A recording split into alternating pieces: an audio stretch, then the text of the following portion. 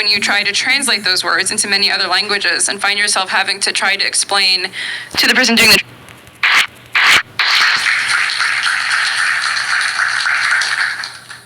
Thank you all so much for being here. You're all a big part of making this event a success. We're going to start off with a topic near and dear to my heart, which is advocating for high-risk users. Neither security nor privacy are one size fits all. Even the words themselves, security and privacy, mean different things to different people. And this becomes abundantly clear when you try to translate those words into many other languages and find yourself having to try to explain to the person doing the translation what you think they mean, only to discover that the other person has a different idea. Understanding user needs and threat models is a key to building useful, helpful, effective, and necessary technology for everyone around the world. We're going to hear from 5 kick-ass speakers now on what they've learned from working with and advocating for different groups. The way that our sessions are going to be formatted is we're going to have 5 excellent talks followed by a moderated panel up here on stage. Without further ado, I'd like to start off by introducing our first speaker, Eva Galperin. She's the Electronic Frontier Foundation's Director of Cybersecurity. Eva wields a formidable mix of political science degrees and technical knowledge to advocate for technical rights, as well as the needs of journalists and activists. I first became familiar with some of her research reports on malware, and I'm thrilled that she's here to speak with us today.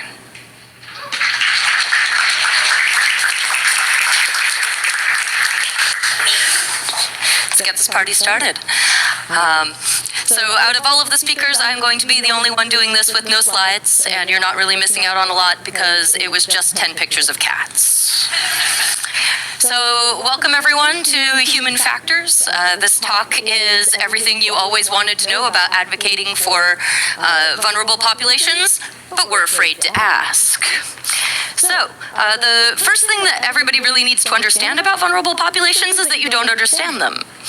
The most common misconception that I come across among people who want to do this kind of work or are interested in doing this kind of work is that they think they know what vulnerable populations are, what they want, and what they need without being part of that population or studying them or doing their homework. And so the first example that I'm going to use is from my own experience. I think that it's really important that if I'm going to point to mistakes that people make, that I should start with my own. So I'm going to start with domestic violence. And let me tell you, finding a cute kitten for that was not easy. So a few months ago, I tweeted that if there were any women who had been in domestic abuse situations with hackers who had later been threatened by those hackers with a compromise of their devices, that they could contact me and I would make sure that they would get, that the devices would get looked at and they would get like a full forensic analysis. And I didn't expect this tweet to go viral. So, I think something like 16,000 retweets and 24,000 likes or whatever, shares on Tumblr and other numbers that don't particularly matter. My inbox started getting very full. And I heard from a tremendous number of women. Also, I heard from men who were advocating for their female friends or partners. I heard from men who had been in similar situations, but mostly I heard from women.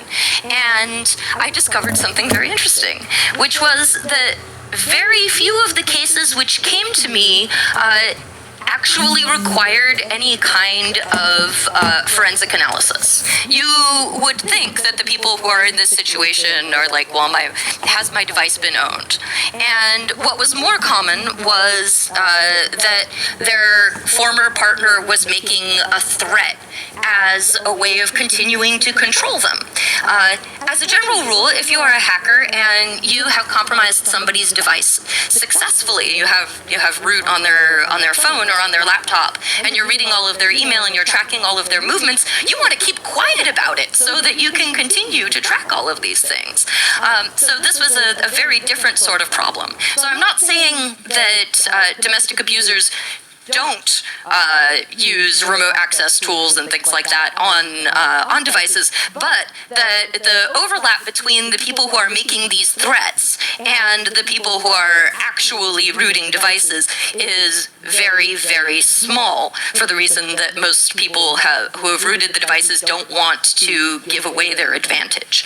And that was not something that I thought when I started this. I'm like, everybody needs forensic analysis. This is totally a problem that can be solved with forensics. And then it turns out that this is a problem that can be solved by carefully leading people through, why do you think your device has been compromised? Have you seen anything strange going on? Has somebody compromised your account? And it turns out that compromising people's email accounts or Instagram accounts or Snapchat accounts is much easier than compromising their devices, especially if you are a person's longtime partner and you may have shared passwords or bullied the password out of your former partner, or you can easily guess their security questions, which is also something that we've seen happen all the time.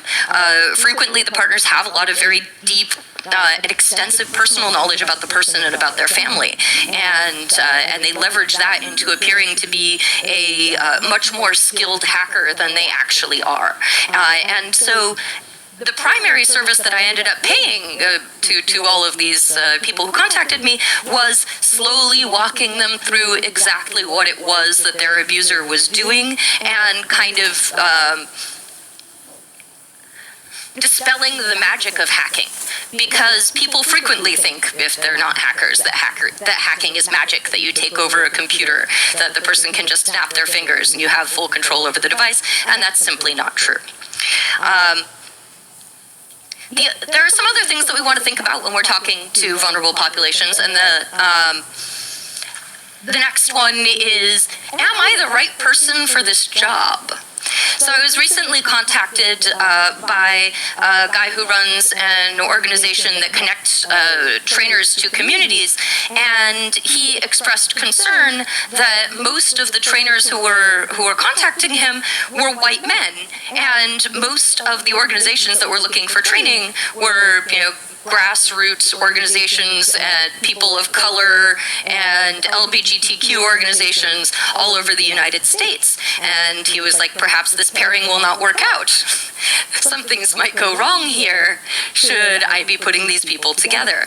And what I recommend in these situations is that well-meaning people with the technical knowledge should partner with people who have the personal knowledge of the vulnerable populations. Partner with somebody from the population or who understands the population, and combine your powers to do good, because nothing is as embarrassing as being a well-meaning, clueless techie in a room full of people and saying, I am here from the internet to tell you what to do, because it's not very effective. And a few examples of the ways in which these things are not effective include the importance of meeting people where they are and not where you think that they should be. And this involves a couple of dogmas. Probably the most common dogma that I see among people who go out to meet vulnerable populations is use Tor, use Signal, and then put on a cape and fly away. Shortest training, very short. It turns out that most of the populations that I talk to don't really understand the difference between encryption in transit and encryption at rest. They don't understand when you use Tor and how Tor is useful, or when you use Signal and how Signal is useful. The most common misconception that I come across in sort of non-technical populations is that Tor and Signal are somehow interchangeable, which I imagine most people in this audience understand is a profound misunderstanding of the situation.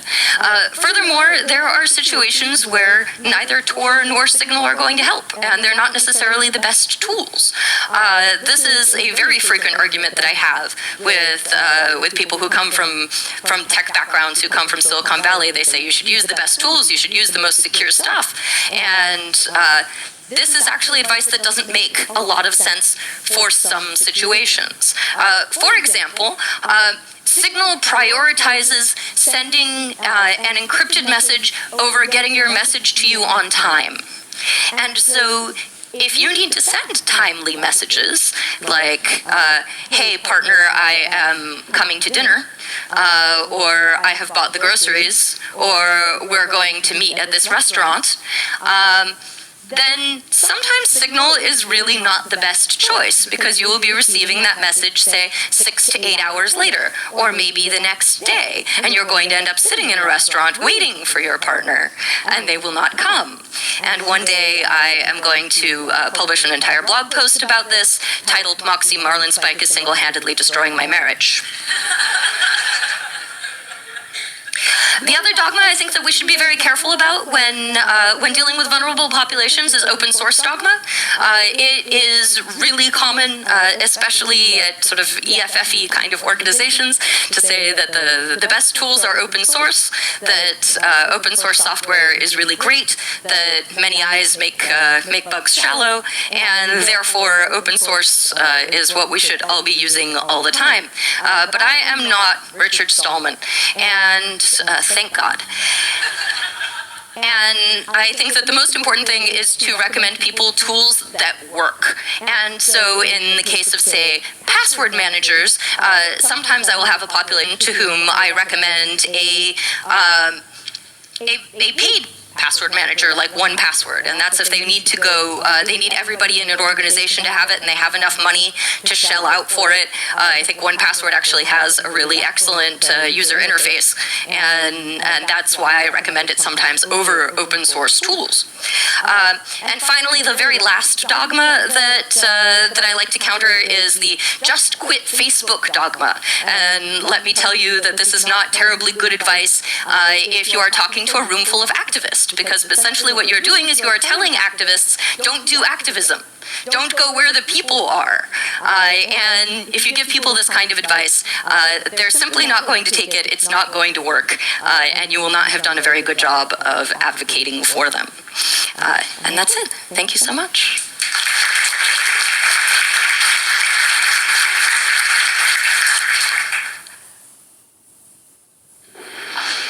Thank you so much for that wonderful talk.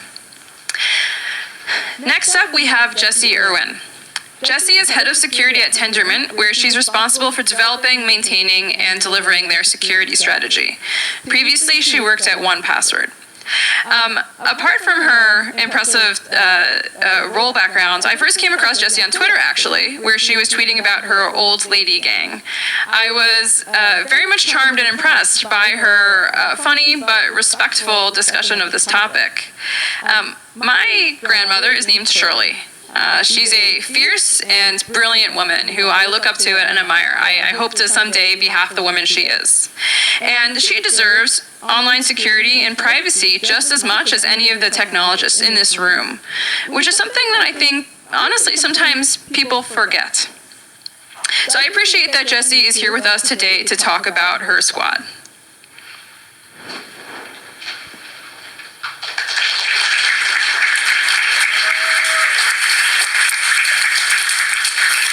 Hello. Fair warning, if anyone starts shouting things in the audience, the old lady gang is watching. They live in a neighborhood not far from here. They will literally come and get you. They know where you are, so watch yourselves. So, when I'm talking about my old lady gang, I've thought a lot about, do I drag them in to have a panel? Do I find a cartoon? Who's the best old lady gang I know? So today we're going to be talking in terms of these ladies who apparently have figured out all these Jedi tricks that we didn't even know they had. Once upon a time, when I first moved to San Francisco, I didn't know anyone. And the only people who really noticed in my neighborhood if I was alive, dead, functioning, were the old ladies that hung out on the corner with their dogs. Now, in this particular city, I have a feeling that old lady gangs run pretty deep. If you want to know what's going on in the neighborhood, if you want to know who misbehaved, who's drove through the hedge drunk, if you want to know who's having problems doing God knows what in the homeowners association, this is the group. What I learned from these ladies, though, was for all of the power and all of these amazing life experiences that they had, once in a while they had technology problems. I'm not sure exactly how it started, but one day somebody had a broken iPad that came out of a purse, and they looked at me and realized, oh, you do that technology stuff, but I think I can talk to you because you acknowledge my existence when I am out on the street. Also, I like the dog. I tried to dog knock the dog. Whatever. Long story. But my old lady gang came to me at first with technology problems. They didn't identify them as security problems. They were just like, hey, this thing's not working. So when you get the iPad that's like 5 years old and the passcode doesn't exist and you start noticing that, oh, this thing's not updated. Oh no, this is a security nightmare. It feels like a problem. The first instinct is, oh no, this is bad, you should not do this. Except, she didn't come to me to say, hey, what am I doing wrong? She came to me to say, hey, I had a problem, and I can't get my technology to work. We were not in a spot where this was about, hey, I need security training. It was, hey, this thing and I have a complicated relationship, and I'm pretty sure we're gonna have to break up, or I'm gonna have to throw it out a window, or whatever. But this isn't working for me. Come on, slide. You know you want to advance. So what I learned from, at first, with the broken iPad situation, is there's a really big disconnect between what we expect an at-risk user to look like and what they actually look like. My old lady gang, all four of them, are fancy old ladies who live in a nice San Francisco neighborhood. However, they have a threat model, and that threat model isn't just that, oh, I can't use my machine. One woman, who you may not think of as at risk when she's got her purse in the right place and she is bossing down the street, has memory problems. Another woman has a significant struggle with some of her family. And there is a back and forth tussle about who has control of what and who is able to access computers and update devices. And there's no good way to solve that problem for them without a lot of hard work. Another woman basically came to me and said, I love all of this technology stuff. My husband spent his entire career building it. I spend my life trying to figure out how to use it, but I don't feel like it's for me. And those are really painful things to hear, because when you look at elderly people as a population, they've got a lot of good things going for them. And they're actually a pretty ripe population that will fall for social engineering attacks and things that are not necessarily technical if you come in at them in the right way. Something I learned is that there's lots of security advice on the internet, and most of it is crap. Some of the things that you will find in the first 10 results of a Google search contradict each other. They're not helpful. And when you're trying to help, particularly an older population, improve what they're doing in security, you cannot come at them from the point of technology. You cannot say, oh, hey, let's talk about malware today. Oh, hey, let me tell you about all of this stuff you can hook into your email account so that you don't fall for some 0-day God knows what contraption. Literally no one knows what that is and cares about it. The right way when you're working with an older population or a population that is not necessarily fluent with technology, the right way to approach these things is to come at them from life experience. I could spend all day talking about phishing emails and saying don't click a link. I could also say, hey, let's have a conversation about con artistry. This is what con artistry looks like in the real world. This is what it translates to on the internet. So, if you can identify this problem in the real world, great. Now let's talk about how to get you out of it. One of the most important things I learned here was that improving security is just like encouraging people to adopt better health habits, to stop smoking, to drink less, to change their diet. There's a lot of support that needs to happen, and the support comes in the form of giving people other options, showing people how to be successful and how to make a positive change instead of telling them not to do something. I could tell my old lady gang all day, don't reuse passwords, but At no point in their lives did they ever sit down and have a computer class outside of a library meetup that they've arranged. These things just aren't part of their day-to-day. So if I tell them not to do something, they don't have the tools to solve this problem for themselves. They also need a little bit of training. One of the things that we did, which was really fun, I started talking to them about password managers, and they were like, what the hell is this thing? Which is a perfectly reasonable response. It was also, what the hell is this thing and why does it look so messy? I don't like the way it feels when it's all messy. Okay, that's fair. I can show you how to make it less messy. But when we're talking about these security changes and these improvements and tooling, what was really cool was these ladies were like, we'll practice. If this were a sport, I'd have to go dribble basketballs and, not destroy my manicure, which was a great comment. But we have to practice, and practice doesn't always look the way that we, as security people, expect that practice to look. Another thing to think about, especially with populations that are older or who may have significant memory impairments, physical disabilities, or all kinds of other access issues that we as security people never planned for, everything we know might be wrong. We can run around all day and scream that those password notebooks are awful. However, if the people you're working with aren't using a password notebook at all, or the password is something that is infinitely guessable and also their home phone number because that looks like it is a complex 10-digit long passcode for a phone, that's a problem. Starting people on the path of getting from having almost nothing or being almost nowhere to figuring out where they should be going and supporting that all the way through is absolutely vital. Something that really I will never forget is with one of these ladies, she had a fall and she was in the hospital.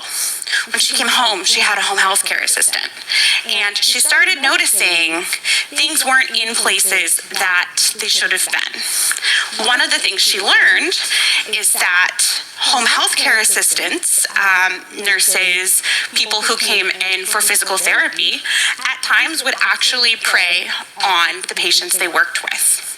How do you provide security to someone who might have a memory problem, who needs a recovery process, but is ultimately in a position where physical access to their home and to their life is also right there for the taking of another person who's meant to help them or to take care of them? The last thing that I think is really important, our threat model as security people is not the threat model of the people that we work with, especially when they're older, especially when using technology doesn't make them feel good.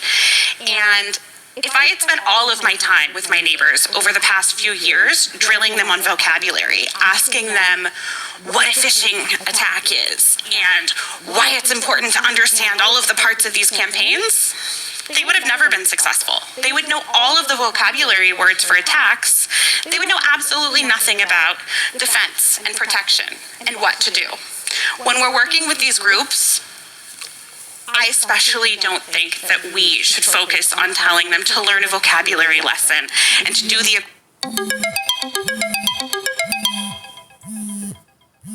equivalent of an entire college course of work just to be safe on the internet. What we need to do is tell them what they can do right, what's going to take less than 5 minutes to make their lives better. And we need to remember that it's not a one-size-fits-all situation. This isn't something a blog post fixes. This is something that ultimately requires us to invest in building relationships with people around us and giving longitudinal education experience and support. And with that being said, thank you, Old Lady Gang, for being my surrogate grandmothers, and thanks to all of you for listening.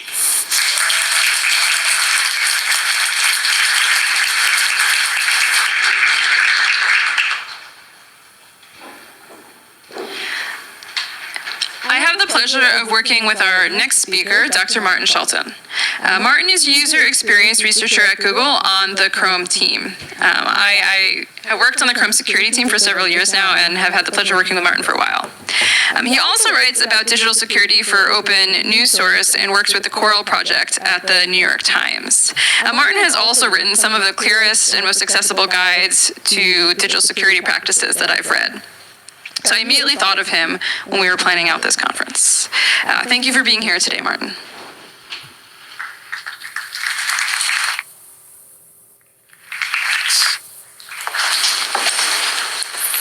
Hey folks. I'm Martin Shelton. As Adrian said, I do a lot of work around digital security for journalists. I got started doing a lot of this work in grad school, where I was studying the security and privacy habits of investigative journalists, and especially in light of the Snowden disclosures at the time. It's a very sexy topic. But as we know, these things come and go. There's interest that waxes and wanes over time. And one of the things that I've learned is that quite often the things that got journalists really excited about digging into digital security habits are things that sometimes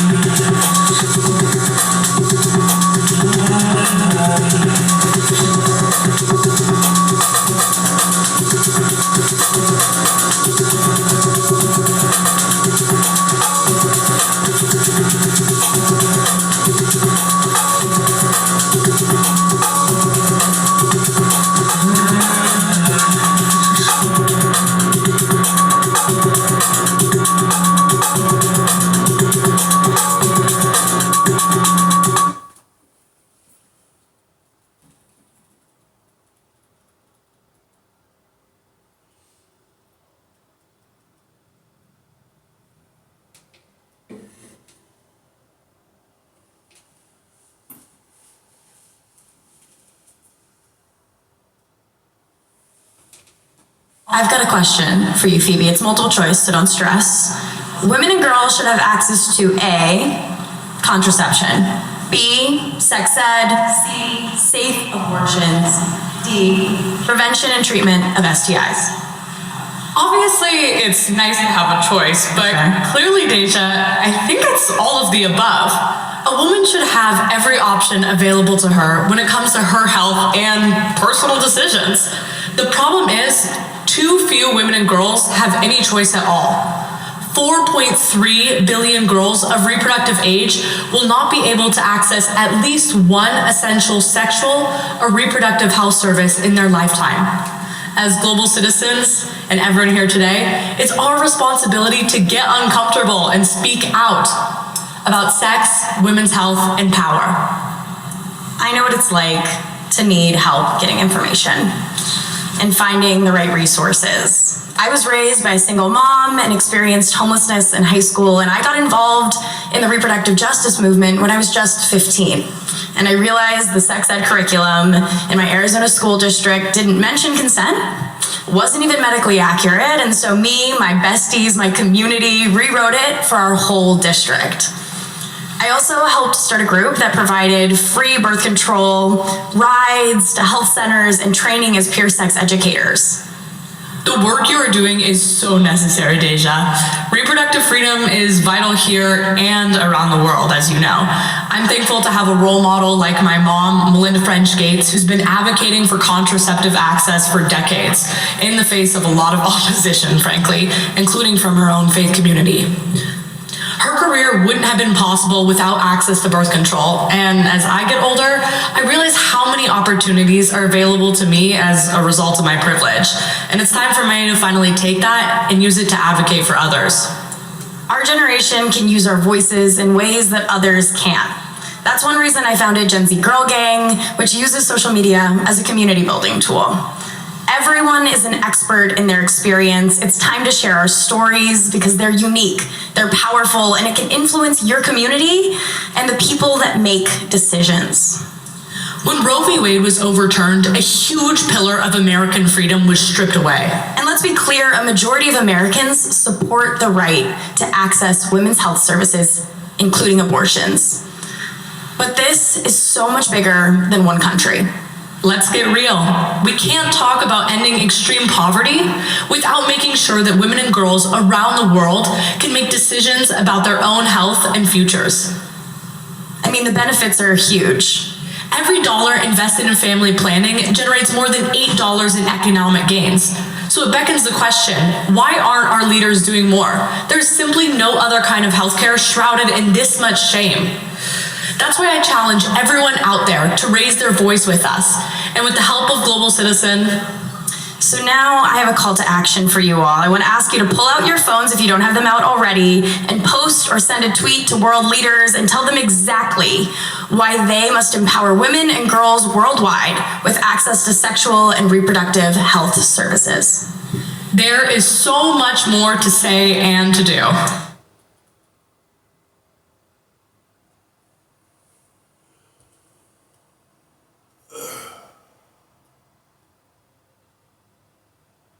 Myself doing.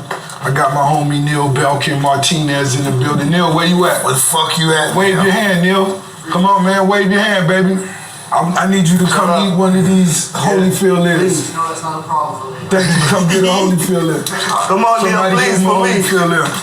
Just take it 1 year at a time, and then we'll get to that. Thank you. You got a Holyfield ear from Mike himself. Come on, man. You gotta be one of those white boys that just go for it. No, he is. He's going live. That's my nigga.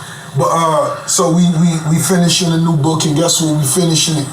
It's based on really us walking up, climbing to the top of Mount Killer, Mount Jara. Yeah, Africa. Yeah, in Africa. You know, just being a young black fat nigga my whole life. It's like, what's the one Have you ever hiked? Have you ever hiked? I've never hiked. Have I ever went up a mountain? Yeah. I was in California with a chick, you know, she was on her cool exercise shit. I rolled a few blunts and we walked up the little cool mountain. Respect that. What's that called? Y'all know what that's called. The I know little what cool you're talking mountain. about. Where the bitches put on their tights and they Nike Air Max and little I'm cute. from California. No, I know it. Up in the hills. Up in the Runyon Canyon. Runyon Canyon. So we wrapping up a new book. I haven't chosen the title yet, but it's really just gonna be about really challenging yourself, pushing yourself, and taking yourself to somewhere you could have never fucking imagined. You know, we just talking about pushing ourselves. You know, and other than that, I possibly could be coming up. You know, I'm gonna do, you know, a solo album, and this last one, which I may possibly name the Zenith. This may possibly be my, you know, one of my last joints that I just really put that main part. Really? You're not gonna hang out with us no more? Think you'll be retiring? No, I never retire. Okay. I love partying. I love clubbing. That's just something I love to do. Oh, I love it. If I didn't fucking get paid to go to clubs, I would go anyway. Yeah. That's just that Miami lifestyle. You understand? But I'm just talking about when you really just put all your time into a you know what I mean? Like when I was a young nigga, just sitting there writing 4 and 5 songs a day, and I'm talking about for up to a year and a half. And this is something that I could complete in 2 weeks if I wanted to, and be satisfied with the sound. But you just want to really push yourself to something where 20 years from now, the same way I perform records from my very first album on tours right now, I can run out on stage and motherfuckers show me love. You know what I'm saying? Like I was a young, new motherfucker. And I just would want to, you know, it's just that challenge. Once again, we want something that 20 years from now could still sound timeless. Longevity, legacy, longevity. I understand that because, you know, one time I was this fucking guy, baddest guy in the club, whatever, and I went through my adversity, drugs, all fucked up, and I didn't give up. I came back. Now I got the biggest cannabis company in the world. Biggest. Yeah, big, and I'm big.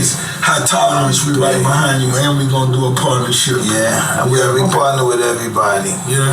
Ain't about me having it all. We partner with everybody. Look, you being a boss, you overcoming your obstacles.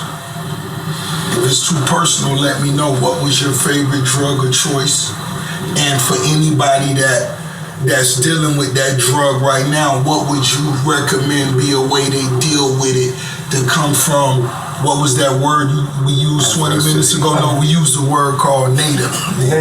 Coming from native to now being possibly the biggest or one of the biggest CEOs in the cannabis culture. What's something you would tell them dealing with that narcotic if it was a native situation? Because I sip and smoke every day, and it's not a native situation. Well, in a situation like that, your worst point ever, you know, listen, let me talk about me. Let me talk about me and my native. That's what we want. They don't want Rose. I don't want this nigga with the 3 I never want to be at my neighbor, you know why? I just don't want to go through that shame. I ain't going through that fear. But when when my back is against the wall, I fight the best. I just don't like to be in that mode. Yeah. You overcome. You overcame everyone. Of course, you know what the inside dealings just from the outside. Big homie, you know we watch you all the way to the top. You stumble. In my eyes, you never fail. You stumble. Even if whenever you may consider your native. For me, my homie cost some time. Trust me, this shit could be a lot worse. He coming home. When you came home, nigga, streets niggas. Nigga, you was Mandela in the streets. And guess what? Look where you at right now. I think the Holyfield ear might be kicking in. Oh, listen, I always tell Holyfield, we don't feet keep moving. We don't know, listen, I tell Holyfield. Your feet be moving on the Holyfield ear. Nigga, I'm out cold. Nigga, my toes. My toe tingling. Oh, that's interesting. But it's a good thing. What else, Pumas? You down with Pumas? Nah. Jay-Z, when I seen Jay-Z fucking with Puma, I just ordered some. Yeah. That's just the type of person I am. If I see you selling the Holyfield, I want a Holyfield. I got a lot of stuff I'm getting. You ain't that type of Congo nigga? I'm supporting my brother all day. Can I have another one, please? Oh yeah, that's good. Is it, cause I hear the air. I got mine here. I'm still sweating. Is it the ears? See, I don't want to be like. That's Miami. Don't blame the perspiration on the ear. Listen. The promised land, nigga. Promised land, yes. Take us, baby. Exodus. Take It's us, too baby. easy. It's too easy. The Let us promised follow land. you. Let us follow you to the promised The land. promised land, formerly owned by Evander Holyfield, the ear that we actually enjoying right now. I never thought I would actually bite Holyfield ear, man. Yeah, it's beautiful. It is, man. Thank you for that moment in history. In this moment in Listen, history. I don't know if it's Holyfield ear, but you know, rumor said. I'm not sure. No, this the Holy. Okay. I get what you're saying, but we eating The the ear right perception, now. the perception of it is beautiful. You got But check this out. The promised land. 200 and a little under 300 acres when I first purchased it. You know what I mean? Nice piece of property, you know, owned by the former champ. Holyfield was balling, huh? That nigga was balling. Balling, fuck. Nah, he was balling, you know what I'm saying? He wasn't fucking. Yeah. The champ, you know what I'm saying? That's one thing about us. As black people, we gotta always salute and pay homage to the champs and show them that love is when they was at their heights. Even if you haven't seen them in a few years. So wherever you at, you the champ, nigga. You know, we salute you. But I bought the, I wanna say maybe 2013.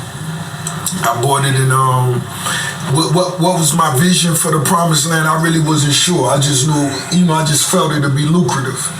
You know, everything we don't got to answer overnight. If you're a boss, if somebody send you a text, you don't have to respond it right then. I know you know that, but for young bosses, if somebody texts you, that don't mean you respond soon as you got the text, you a boss. Sometimes people don't understand. People say, hey, Mike, why you buy that car for $1 million? It's a good profit. It's because I like it. You know what I mean? Sometimes that overcome reason. You know, why did I buy this car? It lost money as soon as you drive it. I like it.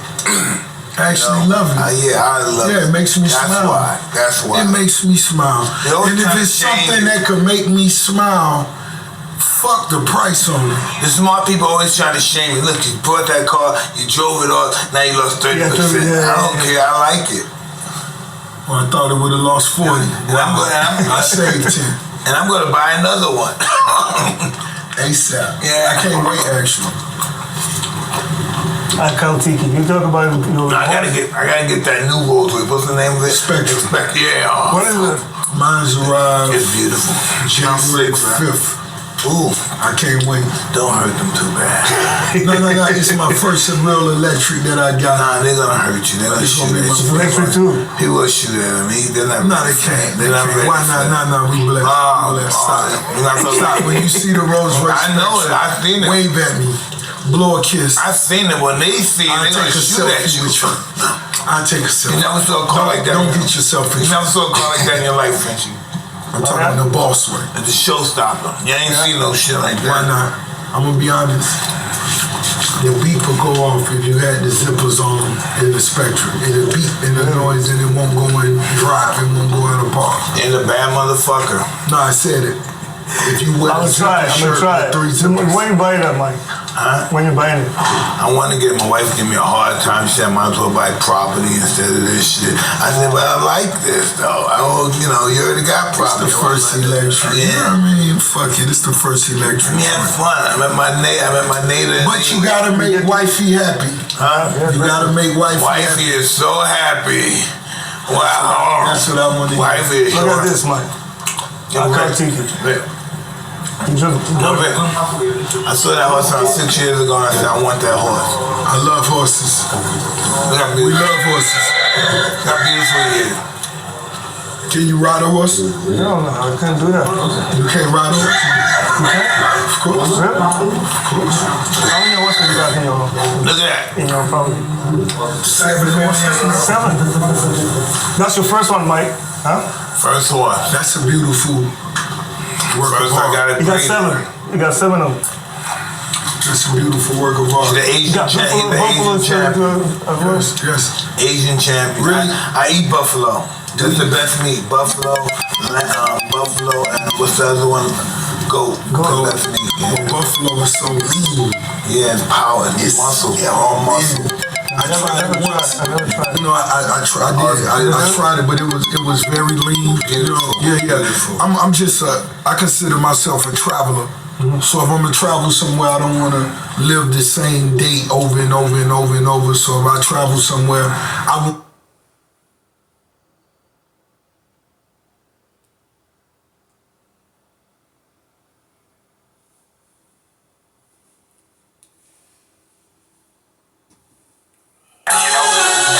Certain things you have to see for yourself. Francis Ford. Fucking with them hoes you niggas still can't afford. Made so many mistakes, I know that my niggas relate. Just to rattle my case, so much shit they sat on my plate. She know me through records, but she don't know me too well. All this game is for sale, was priceless, I keep for myself. Shots fired, man expired in it's Jordan 3s. Small talk, turn that page, that's all they ever read. You graduated, you still unemployed. You taken for granted, love is null and void. No longer one of few, young Langston Hughes. Jewish intuition, I'm following cues. Niggas on Versace, don't know Nikki Giovanni. Your paper chasing, can't see that it's running from you. My homies from the block, they label me cunning. No excuse for my success, so they say I'm a Sonic. I keep it 100, fuck her, I keep the car running. How she fuck on the back, that's to keep food on her stomach. Look at me, look at me. Really shit you niggas ever seen. Look at me, look at me. Look at me, look at me. I'm playing for keeps and that's just to say it the least. Had a few seizures, niggas refuse to get me some sleep. I let you slide, I should see the sparks. Now I think about my moms when I jot these songs. I think of certain niggas when I mention guns. Heavy artillery, death to enemies, #1. Francis Ford, flows you niggas can't ignore. Shopping with them hoes you niggas can't afford. Bel Air Rose. They thought I wouldn't sell anything more. They thought I failed. They thought I fold. Go to hell, any nigga wanna buy my soul. Double M, extend my hand, I see you stumbling. Francis Ford Films, budget double 40 M's. Godfather money filming part 4 again. Butterball, Magic City, so you know it's him. Me, look at me, look at me. Really shit you niggas never see. Look at me, look at me, look at me. I blaze J's, fuck the Dutch slave trade. Fuck a net worth when I'm just trying to maintain. Tennessee, I felt like Mr. Wendell, nigga. When ain't nobody staring out that window with you. Obligated, surrounded when you were often hated. Left the bag of the dope when they flew off to Vegas. It was written Mr. Jones, a different picture. Strongest bones like Corleone's, the realest figures. Speaking in native tongues, me, myself, and I. Through Michael Rappaport eyes, it's just a lost tribe. But I see the gems, I see the stars. Diabetes and all, your name will carry on. I pray this legacy is what is left of me. Corporate cannabis giving me leprosy. Look at me, look at me. Double M, fucking G. Look at me, look at me. Really shit you niggas never seen. Look at me, look at me. Look at me, look at me. Look at me, look at me.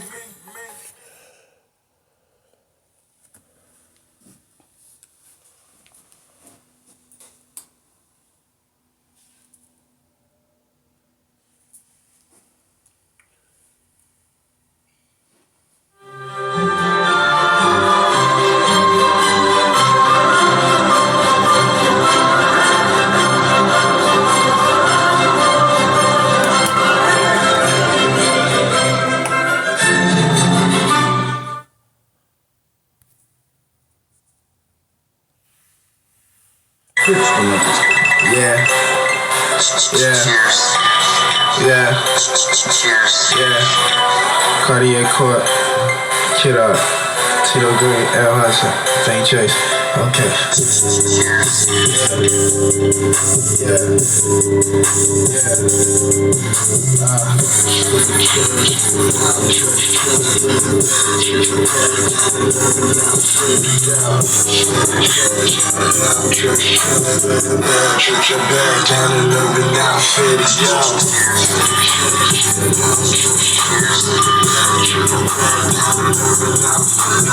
Chase, man, the baddest bitch I seen in my life. Her body bad, about 6 years. Make my wife come have a fix me and my wife. We in the sheets, geeking all night. Hotel receipts, sneezing all night. Cocaine receipts, sneezing all night. I'm rolling through Manhattan in my pants, pull up in rims, 20-inch rims, smoking like this. We rolling up the blunts, leaning my cup is all that I need. We said you're not on my team, don't ride around me, you're not around me. I'm not stupid, but she kinda smart. I'm feeling shorty over there, she let me ride in dark. I got on this, I let it bang like I'm from Cali Park. Yo, pull that truck up, rolling caddy, got them kind of cars. I think I'm about to go ham. I think I'm about to go ham. I think I'm about to go ham. I think I'm about to go ham.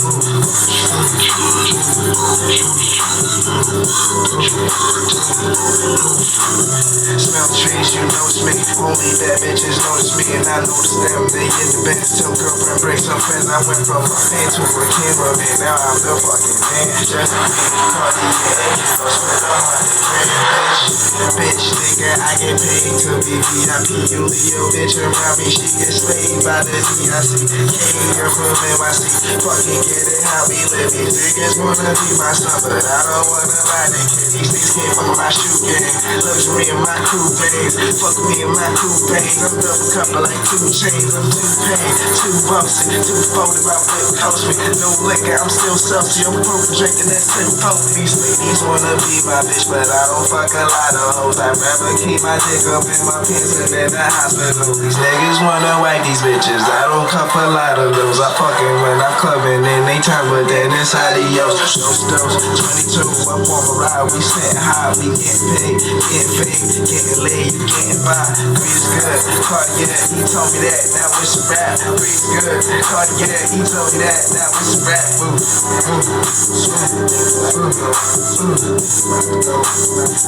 About to go, yeah, it's Penny Chase. Now I'm just chillin' with a bad chicken bag down in Urban Outfitted, yo. Penny Chase. Now I'm just chillin' with a bad chicken bag down in Urban now, yo. Shoot game.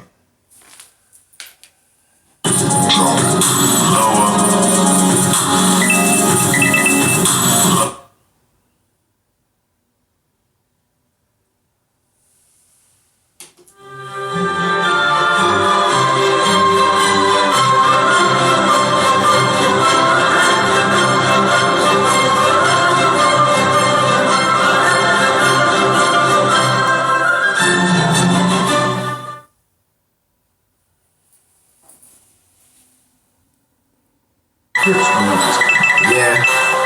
Cheers. Yeah. Cheers. Yeah. Cartier Court. Kid up. Tito Green. L. Hudson. St. Chase. Okay. Cheers. Yeah. Yeah.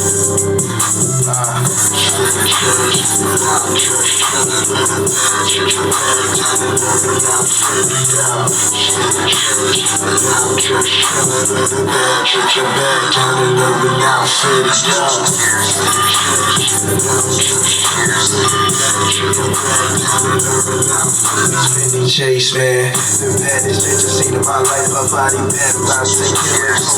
Make my wife come have a fix me and my wife. We in the sheets, geeking all night. Hotel receipts, sneezing all night. Cocaine receipts, sneezing all night. I'm rolling through Manhattan in my pants, pull up in rims, 20-inch rims, smoking like this. We rolling up the blunts, leaning my cup is all that I need. We said you're not on my team, don't ride around me, you're not around me. shorty. I'm not Tuesday, but she kinda smart. I'm feeling shorty over there, she look like Diamond Dark. I got on this, I let it bang like I'm from Cali Park. Yo, pull that truck up, no caddy, got them kinda cars. I think I'm about to go ham. I think I'm about to go ham. I think I'm about to go ham. I think I'm about to go ham.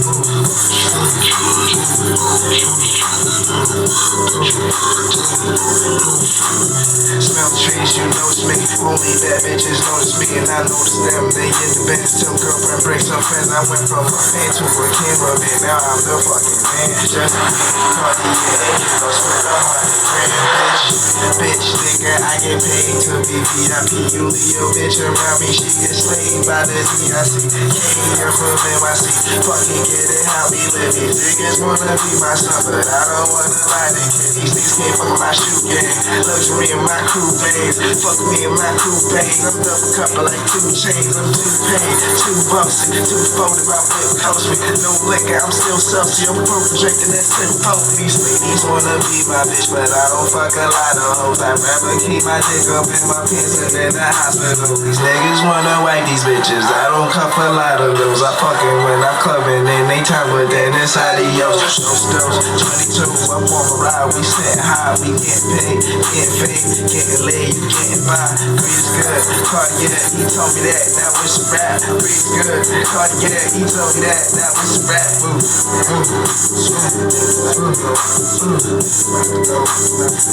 About to go, yeah, it's Billy Chase.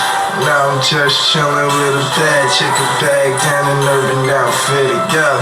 Billy Chase. Now I'm just chillin' with a bad chicken bag down in Urban now. Yo, shoot game.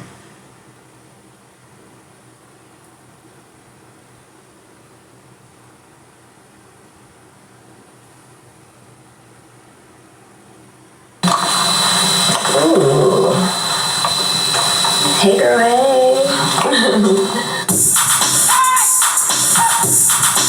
Hey Vogue, today we're getting ready for the Louis Vuitton show. I'm gonna pick out what I'm gonna wear today, but first, we need orange juice. Hi, can I get an orange juice and a fruit bowl? Yes, for the penthouse.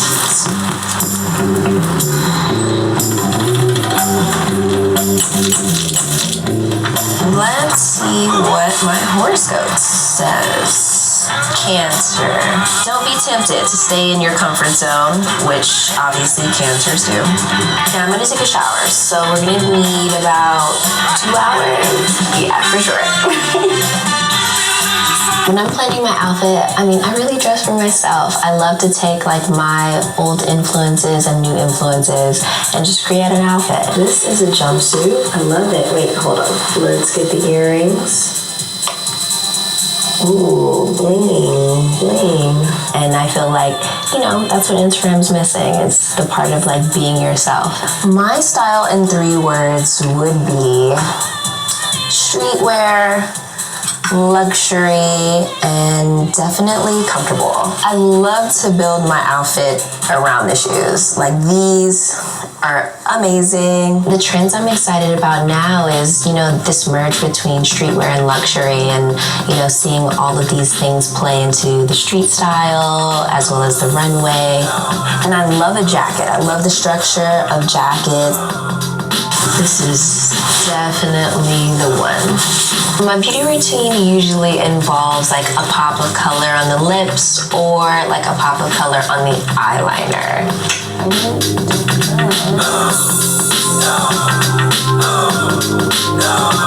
All right, let's go.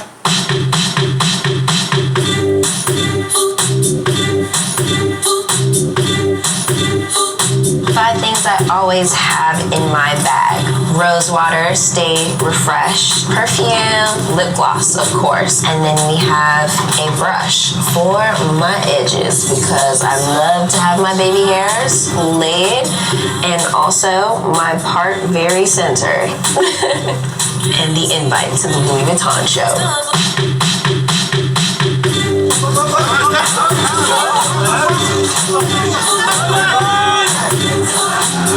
Thank you so much, Vogue, for getting ready with me, and we'll see you later.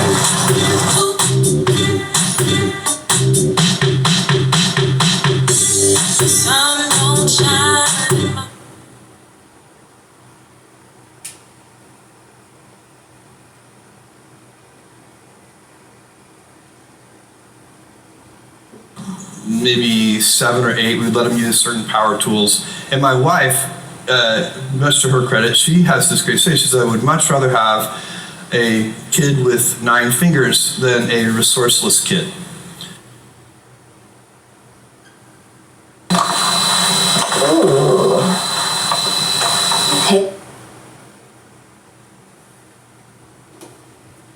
Now they're 17 through 12, but even when they were 4, we would let them use sharp knives, and by the time they were, I don't know, maybe 7 or 8, we'd let them use certain power tools. And my wife, much to her credit, she has this great say. She says, I would much rather have a kid with 9 fingers than a resourceless kid.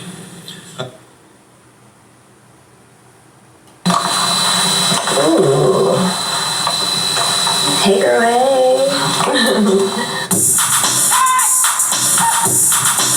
Hey Vogue, today we're getting ready for... Now they're 17 through 12, but even when they were 4, we would let them use sharp knives, and by the time they were, I don't know, maybe 7 or 8, we'd let them use certain power tools. And my wife, much to her credit, she has this great say. She says, I would much rather have a kid with 9 fingers than a resourceless kid.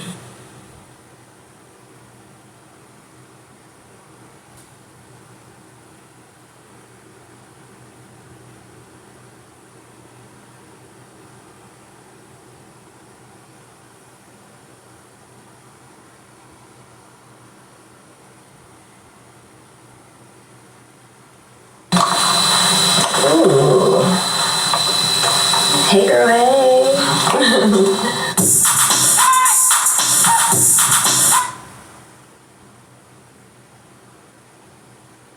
Now they're 17 through 12, but even when they were 4, we let them use sharp knives, and by the time they were, I don't know, maybe 7 or 8, we'd let them use certain power tools.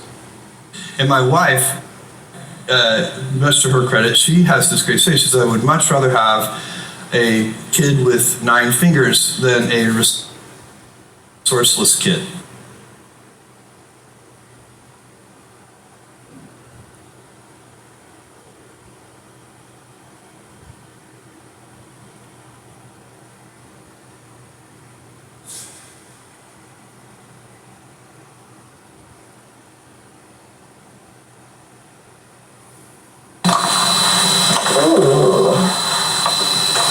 Hey girl, hey.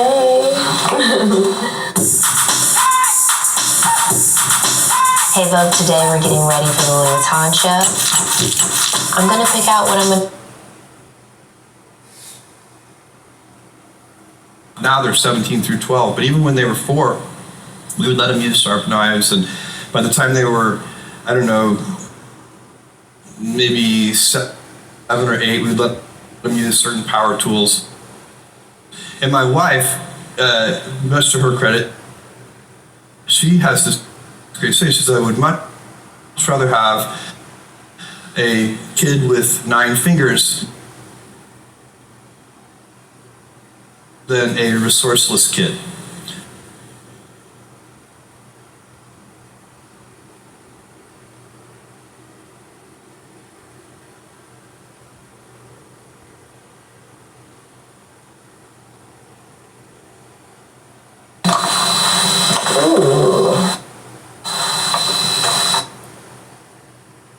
Hey girl, hey.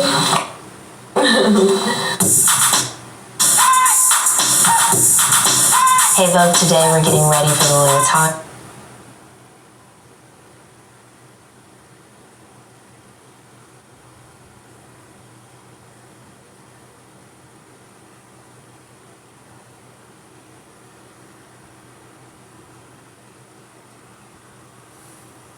Play. If that hits off the wall or he bobbles or anything, I score. So I personally don't think I'm not going to change the way I play because of a moment or a situation. Okay, we're going to go over here on the right-hand side. Gabe? Hey, Bryce. How do you explain the correlation between this ballpark and your offense and the playoffs? What happens? It's our fans. I mean, there's nothing like it. I mean, we come out of that tunnel ready to go, and I just laugh and I smile because it's so much fun. Pandering, right? Everybody talks about it. That's what everybody thinks I do or whatever. I love this place. Flat out, I love this place. There's nothing like coming into the bank and playing in front of these fans. Blue collar mentality, tough, fighting every single day. I get chills, man. I get so fired up. Man, I love this place. I signed here for a reason, to do everything I could to bring back a trophy to this town, to Mr. Middleton, to this organization. I got chills thinking about it because that's what it's all about. I absolutely love this place. I love every single person in this organization, fighting, clawing every single day to get back to that moment. There were so many good times in 07, 08, 09, 2010, 11. And I wanted to get back to that moment, into the postseason and playing in front of this fan in Red October. I could go on and on, man. There's nothing like playing here. And Garrett Stubbs said it best, man. If you don't like it, you can get out because we don't want you here. And we want to be able to come in each night and play our game. And they are with us in this every single step of the way. Okay, over here on the left, third row. Bryce, just kind of along those lines about how much you've enjoyed playing here. These playoff moments that you've been able to stack over the last year, just how does it measure up to what you would have envisioned as a little kid, coming up in playoff games, big spots in front of your own fans, being able to come through? How does that kind of measure up to what you would have envisioned? Yeah, Elliot was talking to me after the game, right, and just asked me, moments, opportunities, things like that.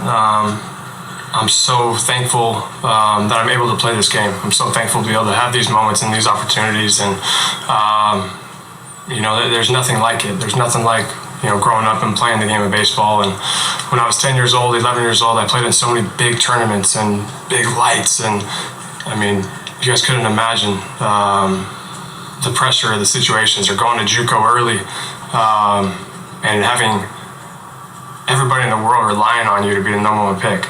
That was hard.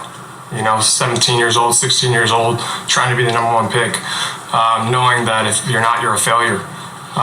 So that's pressure. Trying to make all the money you can to get your family out of an area, or set them up for life. That's pressure. This is all cake, man. This is so much fun. This is what it's all about. Just coming in here and playing the game that I love, and man, it's not pressure anymore when you're just playing and having fun. Those moments are, all the pressure's gone. You're just coming in here playing the game and, being the number one pick, trying to do that every step of the way. I remember telling my dad when I was 11 years old, I'm going to be the number one pick. And that's it. And from that moment on, it was like, okay, here's the pressure. You got to be this, you got to be that. But this is all just so much fun. I'm so grateful to be here, so grateful to play this game and have that opportunity to play. And, I want to be here without my good Lord willing, right? He puts me in this moment, in this spot, and I'm just so thankful for that. Okay, we'll just take a few more. I'm going to go right here, stay on the left here. Bryce, you talk about appreciation for the history of this game. You and Castellanos tonight, 2 home runs. Only 4 sets of teammates have done that in the postseason. Gehrig and Ruth are among them. What's it mean to you to be on that list, 1, and 2, just this lineup? How dangerous is it that it seems like any guy can do that on a given night? Yeah, anytime you're able to get on those lists of those guys, that's pretty cool. But we got a long ways to go before, we're those guys. I got a lot of respect for the history of the game, and without those guys playing before us, we wouldn't be here. So, but yeah, really, really cool for our team and stuff like that. But the moments and stuff, that's I feel like this is why our team is built this way. Because each guy, like you said, on any given night can do that. And it's so much fun to be able to do that. If one guy's not going, the next guy's going to go. If that guy's not going to go, that guy's going to go. There's no moment too big for anybody in this clubhouse. I think we have so much, what's the word?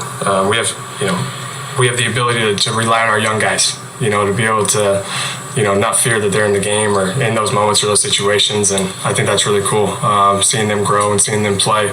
Stoddard, Marsh, Bomer, Rojas. It's so much fun to be able to watch those guys play and us to be able to rely on those guys to do that in those moments. Here in the middle. Harper, Thompson and Brian, they said that you are a Hall of Famer. I just want to know what are your thoughts about it. And you hit two home runs tonight. where do you put the game in your career?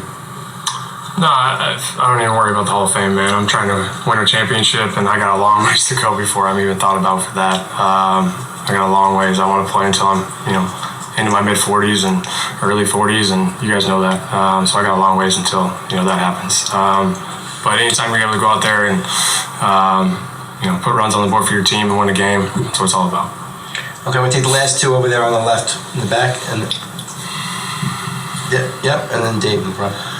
Bryce, I mean, sports is littered with athletes who had massive expectations and didn't live up to them at various levels. I mean, outside of your natural talent, what do you feel are the biggest reasons that you've been able to live up and exceed the pressure put on you everywhere you've been? I got a long ways to go for that too, man. I still, each day, coming in here trying to get better.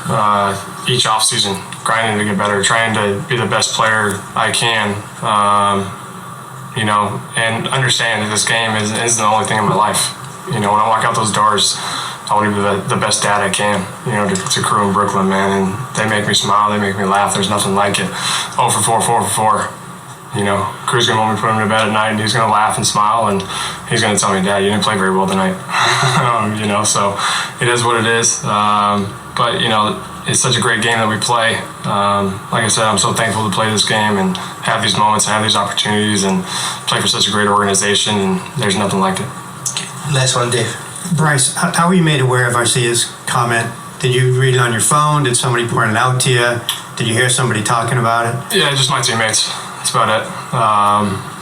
And they just kind of told me, and then they looked at me, and they were like, what are you going to do? So. Bryce, thanks for your time tonight. Thanks, guys. Okay.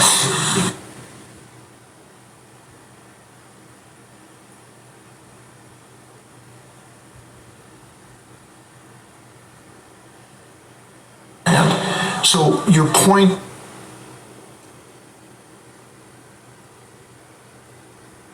You're a real competitor. I respect you.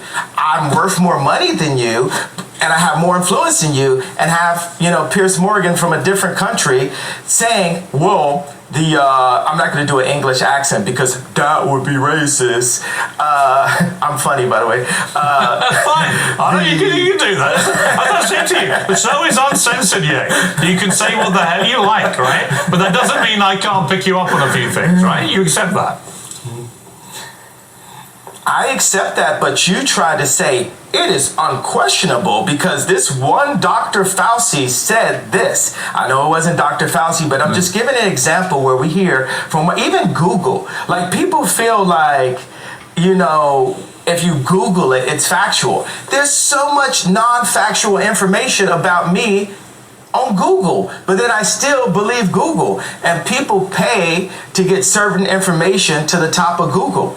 But this is good.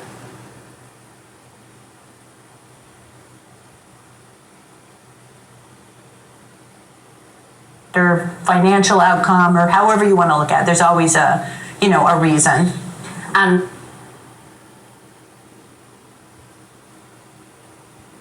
But I'm just giving an example where we hear from even Google. Like, people feel like, if you Google.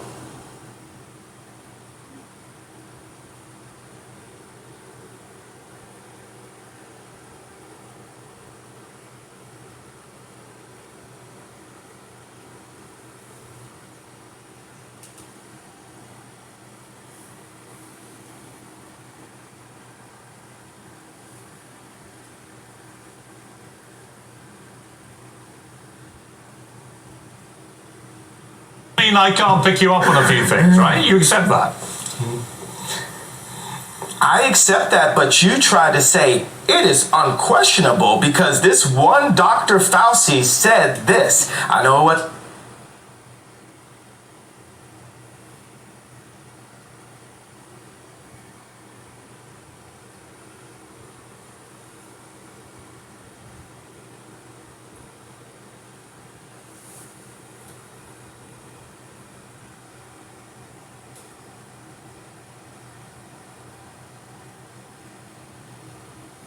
Well, I definitely cannot speak for the European Commission, but I do think today is a good day for gamers around the world. Today we've announced 2 agreements, one with Nintendo, the other with NVIDIA.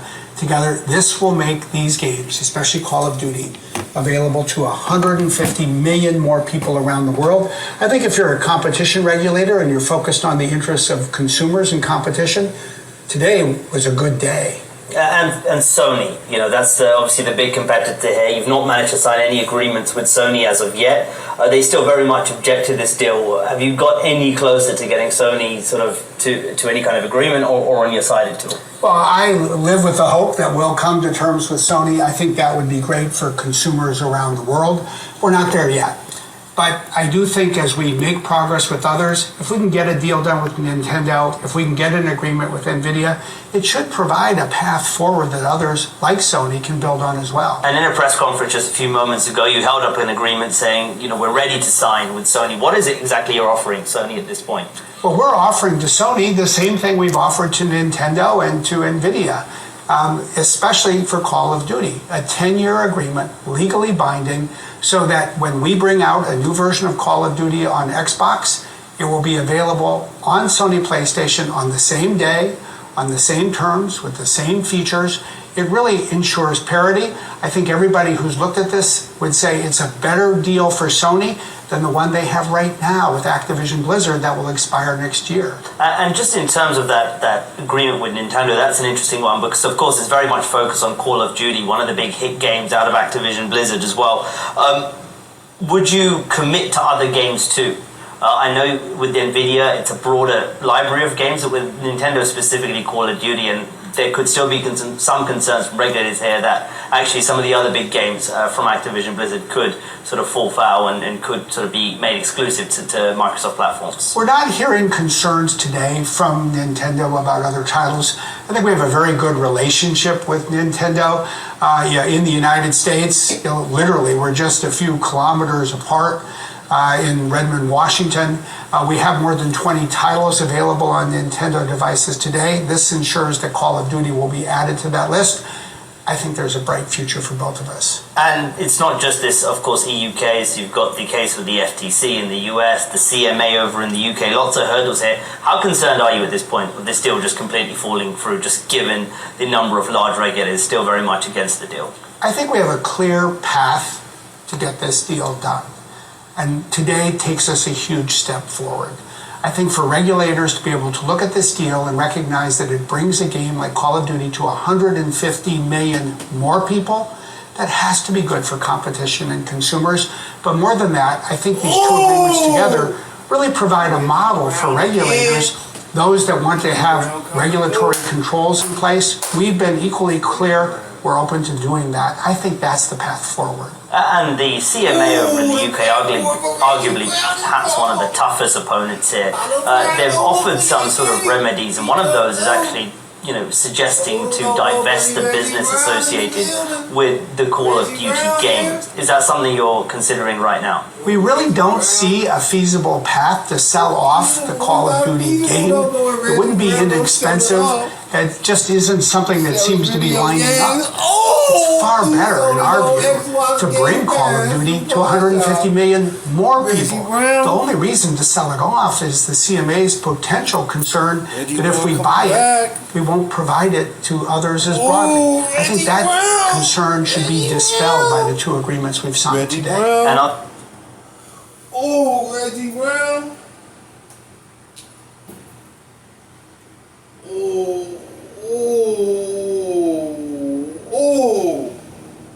Funny, by the way. Fine. I know you can do that. As I said to you, the show is uncensored yet. You can say what the hell you like, right? But that doesn't mean I can't pick you up on a few things, right? You accept that.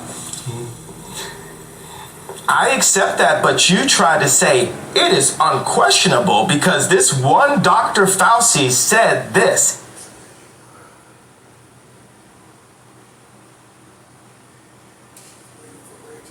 No, I mean, there might be a couple, but I think And we have the man himself, the one and only male Kardashian Robert here in the studio, and a really chainsaw art. Yeah, the chainsaw master right here. Wait, so was that you, or was that your sister? No, There's a clip before that in a different scene where I was actually making the bear and all that stuff. It was. Where did you learn to do this? It was just a little random thing that me and Scott ran into, and I learned from the girl who owned this shop, and I made a stupid little bear, and that was it. That was the only time I ever made. I don't think you should downplay your artistic talent. It actually was pretty decent. That's what the funny part about it. But there's no more chains. Well, you seem pretty artistic. Artistic, and you're actually putting that into your socks. You're making socks now. We are. I've been doing Arthur George for about 10 months now, and we're in Neiman's right now. We're going to be in the Macy's in the future. We're online on my website, agsocks.com, and we're boutiques here and there, and yeah, we're moving on. We're doing good. And don't get me wrong, because I love socks. Yeah. Even though I'm just rocking the black socks today. I love your socks. Can we even get a shot of those? They're awesome socks. Yeah, right there.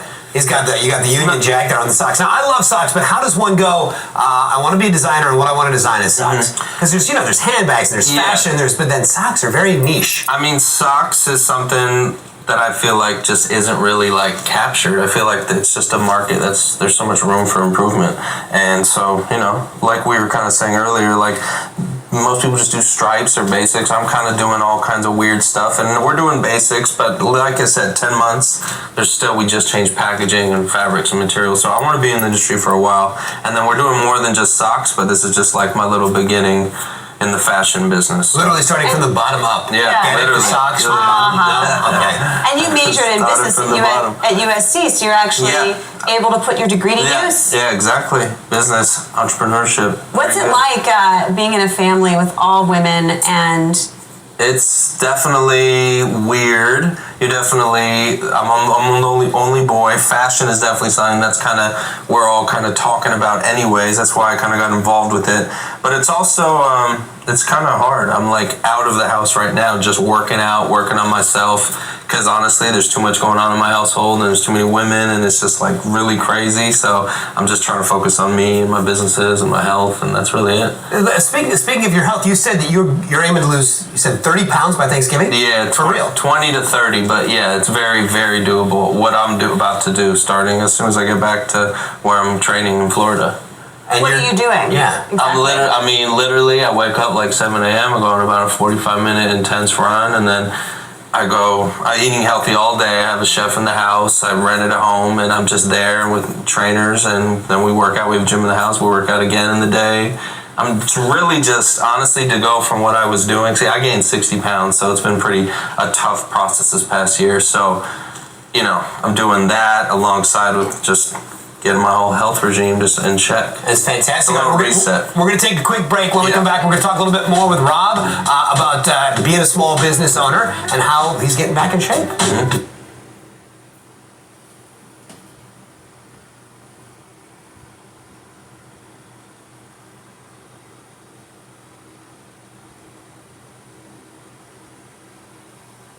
The Rams, but they got to still build. They got them.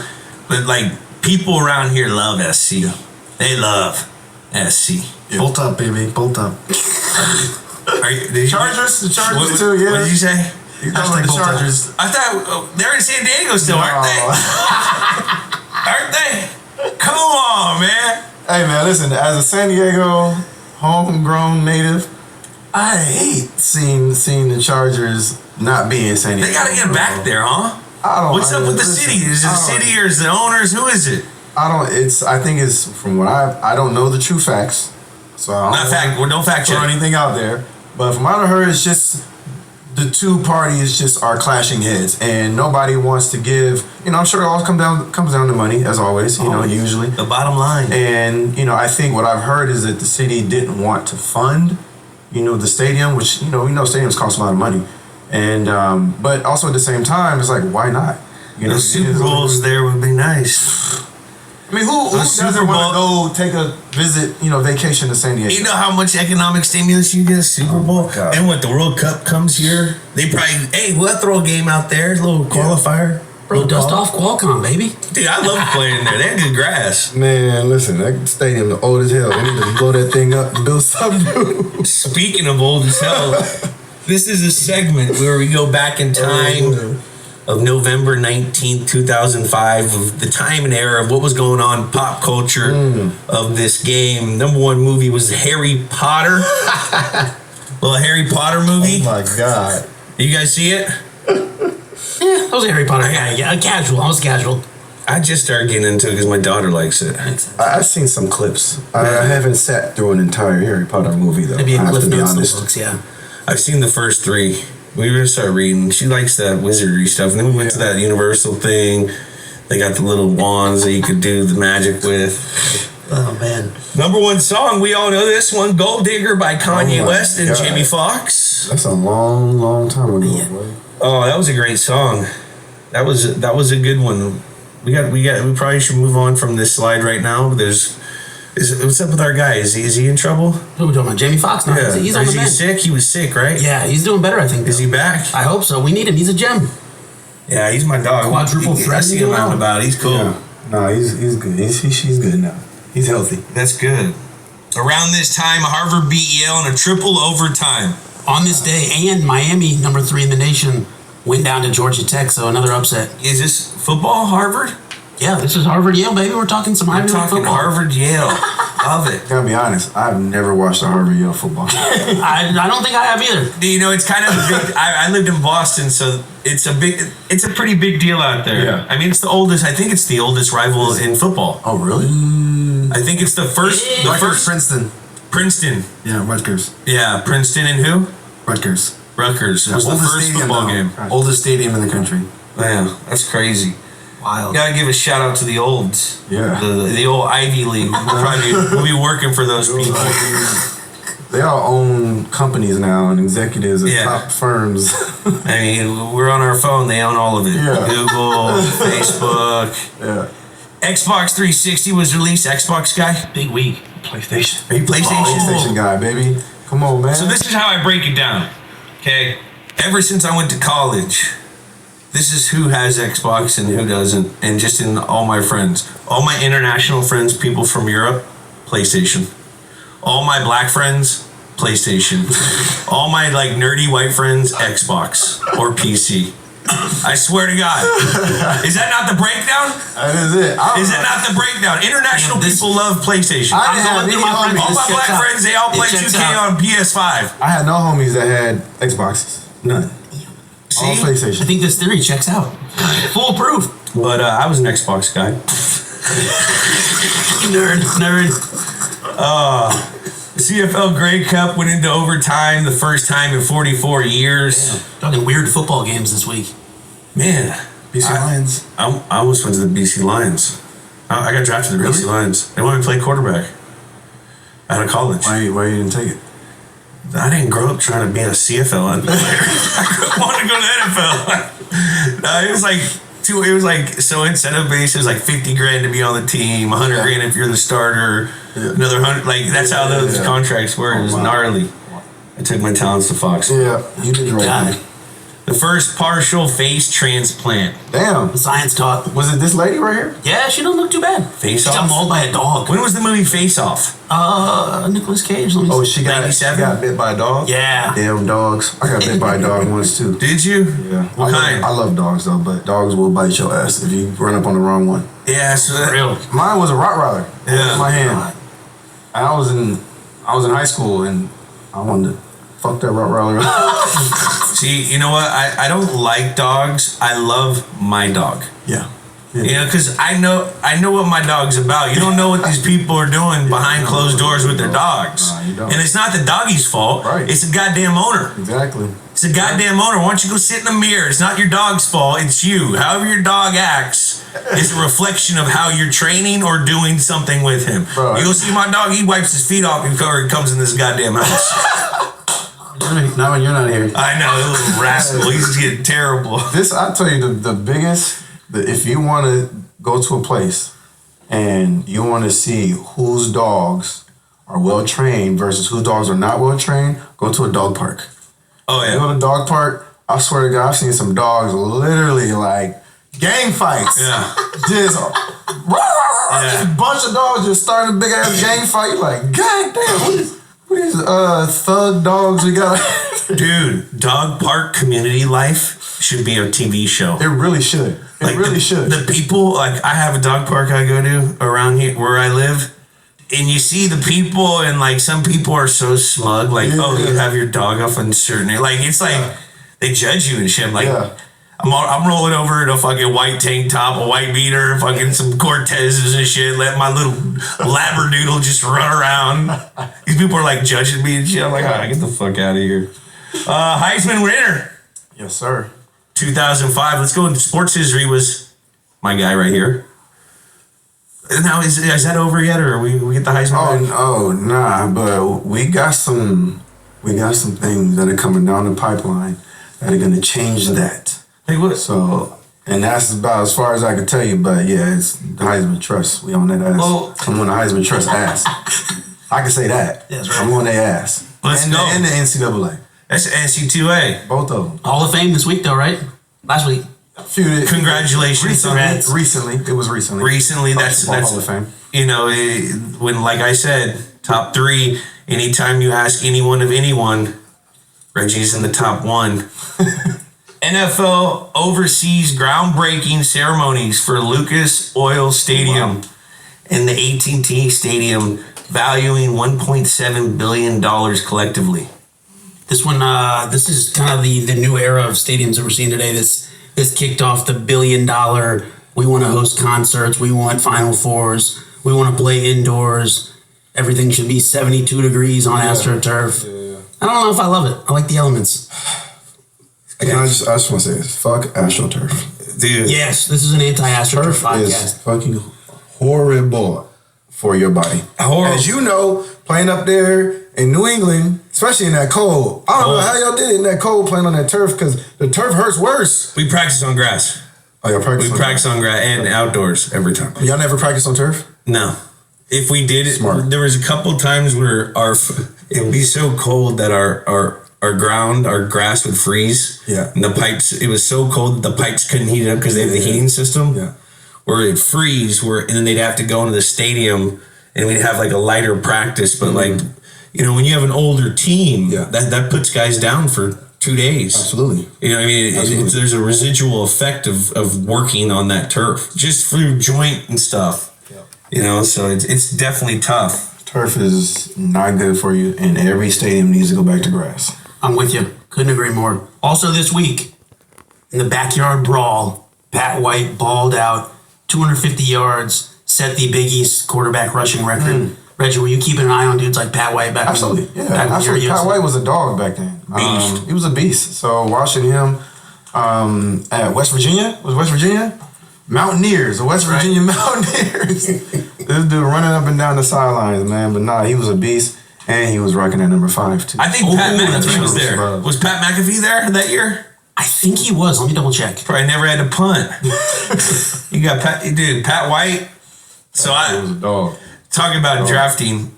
So when I got coming out, and I was getting recruited, and you know how the process goes. You go to a pro day.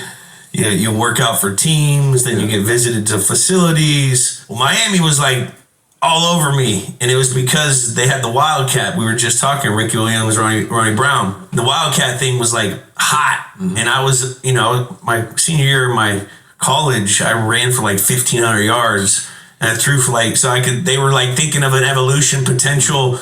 So like I was thinking, wait, can we just stop there? You ever think about that and where that could have taken you if that actually happened? You know what I'm saying? Like, do you ever think about that? Go back and like, damn, I could have been like, nah, because I was catching the ball. I couldn't hit them 18-yard outs. Like these dudes could throw. If you're in the league, okay, so you wasn't accurate. You wasn't. I was more of a runner. I like to run. All right. That was like a hot thing, the Wildcat. Yep. And draft day came, and I'm like sitting there. I got a Miami hat. I think I'm going to Miami potentially. I've been talking to their scout. And their second round pick, they picked Pat White. I was like, oh, fucking Pat White. I got so mad at him. I was like, I went out there. This was the first time ever in Miami. I was like, this place is so nice. Yeah.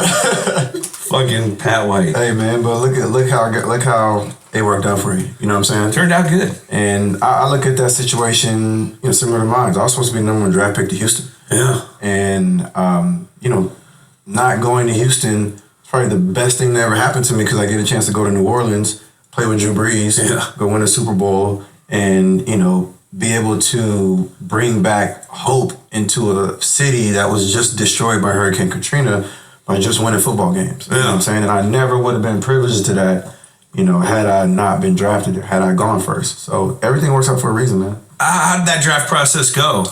It was, so for me, when I went to the combine, you go through all your interview process. 31 teams didn't want to interview me because they were like, he's not going to be here. He's going number 1. So I literally only spoke to Houston. And I only was talking to Houston the entire process leading up to the night before the draft. It was the only team I ever spoke to. And so Charlie Casserly was the GM at this time. And he, I later found out some reasons why. Which had to do, with the Heisman Trophy. And I guess, supposedly they had a private investigator come do a whole investigation. Why does it matter? And the investigator came back and told him I had bad character, don't draft me. And so that's how I ended up not going to Houston and why they took, Mari Williams, which is fine. It is what it is. But it's just to give you context as to, again, why it didn't happen and why I ended up going to New Orleans, but it all worked out for the best, you know what I'm saying? And, I look at that as, one of the greatest moments in my life being able to go to New Orleans because, one, it's an amazing place. I don't know if you've ever been there. Amazing people and the best food in the world. Yeah. Best food in the world, bro. I've never experienced it. I've only got there. I went down there and got my ass beat in 2004. You guys beat the shit out of us on fucking Monday Night Football. People had umbrellas and stuff inside and beating our. It was the loudest. I felt like I don't know where I was at, but we got our ass beat, and I didn't even remember anything of that. Yeah, and but again, man, it's it's just going back to the story and me going down there. I believe everything happens for a reason, and I believe our purpose. Sometimes we think we're in control, and there's times where we're not in control, and it's for a reason. Yeah. So that's how it goes, man. I'm a firm believer of that as well. Whether it's good or bad, it's happening. You can do two things. You could either relish on something that good happened. There's going to be another day. So when something bad happens, you can you learn from it, and things happen. Yep. Now, what's Drew Brees like? You talked him up. Yeah, absolutely, man. Monster? Love him, man. Drew's the man. Focus, hyper-focus. Bro, so I'll tell the story. I always tell the story about Drew. I was coming from USC. I always prided myself in being one of the hardest workers. That's like my main focus is I'm just going to outwork everybody. I'm going to outwork my competition. I'm going to outwork my opponents in games. And when I got drafted to New Orleans, and again, feeling that sense of responsibility of, you have an opportunity to bring back hope into a city, and all that was inside of me going into New Orleans. And so I made it a point to be one of the first guys in the locker room, one of the first guys in the film room, first guys on the practice field, and the last guy off type thing. And to put in context for people out there, when you're a veteran guy and your first round draft pick does that, like that's not always the case. Yeah. That sets a tone to the whole team that this guy is about business. Because there's a lot of guys that can come in, they're the guy who has to take the pictures, and every time the team does something, he's the first one doing it. He's got the jersey.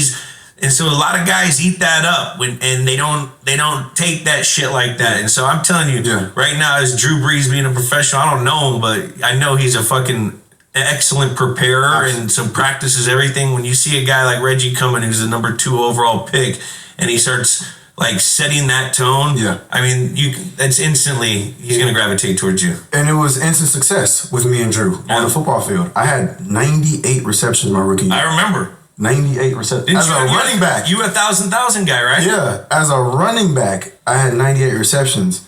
And so, but again, like I said, it was instant success because of my mindset coming in was that I wanted to be the hardest worker. And so I go back to the story. I would try to get to the facility first. I try to be literally the first guy in the facility.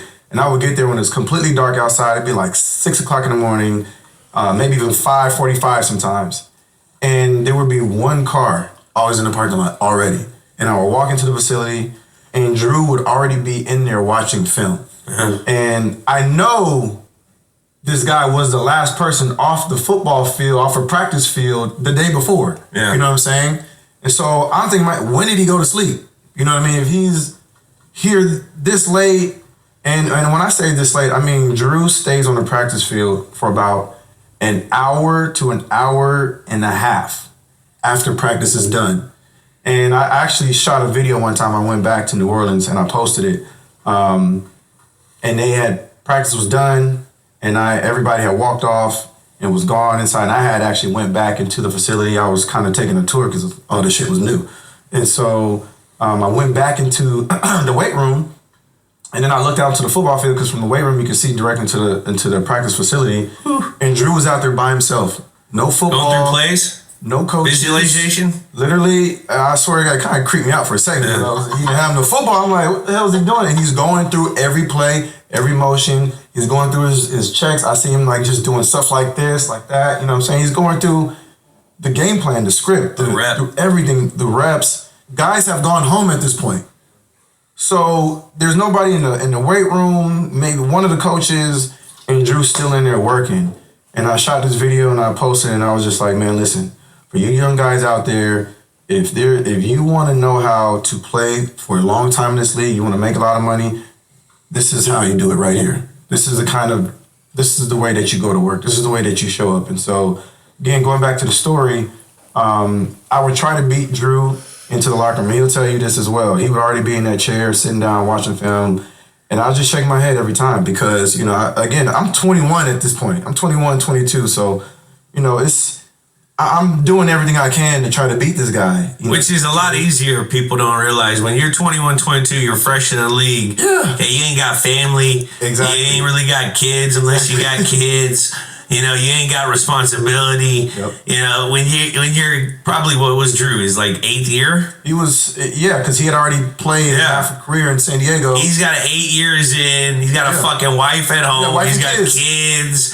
He got to be home for dinner. Man. He got to make sure things are all right. Like, that's different perspective. It really is. So the fact that he's going out of his way to try to beat young Buck, I mean, that's taking effort. Exactly. So I had OGs in front of me. I had guys like Drew, Deuce McAllister. He was nasty. The great Will Smith, rest in peace, our defensive end, who's passed away tragically. He was shot and killed. But, you know, having these guys, and Joe Horn too. Joe Horn was there as well. But having guys like that in front of me and me watching them work, but it was mainly Drew that I watched. I really focused in on Drew, right? I watched the other guys, but Drew was the guy I was like, nah, he the captain of the ship. He's the guy. He's the guy that I want to try to emulate the way I come to work. You know what I'm saying? And so I never beat him though. I never beat him into the facility.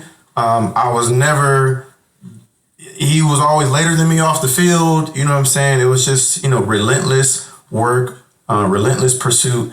And long after I left, he never wavered. It stayed the same, you know, up until after I was long retired from the game and he was still playing. You see, you know what that does right there? That's what a lot of guys that play that position. Because I was around a guy the same way. Mm-hmm. Okay, a lot of guys that play that position, you got to hear that everyone is looking at you. And so what you put yourself out there to be, on the field, off the field, whatever, they're looking at that. Absolutely. And the professional that Drew up,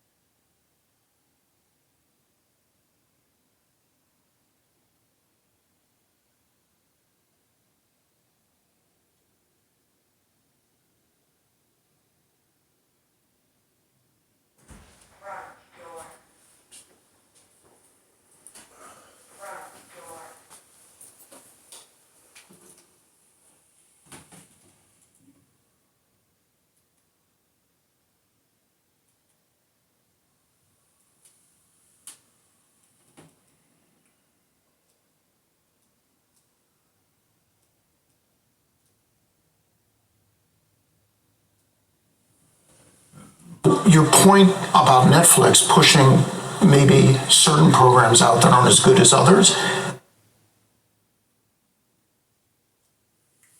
you know, going up north is the same feeling as when we started CA in the 70s. It is flush with really smart men and women. Everybody's can do. It's wildly collaborative. The economy is really good. It has everything that you need to make the perfect storm. And everyone up there is trying to do the right thing with really unique ideas. And for me, I'm like a kid in a candy store up there. So 377 meetings, by the way, in your first year. Any meetings with Elon Musk by chance? Some time ago, not recently. I wanted to ask you about creativity and art versus commerce, which is going on forever, obviously. But it seems now that distribution is taking primacy over creativity and content. And probably it isn't that way, but it just seems like if you can get something onto Netflix, you can probably make it a big hit. It might not be as good as something that's somewhere else, but that's where the audience is. Do you think that's true or not true? I think part of what you say is true. I got nervous. I thought you were going to ask me to define creativity. No. Which was next time would take us a couple hours. We have blue books for those sorts of I was going to say, I think that the viewing patterns are changing right now as we sit here. Everything is on demand unless you're watching a sporting event or the Olympics or some special event or an election. Everything's on demand. So your point about Netflix pushing maybe certain programs out that aren't as good as others, and they get a sampling. I think that's accurate, but still the content has to be great to be successful and to be viral and for people to talk about it. But we are in the middle of the largest paradigm shift in viewer pattern changes. So is Ted Sarandos as powerful now as you were in the late 80s and 1990s? I think Ted Sarandos is more powerful than almost anybody in history. He goes back to the days of Louis Mayer when he had 100 of the biggest stars and directors under his layers. So that's how it feels as investors when we look at the ascent of Netflix stock and we read the analyst reports. That's how it feels that they are now calling all of the shots. Well, they have infinite development money. They can go to any creative person they want. They have basically, when you get right down to it, even though it's not free, but pretty close to free distribution. They're not paying for their distribution. They do have an organization, but it's one click. But what they have that's technically more important is that they have all the data. So they know what you like. Yeah. They know what everybody likes, and they can manufacture programming around the data. I think it's just brilliant what they're doing. Does that shift mean that we've basically eliminated the Hollywood star and you won't have that golden age for cinema that you had decades ago? I hope not, but you surely look around and ask yourself who's left out there. And for every Jim Lawrence or Zoe Saldana who are still big stars, we've lost the whole star system that we had when CA was at its apex. We probably had 50 actors and actresses that could actually get content made. They could read the yellow pages and people would go see it. If you put Bill Murray out into a movie, from Meatballs to Stripes to Ghostbusters, people went to see it. These days, it's a different story.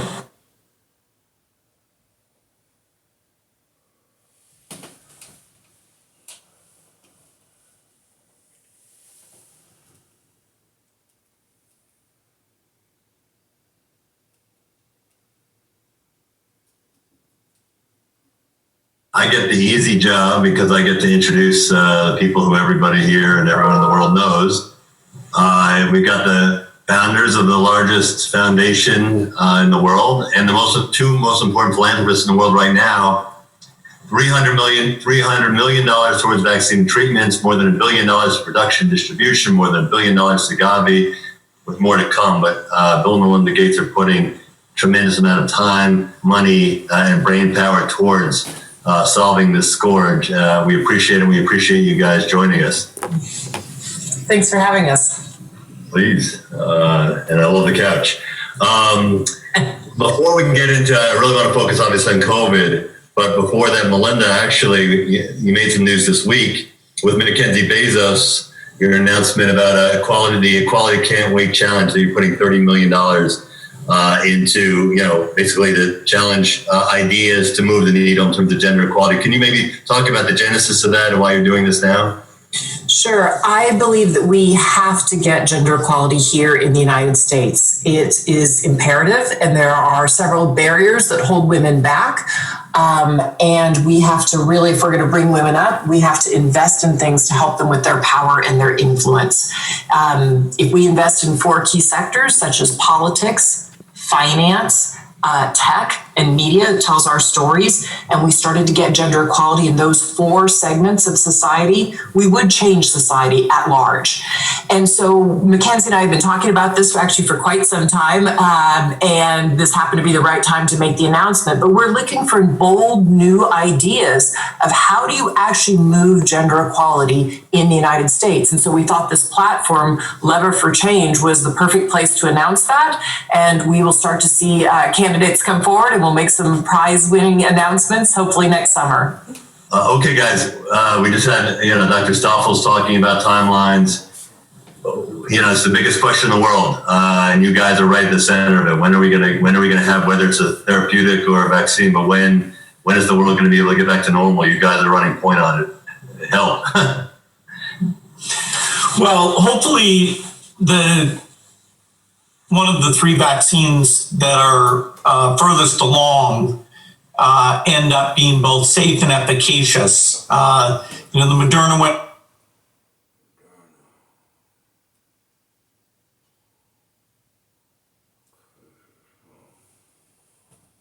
A big part of my role is looking at all the games that come to Xbox, about how important.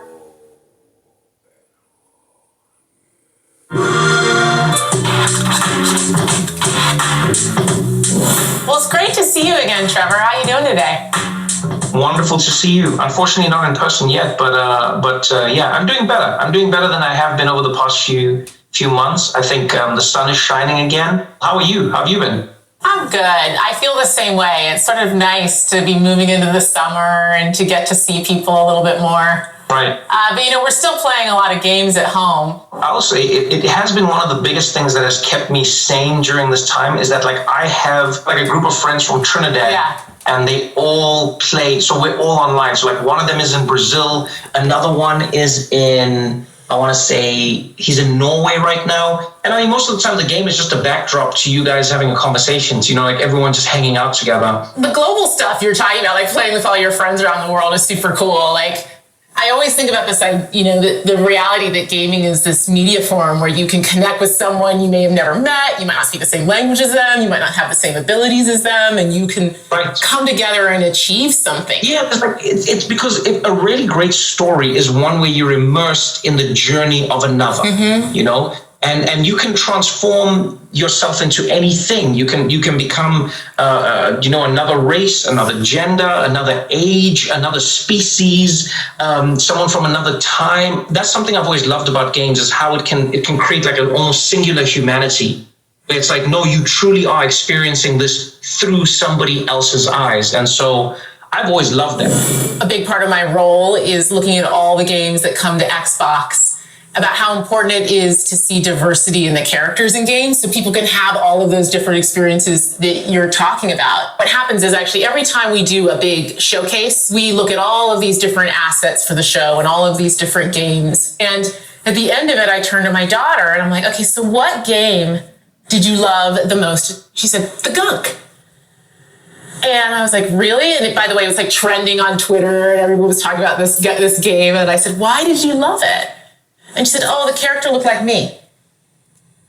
And I was just blown away. Because we had diversity of voices in the room, we actually got the right diversity of games in the show. So as long as you have people with all those different perspectives in the room and making the decisions, you get beautiful outcomes. And we get the beauty of having that game on Xbox and part of our showcase. And my daughter got to see someone who looked like herself. I love those moments. I think that's where it seems so obvious now, but people forget there was a time when in most games you couldn't customize a character. And then I remember the first time a game was oh, we've got afros, we've got cornrows, we've got braids, we've got dreadlocks, we've got... So good. And that makes it feel good. For everyone that the game includes you in some way. I mean, then you start experimenting with other things. Then I was oh no, what I look like with blonde hair. And so I remember when games first started having diversity, people would play with the character that looked like them. Mm-hmm. Well, I take that character because I look like that, and I'll take that character because I look like that. And then at some point people went, no, I like that character more. I like playing with her. I feel like she's faster and she's stronger. Even if she isn't, but I just feel like she is. Mm-hmm. And now you have little boys going yeah, this woman kicks ass the most. And that's a great thing to have, is them not even thinking about it in that way, but having these people that we've for so long forgotten as characters, just, I guess, existing in a world where it's yeah, man, you can be anything is essentially what gaming should be about. We had a lot of conversations about this too, because what my team does is we focus on game creators, just the content that they bring, the tools that they use. And when I started thinking more and more about diversity in games, I realized the root of that, actually where it starts, is who makes the game, right? That, if you make sure that you're empowering the broadest group of people to actually participate in the actual creation, then of course you're naturally going to get those diverse stories, perspectives, archetypes, characters. They're going to be told. There's someone making a game at their kitchen table or a group doing something out of their garage. And I love that part. I love that. Yeah, I think that's the most exciting thing, is just seeing what people can create with the resources that they have. And I think some of the most impressive and exciting experiences I've had playing games are actually games that have been created using the simplest tools and in the simplest ways. Because a lot of the time people think that a game is all about, the explosion of it all. what are the pyrotechnics, what is the flair. And don't get me wrong, that makes a huge difference. But I think game creators should never forget that story is everything. Immersion is everything. It's so good to see you again. I'm glad to hear you're doing better. I hope next time I see you in person. Yeah, I'm excited to come out, to hang out with everybody at Xbox, to hang out with everybody on campus and just like play games, talk games, enjoy games, and then celebrate, I guess, being in person again. And then looking at how we create the next generation of games that keeps us connected, the way that games did during this whole pandemic. So yeah, great seeing you again, Sarah. Thank you.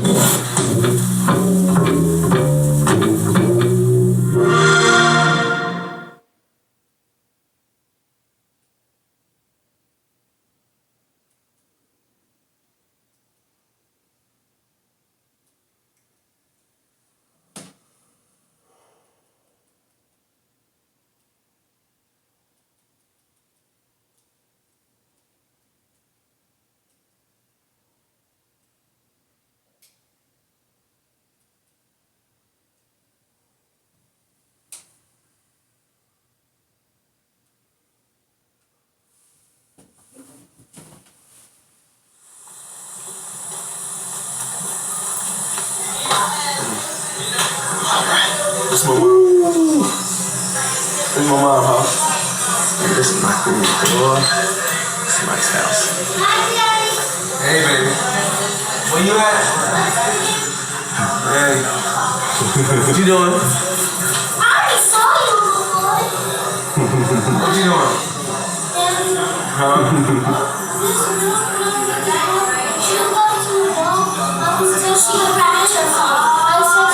Okay, what are you doing? Taking your phone to the park? Your mother told you not to. Your mother told you not to even go to the park. Your mother told you not to go to the park, right? She said fine. She said fine. But she said you want to go there. Now your phone broke. No, it's not my fault that my phone broke. Well, okay, y'all play. That's a nice painting.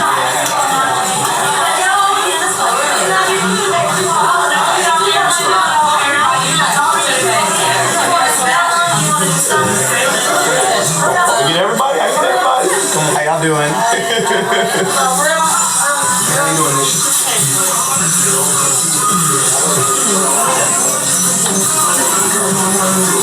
What's the news? On my knees. On my knees.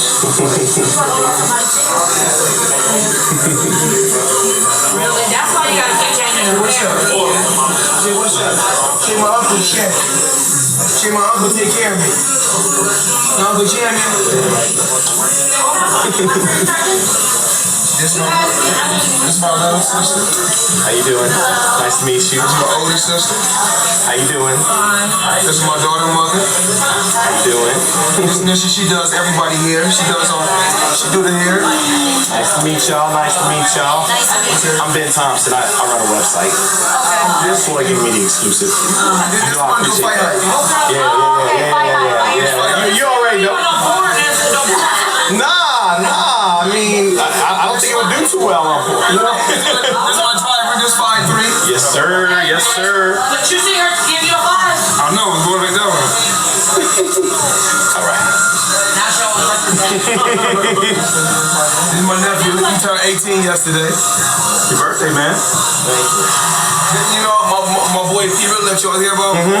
This is his little ex that he's saying. His little side piece. His little side piece. It's good to know y'all stay friendly with side pieces.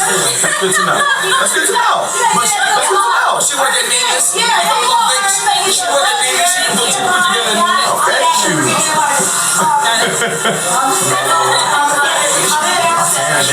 Y'all do this every Sunday? You know what I'm saying? I don't eat no pork, but they better not put no pork in here. You know what I'm saying? It's nice.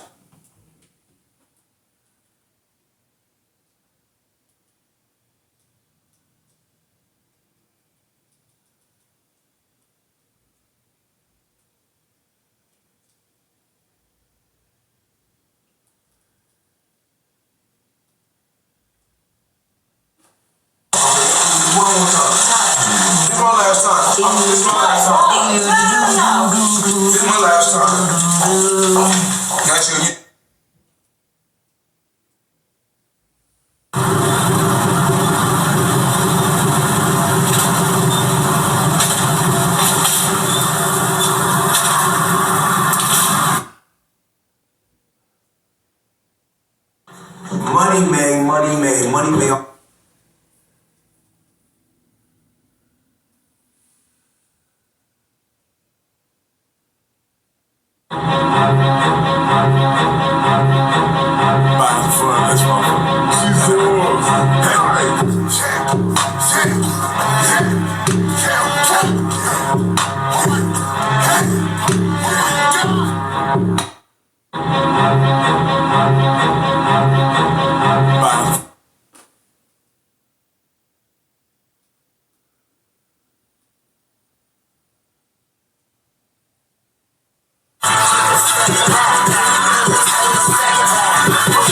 Held back. Why do you keep on fighting? And you said Bill Gates is a billionaire. Why does he keep going to work every day? But you know, Bill Gates is not. It's not. Man, his job is like mine. You know, I'm in combat. So, Floyd, if this is your last fight, 49, is there anyone in boxing history? It's a big moment in boxing. Is there any other fighter in the history of boxing that you can remember their last fight? No, not really. You know, I told you before, I don't try to focus on anything else. None on the outside. I just try to stay focused on my job and just bettering myself and just bettering the fighters that's around me and building my company. That's the only thing. That's really my focus.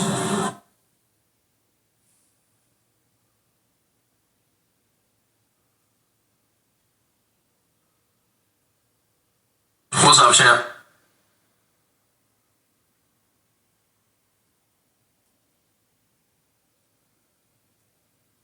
About to cut it to another shot.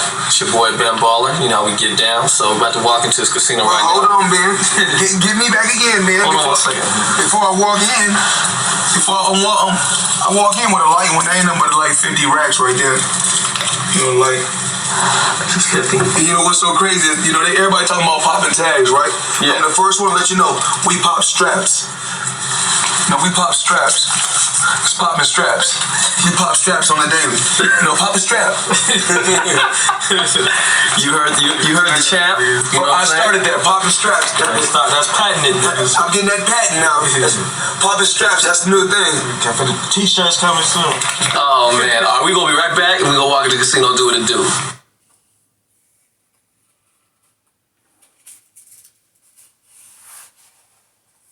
You live, man. We can go ahead and get this cash.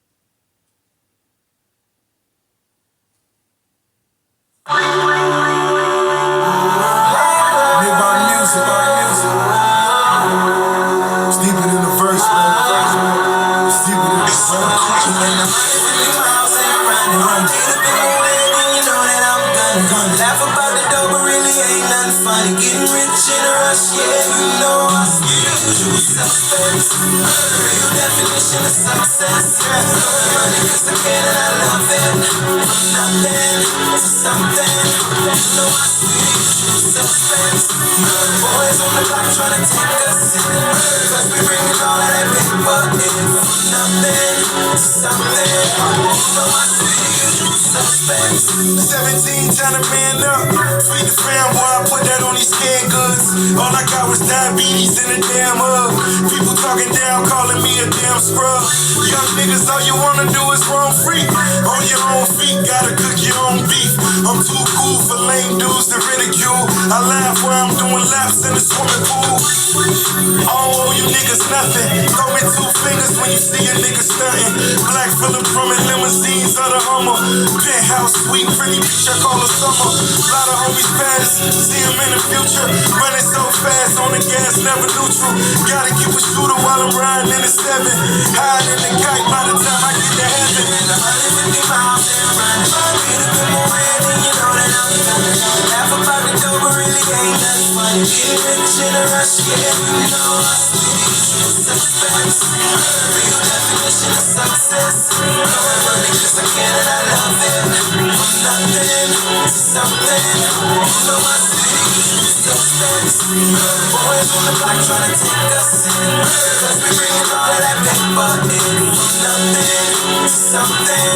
You know us, we the usual suspects. And still my talent is yet to be challenged. Had no jet with my own pilot. No blasting off a flex at DJ Khaled. My mom's stressing college. But my crude sense of logic did allude to my empty wallet. Try spinning on a green tinted accord, which could mean a sentence up north, where the homie was. But back then, though, was like a hoarded Goldie love. It didn't exist. An office of holy cups was after my wrist. Was not Beverly Hills where we chilled. Imagine this, the Nazareth had to get from rags to rich. I used to stand on rooftops with 2 Glocks, figuring how do I turn my Timberlands to Crocs. Now reptiles is left out, I'm about to watch. What is you thinking? Murky plus the muscle that you bringing is nothing to me if you thugging and faking. Shaped on Cuban, shout out Maricas. Deal with all of you cases from the roughest Jamaicans to me. 150 miles and riding. Made a bit more way than you know that I'm done. Laugh about the dough, but really ain't nothing funny. Getting rich in a rush, yeah, you know us, we the usual suspects. Real definition of success. Blowing money just like it and I love it. Nothing to something. You know us, we the usual suspects. Boys on the block trying to take us in. Cause we bringing all of that paper in. Nothing to something. You know us, we the usual suspects. If you follow physics, nigga, money never flow. Meaning every day I'm living, try to stay afloat. Coming from a boss, I can predict a double cross. Handlers managing money, they never come across. Aspen to Africa, magnanimous numbers involved. AK-47 singing winner by someone you fall. I dealt with bras and those willing to sell a soul. Over cars and clothes, man, I'm talking petty hoes. That's my petty bro, fuck a feed of SpaghettiOs. I'm club hopping in Cali, shout out to Harry O. Somebody dim the lights, triple black tux. Cops associating the flesh is trying to catch up. I run with niggas who destined to get a life sentence. Get that baby mama Alexis for the nice visits. My nigga got a dub and love to do the push-ups. I got $1 million cash trying to get the push-ups. 150 miles and riding. Get a bit more way than you know that I'm done. Laugh about the dough, but really ain't nothing funny. Getting rich in a rush, yeah, you know us, we the usual suspects. Real definition of success. Blowing money just like it and I love it. Nothing to something. You know us, we the usual suspects. Boys on the block trying to take us in. Cause we bringing all of that paper in. Nothing to something. You know us, we the usual suspects. Miles and riding. Need a bit more way than you know that I'm done.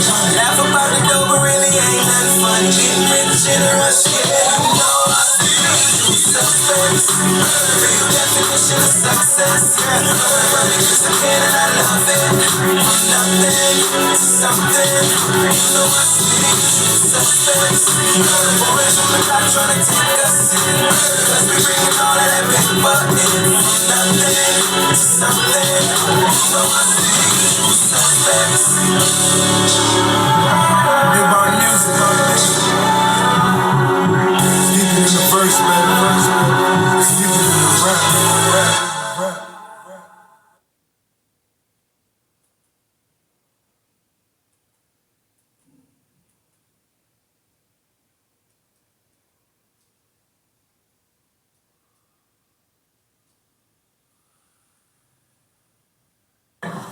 For the last 2 years, which we can give you an entire list of all the organizations that we have done with our players, with our clubs, and that funding began probably 18 months ago.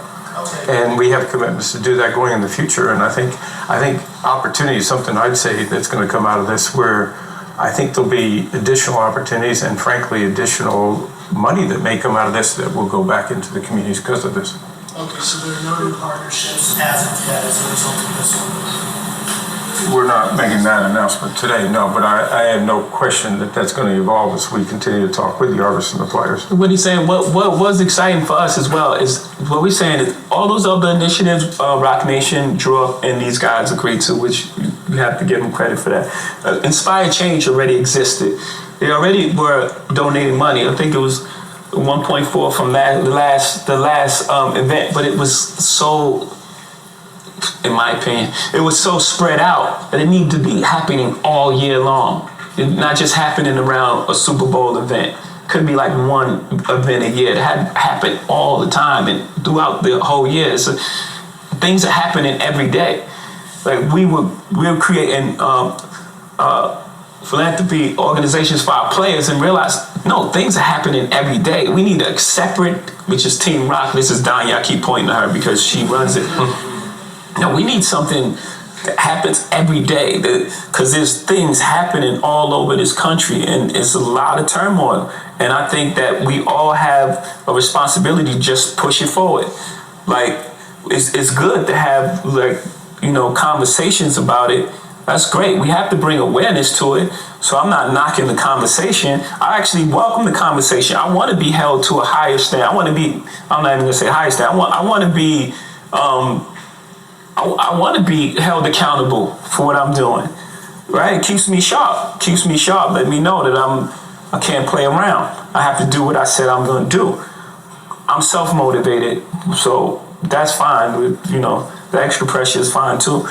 What I'm saying is, things are happening all the time, and we are going through a tough time.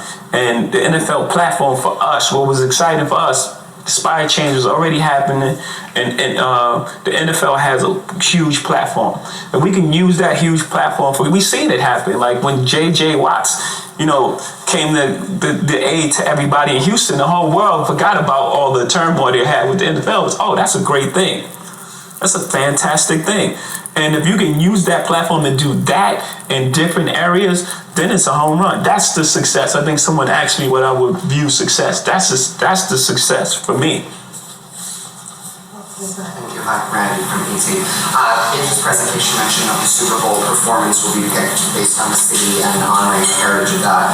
Can you elaborate on what that means exactly, and have conversations begun, like J-Lo and Enrique Iglesias? No, not like that. Not in those terms. Like, you know, typically when if we had this conversation, you can't go to a city, plop a showdown, and then leave.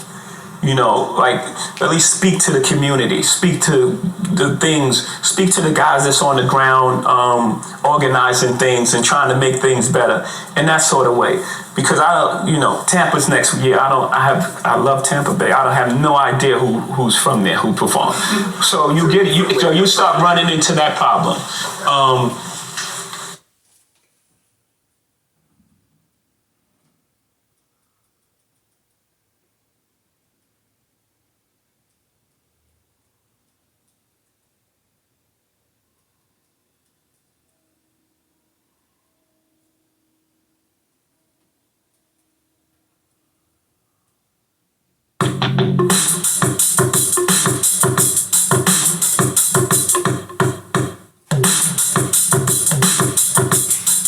Yeah, I'm out at Brooklyn, now down in Tribeca, right next to De Niro, but I'll be hood forever. I'm the new Sinatra, and since I made it here, I can make it anywhere. Yeah, they love me everywhere. I used to cop in Harlem, all of my Dominicanos right there on Broadway. Pulled me back to that McDonald's, took it to my stash spot, 560 State Street. Catch me in the kitchen like the Simmons whipping pastry. Cruising down A Street, off-white Lexus, driving so slow, but BK is from Texas. Me, I'm out that Bed-Stuy, home of that boy Biggie. Now I live on Billboard, and I brought my boys with me. Say what up to Tata, still sipping my top. Sitting courtside, Knicks and Nets give me high five. Nigga, I be spiked out, I can trip a referee. Tell by my attitude that I'm most definitely from.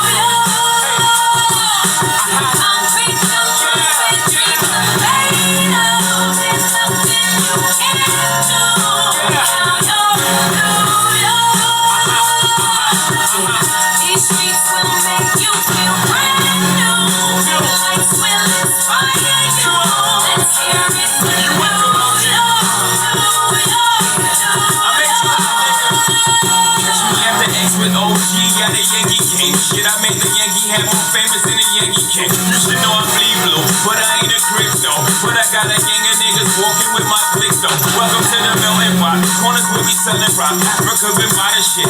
Home of the hip hop. Yellow cab, gypsy cab, dollar cab, holla back. For foreigners that ain't fit, they act like they forgot how to act. 8 million stories out there in the naked city. It's a pity half of y'all won't make it. Me, I got a plug special, but I got it made. Jesus paying LeBron, I'm paying Dwayne. Ryan's way. 3 dice CeeLo, 3 card Marley. Labor Day parade, rest in peace Bob Marley. Statue of Liberty, long in the World Trade, long in the King, yo. I'm from the Empire State. That's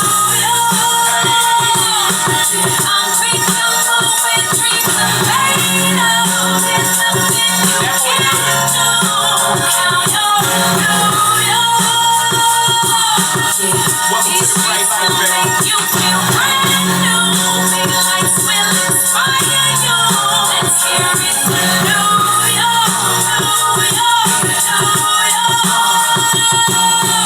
Lights is blinding, curves need blinders, so they could step out of bounds quick. The sidelines is lined with casualties who simple like casually, then gradually become worse. Don't fight the apple eve, caught up in the in crowd. Now you're in style, and in the winter gets cold, in vogue with your skin out. City of sin is a pity on the wind. Good girls going bad, the city's filled with them. Mommy took a bus trip, now she got a bus out. Everybody ride her, just like a bus route. Hail Mary to the city, you're a virgin, and Jesus can't save you. Life starts when the church ends. Came here for school, graduated to the highlight. Ball players, rap stars, addicted to the limelight. MDMA got you feeling like a champion. The city never sleeps, better slip you an ambient.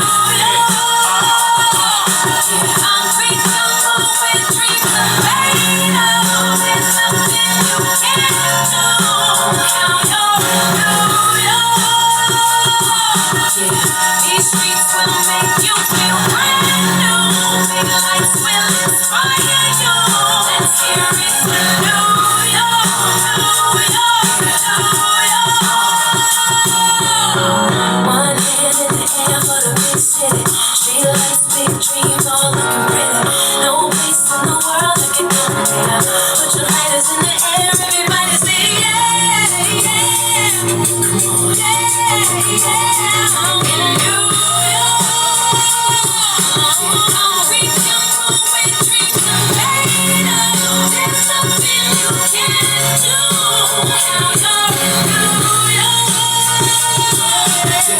These streets will make you feel brand new. Big lights will inspire you. Let's hear it for New York, New York, New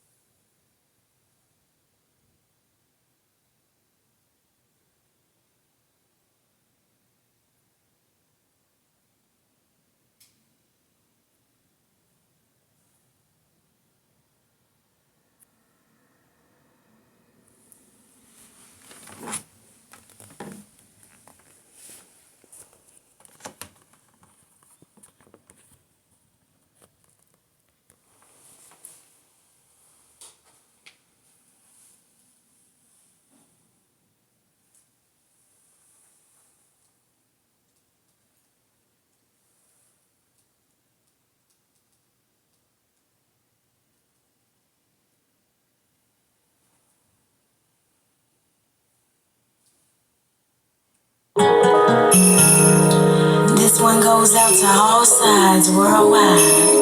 Let that play ass niggas twist to be your guide as we go on a ride. Where player hating killers and hood niggas thrive. And lame motherfuckers can barely survive. One morning I woke up next to a thick bitch, took a shower, dried off, brushed the gold teeth like slick Rick. Topped up the session cologne like Dougie Fresh in the flesh. They get blessed with success after slipping on my slick fit. The high discovery is the front porch, 2 women butterly, lovely in front of me, got my head gone. I sent the bitch in the bed home, cause one of them got chocolate big thighs and the other one was a red bone. Where y'all going? Y'all think this hell? What's your name? I wanna get up, what y'all doing tonight? Shit, I got some homies that's lonely, never phony. We on some hype shit, call up the buddies that you be tight with. We ain't really gonna be doing too much though, we're riding around, bumping sounds, tripping out while we flame Jane. Tapping the horn at the homies, the gang bang, it's lame came to maintain, come on, the same thing. Or we can chill at the crib and play spades and kick some ass a bit. Keep acting, freaking, get passionate. Grab your buckle and I'm fastening it and get into some old nasty shit. Live if I could decide to try. Don't play me bogus, this ain't it's been moving, I ain't got no time to lie. Tell your girls we gon' be sliding by, but hit the weeds at first because my click gotta be riding high, cause it feels so good. I'll be getting the beat when I ride up five, rolling through the hood with Diddy's and coke, everywhere when I wanna go. It feels so good, the way we kick it in the hood.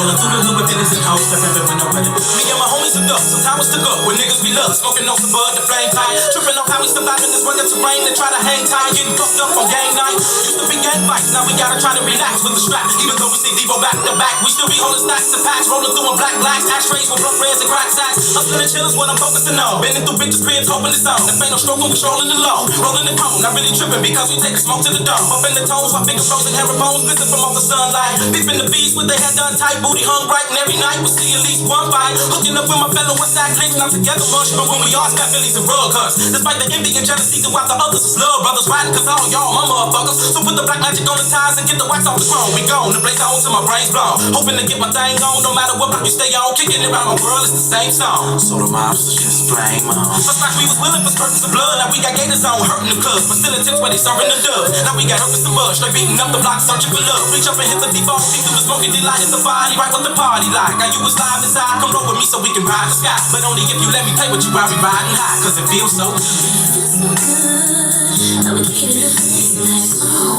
When I ride on the vibe, rolling through the hood with Phillies and hoes, stepping up with no ready to go.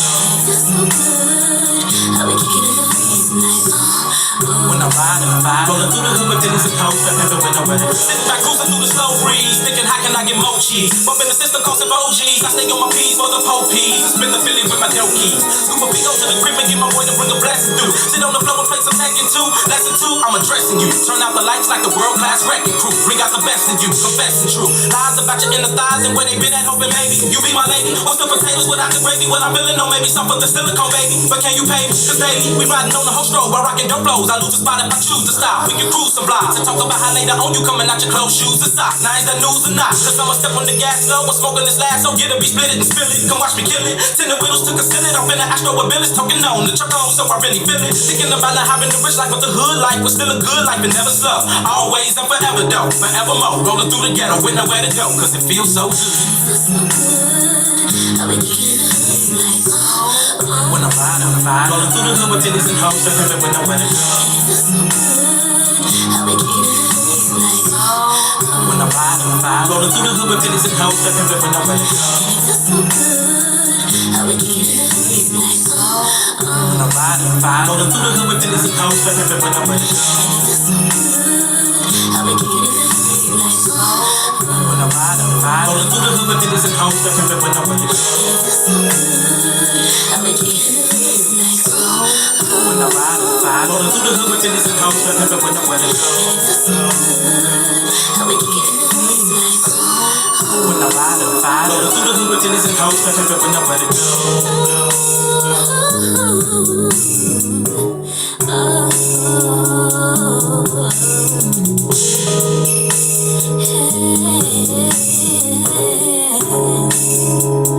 Oh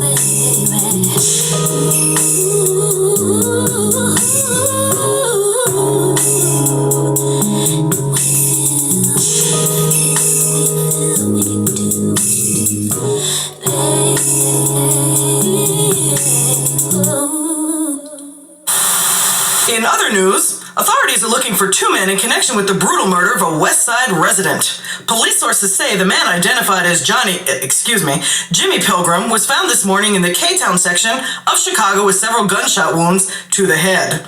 Witnesses to the brutal slaying had this to say. Yeah, I seen what happened, man. Old boy was in a drop top going towards Jewtown, right? He was coming out with a hot dog in his hand, right? Old boy got his hot dog till he got shot, right? And man, old boy fell to the floor, said pow! And I seen all gun smoke, I ran too. I went to Jewtown, grabbed me a pelly with his boy, right? They went back out west, man. Oh man, I don't know about old boy, forget old boy, man. I like to say shouts out to all my homies on 107 Champagne, keep it real. Yo, this what happened, man. Motherfucker was coming out the thing, man. After he got out his motherfucking car, went in his door, dude, just motherfucker. Hold up, Lord, I'm trying to do a motherfucking interview, Joe. Wait up. The motherfucker came out, Joe, just shot, dude. Hey, is this shit gonna be on TV or what? I mean, it used to be a good neighborhood. See, now these young punks, they walk up and down the street with their guns. And see, my wife, she stay right. That's where my wife stay right there. And these young punks just walk up and down the street with their guns. I mean, I don't know what's going on.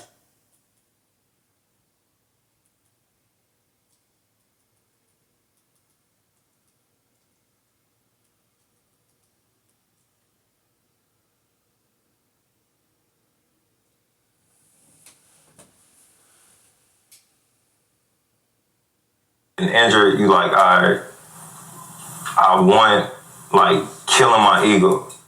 And what I mean by that, even though I wasn't like boasting or bragging about it, it's like I had a goal that I wanted to hit numbers wise.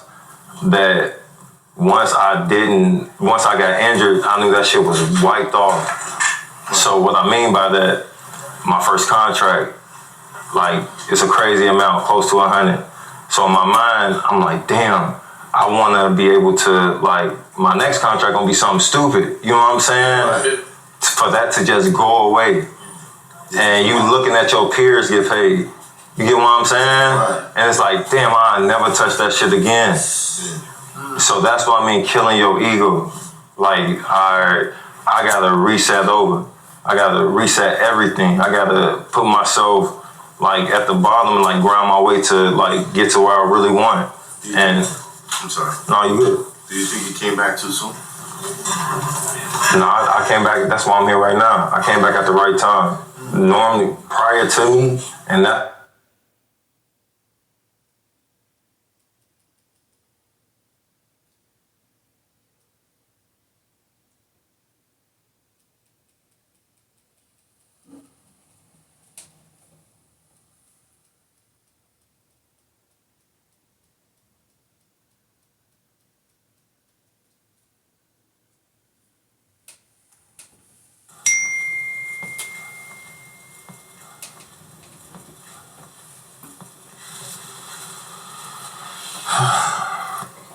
Yo, Drake, I've been calling you, I've been texting you, you're not replying, I actually been FaceTiming you.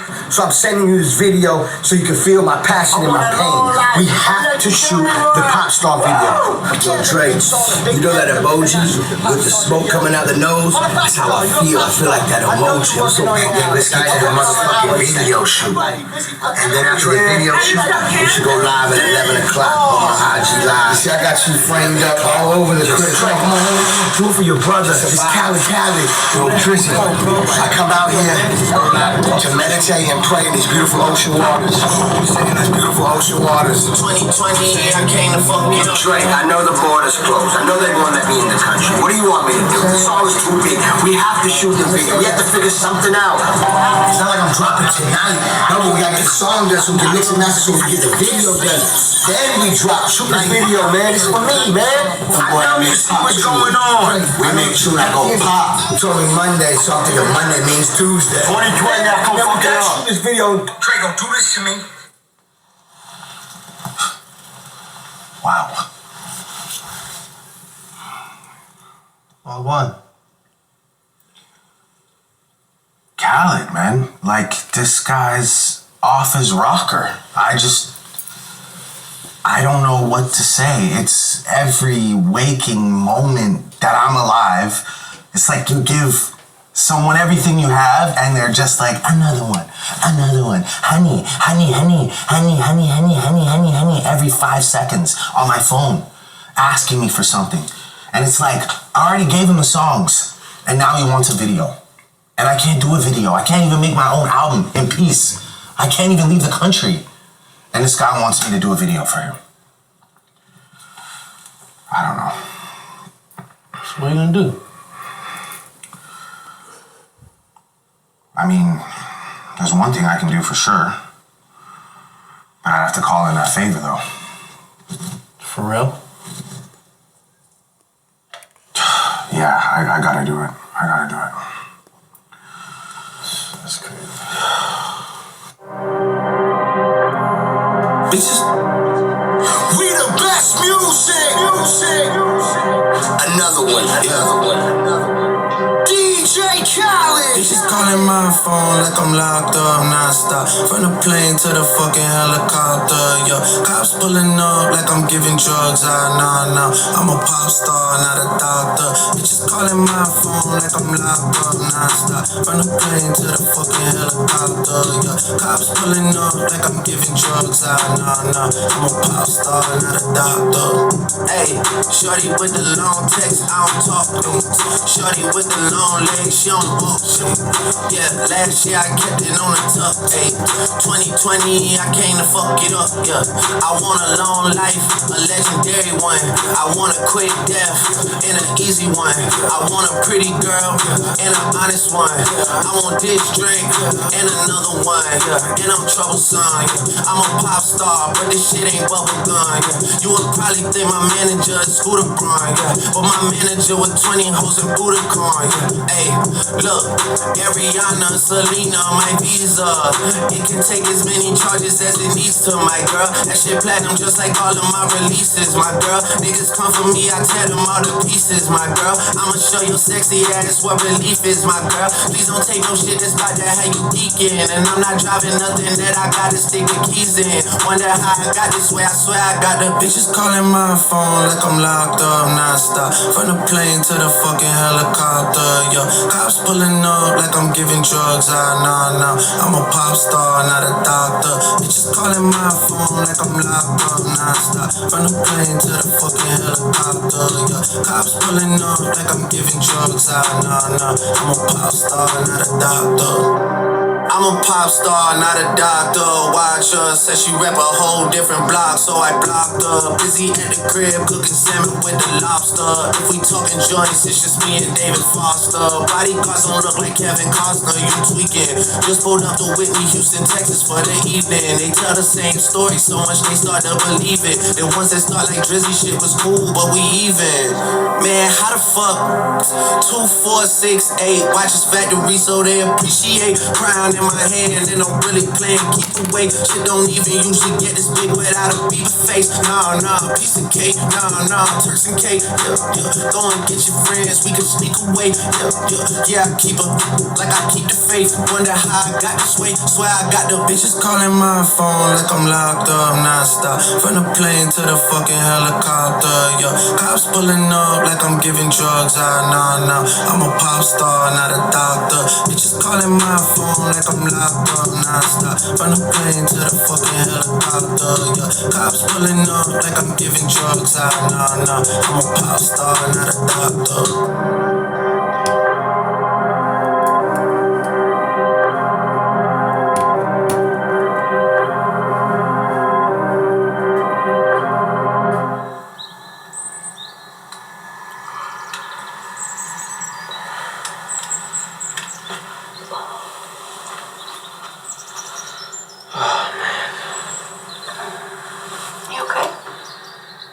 Yeah, I'm good. I had a crazy dream. Drake asked me to be in a video. He wasn't in the video. It was just a bunch of people.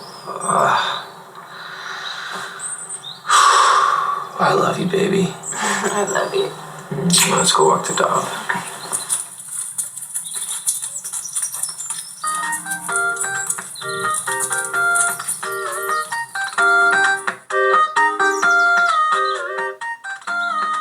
Calling my phone like I'm locked up non-stop. From the plane to the fucking helicopter, yeah.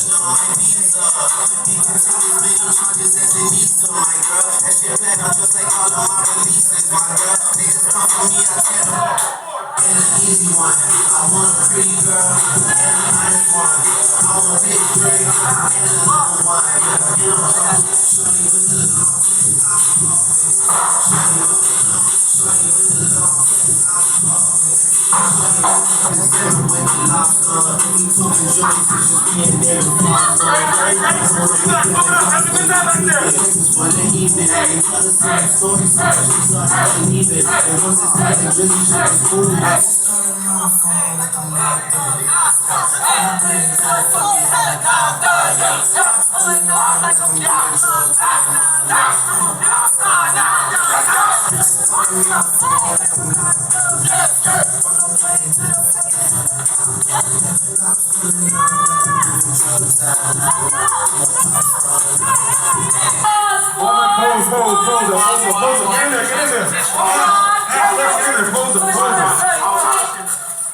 Justin, step front side of Justin.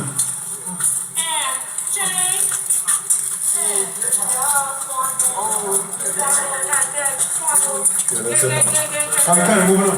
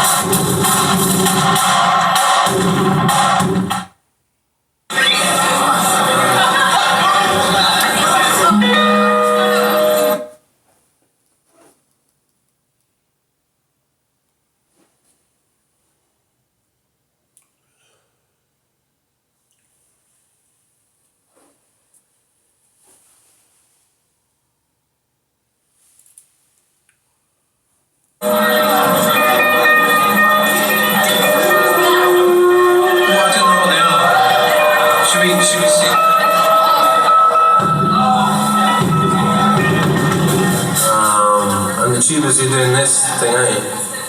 I like that. Snare drums are too busy. Yeah. Especially with that hi-hat as well. But you guys have got some stuff going on. As long as it's not rude. And what's happening with the cymbals? Oh, yeah, I'll keep an eye on it. You play. Yeah, okay. You look good at doing everything, says David, so there you go. 1, 2, 1, 2, 3.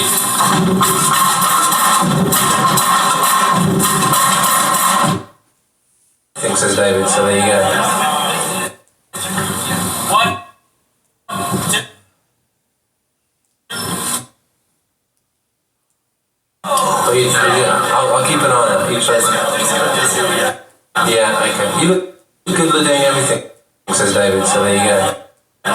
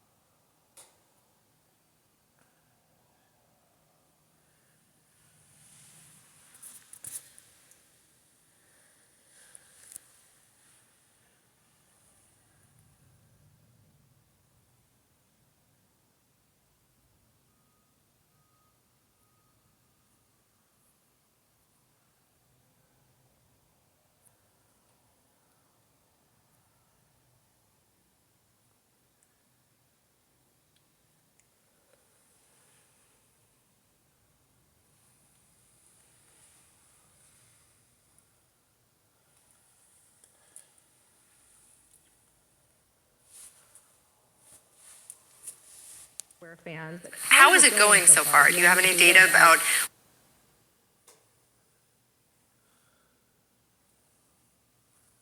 how the games are doing? Do PlayStation gamers really want to play CFE? You know, it's early days.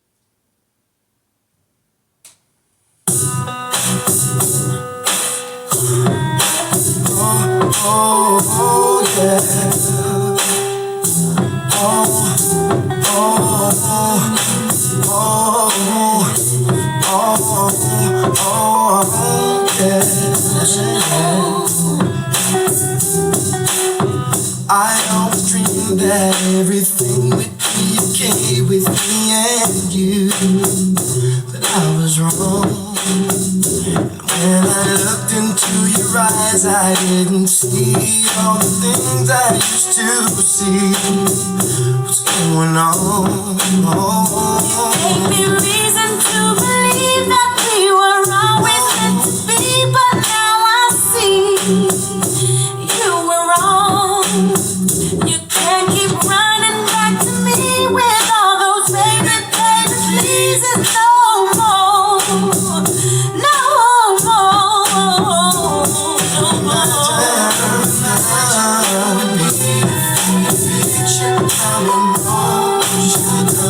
I'm emotional. Yes, I'm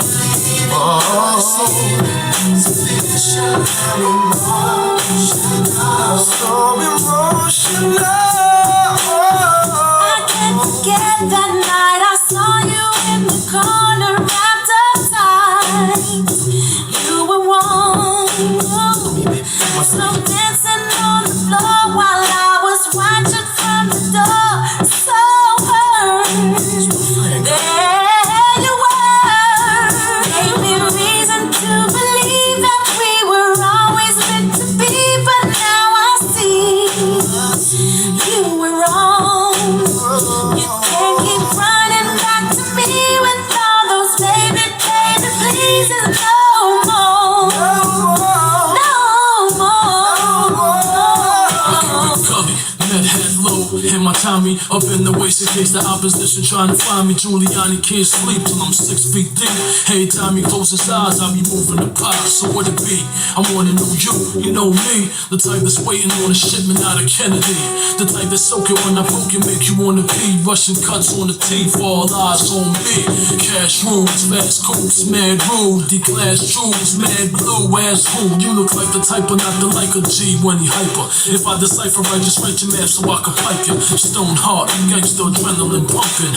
Red label, man, that engine is something. Call and fade bumping out the trunk, and I'm stuck in the seats, and the heat frying and stuffing. Oh.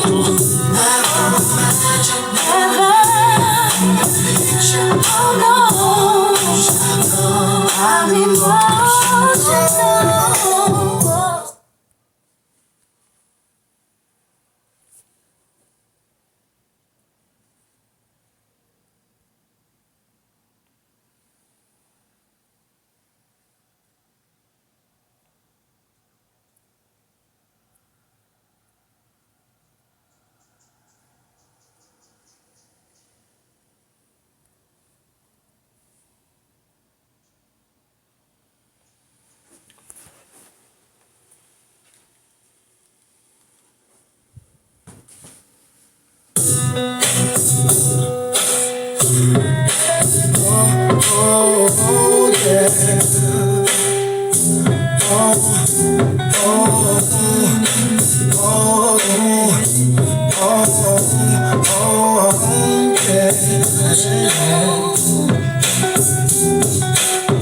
I always dreamed that everything would be okay with me and you, but I was wrong. When I looked into your eyes, I didn't see all the things I used to see. What's going on? Gave me reason to believe that we were always meant to be, but now I see you were wrong. You can't keep running back to me with all those baby pleases no more. No more.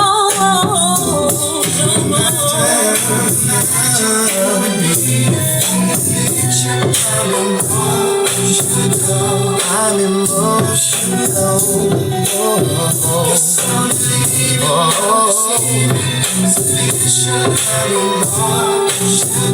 so emotional. I can't forget that night I saw you in the corner wrapped up tight. You were warm, slow dancing on the floor while I was watching from the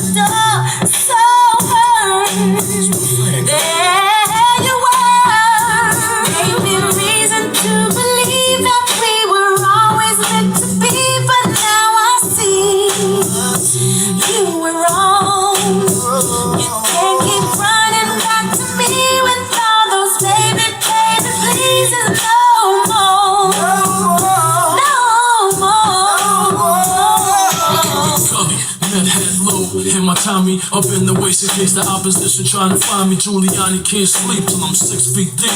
Hey, Tommy close his eyes, I'll be moving the pot. So what it be? I wanna know you know me. The type that's waiting on a shipment out of Kennedy. The type that's soaking when I poke you, make you wanna pee. Russian cuts on the teeth, all eyes on me.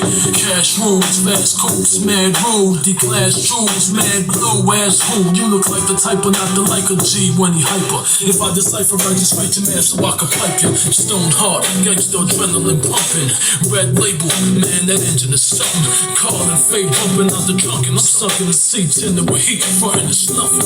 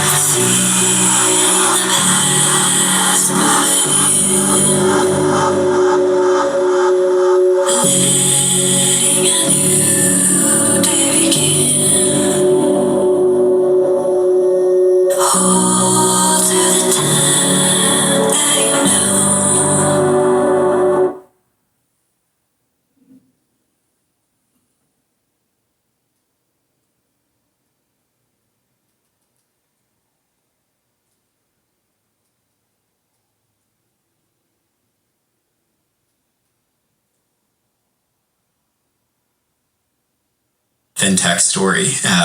So tell me a little bit about why you think InsurTech has grown so quickly, and what is the outlook for the insurance industry?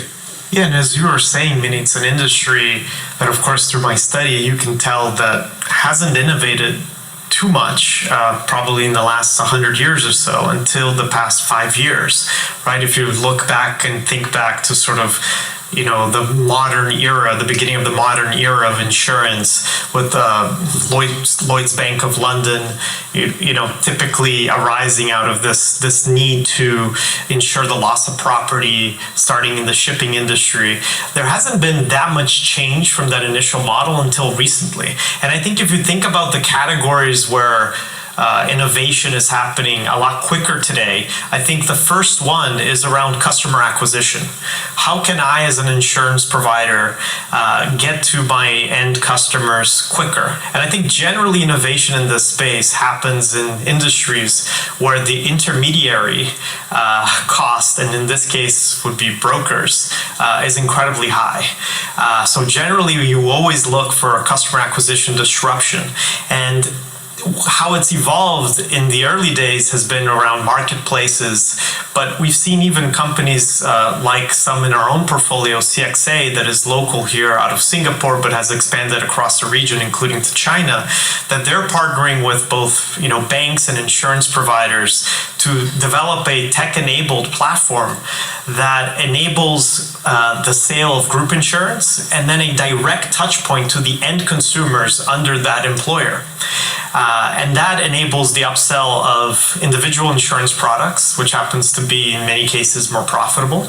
But more importantly, from a data layer perspective, as you start engaging with the end consumer in a digital way, you can start thinking about concepts of wellness. Can you actually reduce the rise of healthcare costs? So there's a broader, beyond customer acquisition enablement, these types of models can enable also retention, improvement of the model overall. The other area outside of customer acquisition is around new product categories. Some of them is by the necessity of the fast-changing world. As an example, you had companies like Metro Mile a while back that started innovating in the space by providing mile, insurance by the mile, or you have some local players in India, I think by the name of ACO, that or providing riders the ability to insure themselves on a time basis in rides in Ola and Uber and others. Meaning this is a unique movement to new products. And imagine as autonomy comes as an example into the transportation space, how the model of insurance will radically transform when we're no longer driving. So I think there's a lot of excitement in this idea of new product categories. And also, and importantly, back to the concept of transformation of industries, this idea of moving internal processes to the new era. I think we were speaking to a few insurance providers that would have tens of thousands of employees that were simply being used for paper claim management. And I think that is something that in the future, in the very near future, will be something of the past, where, thinking about what you would call the truth discovery state, how can you get to the information of what is true quicker? You would see insurance providers today leveraging drone networks, satellite images, and a bunch of different tool sets to get data in real time and enable a faster, more nimble claims process as an example.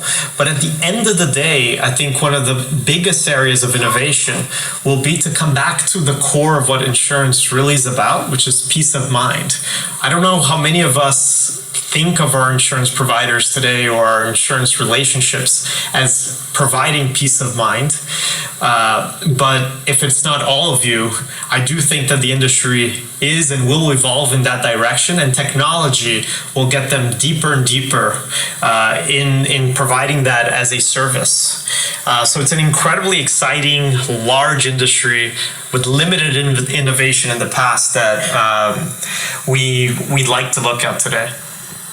I want to switch gears for a moment and ask you a little bit about the innovation model. I live in California, in Silicon Valley. Fundamentally, what a lot of us talk about is disruption, that it's all about how can a small startup grow and really kind of take out the market leaders. A lot of what you've been talking about, a lot of what we've been investing behind has been more about transformation and partnerships, and this idea of partnerships between, these large market leaders and these small startups. Why is that important, and how does even, those two kind of entities even work together? No, absolutely. I mean, if you even think of the early days of Facebook, we didn't elect to partner with every university out there to launch the service. I'll be honest, we probably would have thought back then that it would have taken hundreds of years to get every university in the US to agree on launching a platform with all their students. But today, Facebook is a company that partners with corporates, looks to work very increasingly and importantly with government. And my view is innovation will less be about young kids as we were back then in a dorm room trying to take out the largest businesses in the world, but instead nimble, agile, and innovative companies looking to leverage the distribution network, the regulatory know-how, the capital of the largest businesses in the world, and provide a win-win synergy for the corporates that are large. They have all the distributions, however, are a bit slower to innovate.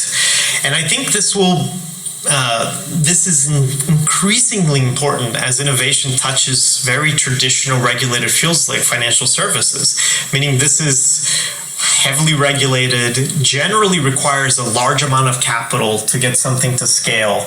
And what we've seen generally is, with the collaborative spirit, is that large banks, financial institutions, governments, they realize that they can't transform their industries on their own without being open to collaborative innovation with what's happening on the ground in the startup world.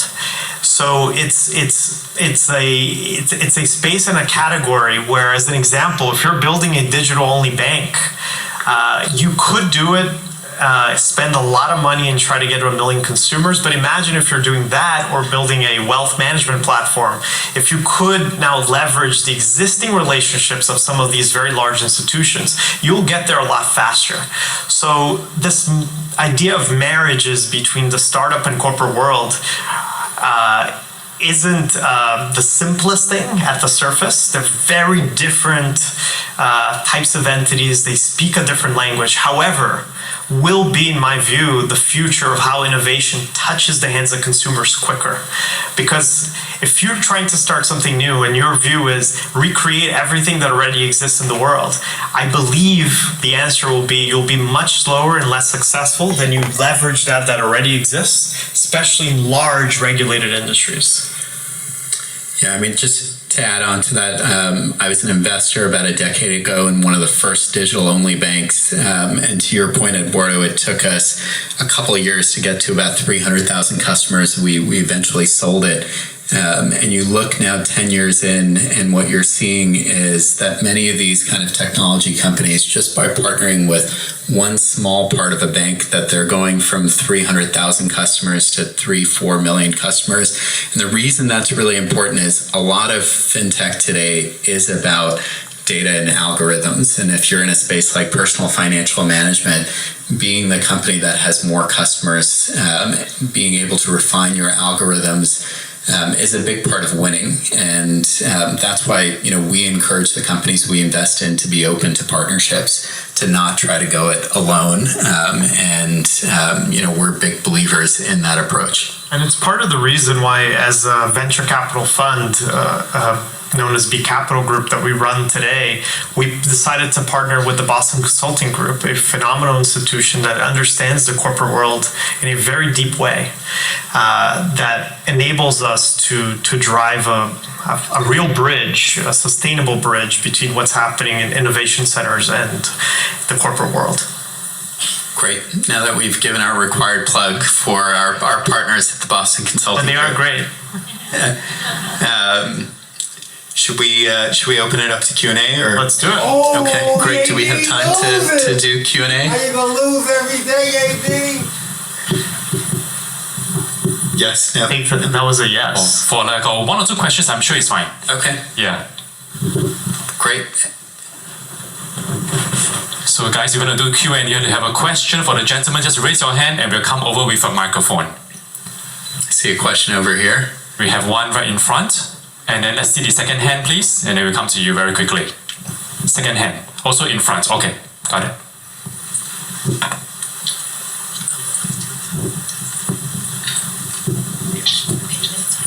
Introduce yourself. Okay. Hi, my name is Desmond. And thank you very much for being with us here today. I've both been an entrepreneur. I've been in banking as well. My question to you is, you guys are in finance. How has technology transformed your own business? And can you share some of that, please? Leave it to you, Raj. That's why it's good to have smart partners. It's a great question. We're always talking about how do we as a technology investment firm use technology more and use it better. And frankly, I think we still have a long way to go. Just as a simple part, a key part of our business is building relationships with people over a long period of time. And to do that, we definitely leverage technology today more than ever before. One thing which we're a big believer in is as we meet people who are entrepreneurs like yourself, that we want to invest in lines and not dots. And what that means for us is that we want to see you and we want to see your company over a period of time. We're high conviction investors. When we invest, we like to take a big position, sit on the board, and to get to that level of conviction generally takes us, some period of time. So about a year ago, we started piloting a new technology, a CRM technology that came out of Silicon Valley. A few other VCs like us have started to use. And it's really been, I'm a bit negative on most CRM systems. I think most people at the firm know that. I say that, they never quite work out. This has really been a phenomenal system. When we meet people, we're able to keep track of them. We're able to follow up. And when we see you again, we could be sharp and say that, last time we saw you 6 months ago, you were doing these 3 things. We'd love to get an update on how they're going. And so it's just helped us in terms of building better longer-term relationships, something which is really important for us at B Capital. So part of it overall with technology for us, it's about the concept of capturing every data point imaginable and keeping that information in an agile way that enables you to make interesting decisions. So as an example of how technology has been used to date, sometimes we meet very early stage startups. We end up not investing to tracking them. Sometimes it doesn't work out. But some of those people are of incredible strength to be recruited by some of our existing portfolio company. So by tracking everything, we can not only track companies and ideas that are investable, but in some cases even enable and or support our companies in recruiting that way. So we live the philosophy of tracking all your data, but also making sure that you don't have infinite data with no use for it, and making very sort of agile plugs. And I think it's an industry where some people have even piloted this idea of investing without ever meeting anyone, basically leveraging models, algorithms to choose what might be the right type of investment. We think we're far from that being truly scalable, but I think this idea of venture capitalists being cyborgs and leveraging the technology that they invest in their own business is incredibly important. But it being fully displaced by technology, I think, is a bit further away, especially because of the importance of people in investment decisions and in the success of companies. Thank you. Okay, can we have the second question, please? I think we have a hand. Okay, if not, can we have anyone wants to? We have one question here, so I'm going to pass my microphone over to this lady. Hi, to your mind, what is the willingness of large banks to collaborate with young fintechs? Yeah, I mean, we have some large bank executives sitting here in the front row where, we think that it really depends on the bank. But overall, as an industry, the financial services industry has been much more open to working and partnering with outside companies. To mention names, DBS Bank here in Singapore, I think has done a great job with their innovation labs and with partnering with startups. You see that in the US also. So we've seen a great appetite, and frankly from insurance companies too. I think they realize that as you have things like autonomous vehicles, cars are going to crash less, and that's a good thing for everyone in society, but maybe not for insurance companies. Where collision is a big part of their premiums pool, and as Eduardo mentioned, we think some of the most innovative insurance companies are thinking about how do they offer you peace of mind, how do they keep you safe on the road, and how do they do that in a way that it's not about insuring you when you have an accident. The hope is that you don't have an accident and they can help you avoid it. And I think at a top level, one by one, industry leaders in the financial services space will realize the same thing we did very early on in Facebook, which was not all the smartest engineers in the world work for us. And in fact, not all of them work for us, certainly, because you're a company, you're not the entire industry. So open up your platform and take in innovation from outside. I think if you're a bank and insurance company, it would be hard for you to say the smartest engineers in the world work for you. Hopefully some do, but not all, certainly. So this idea of opening up for collaborative innovation is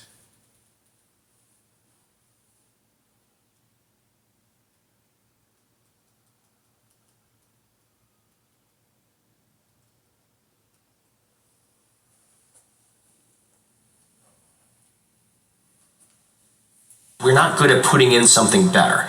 So just off the bat, I would say that our technology, full stack for what we need to do is still very incomplete.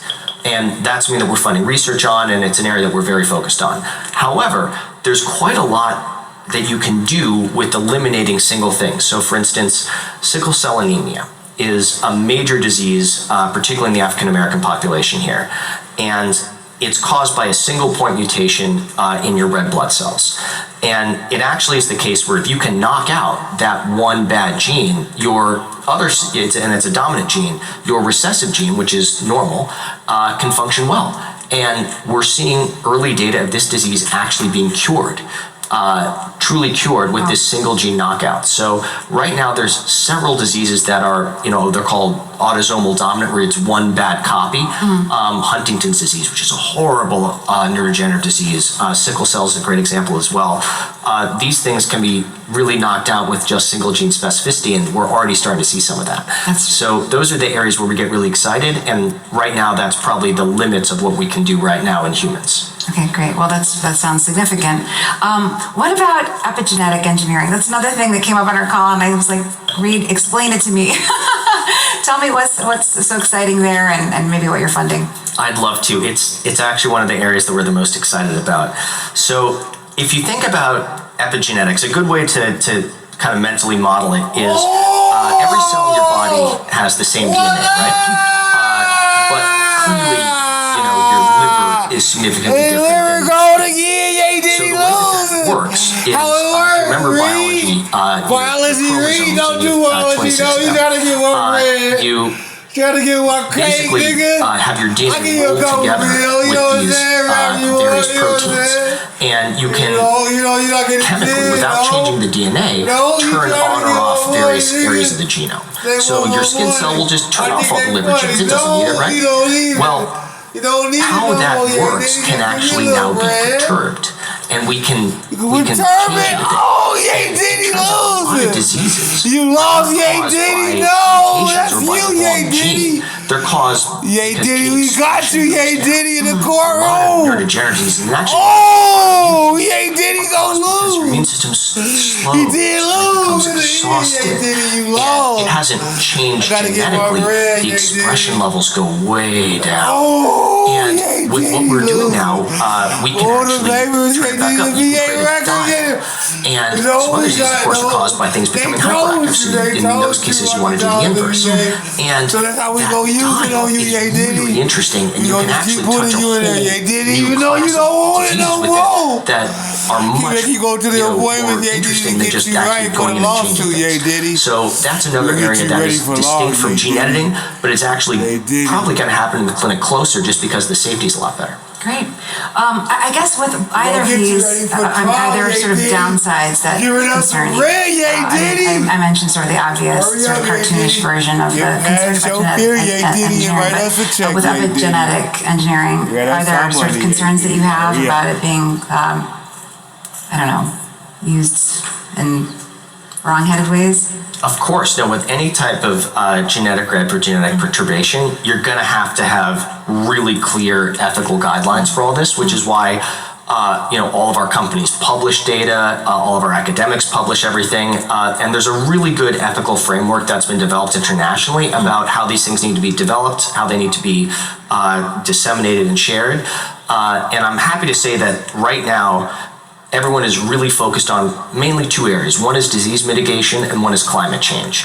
And there's actually huge applicability in both of those. And that's really where I'm spending all my time. That's great. And tell me about the impacts of AI on what you're doing. I saw today that Mark Zuckerberg and Priscilla Chan announced that they're putting, I think, like $100 million into this generative AI, computing power thingy. And I'm just wondering if that's something that you've talked to them about or following, and just generally speaking, what you expect the implications are here. Sure. So Steve Quake, who's the scientific director of the Chan Zuckerberg Initiative, is someone who I interact with quite a bit professionally, absolute rock star, and his predecessor was as well. So they have some great people there. What they have done is actually, in the last 10 years with building what they call a cell atlas at different universities, is the perfect data set to actually put AI on top of.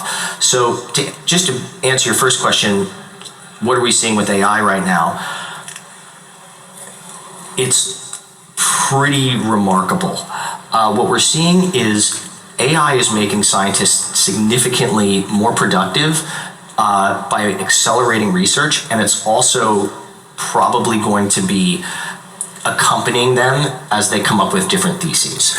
So I'd say the two mechanisms of that is first, what we're seeing is a lot of great modeling, and this is what CZI is going to be working on, modeling protein folding, modeling genetic engineering, and doing that in actually a real 360 cell is going to accelerate development tremendously. It's hard to put a number on it, but it's a huge shift.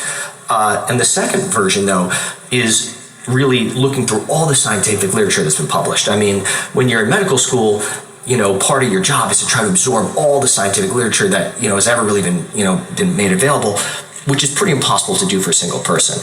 And now what we're seeing is once that is actually filtered through a lot of really good next-gen AI algorithms, that is actually yielding insights that are getting to be pretty close to as good as what humans can do. And if you extrapolate out a few years, it'll probably be something that'll accompany researchers. Terrific. I just wanted to ask you, so you've been doing this for 5-7 years, longer possibly. What is the most impactful investment that you've made to date? Oh, great question.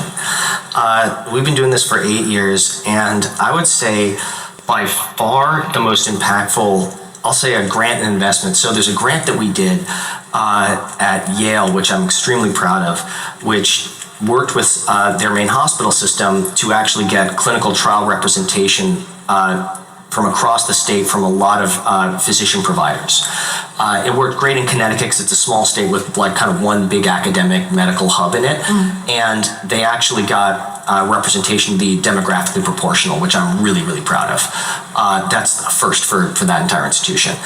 And on the company side, I would say one of the company that we're probably the most proud of is one called Tune Therapeutics. It's one in the epigenetic editing space. It's something that it was our first incubation that my team did before we joined Yosemite while we were at Emerson. And I'm really proud of it because at the level that we're at across all these labs, we were able to see connections that were obscure to even the best researchers in the world. We paired up the best expert on this type of editing, plus the delivery mechanisms that you're going to need to get into cells, and they didn't even know each other. So we actually introduced them in my living room and sketched out the business plan, and I'm just proud to say it's really become a leader in the space in the last 3 years. Terrific.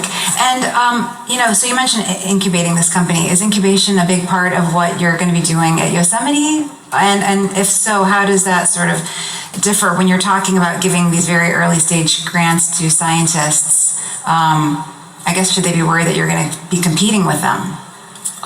We don't think so at all. So, of course, incubation is a huge part of what we do. As you can imagine, scientists really begin in this journey because they want to see a change in patients. They're not in this to make a lot of money or necessarily to have a great academic post. They're really in it to solve a problem. And companies are the only vehicle that exists to really do that at scale. So, entrepreneurs and academics could not be more excited to actually get things into the market as quickly as possible. And for us, since we take no IP or royalty strings at all, our view is that we hope to be their first port of call. However, the onus is on us to earn it. If they go with another firm, that is because we haven't earned it, and we need to do better. And do you have a lot of competition? I mean, obviously there are lots of, health sciences investors. Are more people, I feel like I'm talking to more people who are focused on or very interested in learning about the intersection of AI and healthcare. Are you seeing that on the ground? Absolutely. However, one big difference between tech and biotech is that in the life sciences, early companies are much more capital intensive than what you have in the early stage on the tech side. So yes, it's competitive, but elbows are a little less sharp simply because a Series A, it will not be $6 million. It'll be closer probably to $50 million. Right. And in terms of, I guess, what you are going to be funding at Emerson, so it's a $200 million fund. Have you made any investments yet? Yes, I'm proud to say we have. We had a few things that we were really, really excited to debut with, and those include a next generation gene editing delivery platform, a really interesting new startup that just came out of MIT, and another one that is out of Yale that we're about to close, and I can't talk about that one yet because it's not done, but it's going to be really, really cool. Well, based on your sort of view into all of these different sort of verticals, do you have any reason to think that cancer will not be a chronic disease versus fatal in the next 25 years? What is I've heard you say something about the next century, but do you think we could even be closer, or do you think even that's maybe too ambitious? Well, I'm all for being ambitious. Biotech is never as linear as tech. It's always it abounds in mystery and difficulty, which can be very exciting. What I believe is that the major cancers which claim most lives are right now seeing the greatest progress. And that really enervates me. That's lung, it's breast, it's prostate, colon. Those are the really, really big killers. And I do believe that in the next 20 years,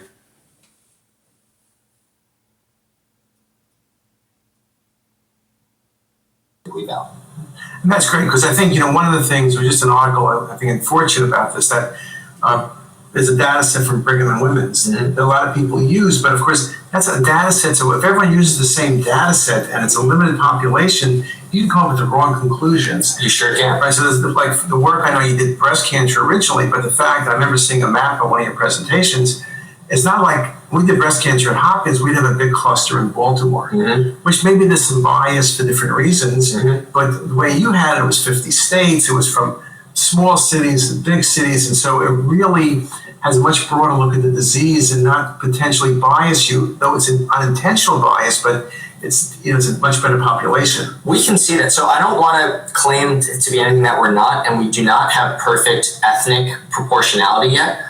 Which is something that I care about a lot and that we're focusing quite a bit on. We do, though, have demographic proportionality, meaning that we see people equally in proportion to where if they live either in cities or in rural areas, which is really cool. I mean, that to me was a big surprise because it's not like you're saying, it's not the super plugged in, technologically literate patients who we're seeing. It's everyone who is just curious, which is really fantastic because that means we can, like you said, see true signal and actually help the most people. And that's great. And the fact, like I say, the fact you're getting things by fax, which all of us looking to end the fax, but most doctors' offices, little doctors' offices, they can't get rid of the fax. It's still it's still the number one communication method in medicine. Although we kind of all joke about it, nobody can remember the fax number, but it still is number one. Mm-hmm. Let me ask you, in your travels and in your thinking about AI, what's your feeling, whether it's in radiology, we're biased to radiology, but you don't need to be biased,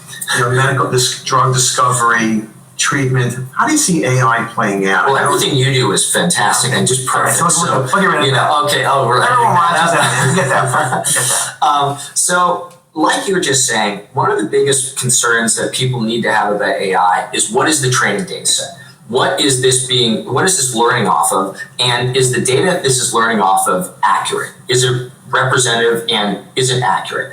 And for AI, especially in radiology, that's really going to matter because not only are you going to have people who have different kinds of backgrounds and different kinds of treatment paths, but you're even going to have people who have different kinds of anatomy because that happens all the time. You know this better than anybody. So I think as long as you have a data set that you can mathematically prove is going to be absolutely proportional and accurate for the vast majority of people and as well be able to evolve if it sees any abnormalities and not make any kind of jump to any conclusions, then you're probably going to be pretty well off. And before I finish, I want to say right now it's imperative that we pair that with a human reader and not just excise the radiologist because that would, that would be the end of the world.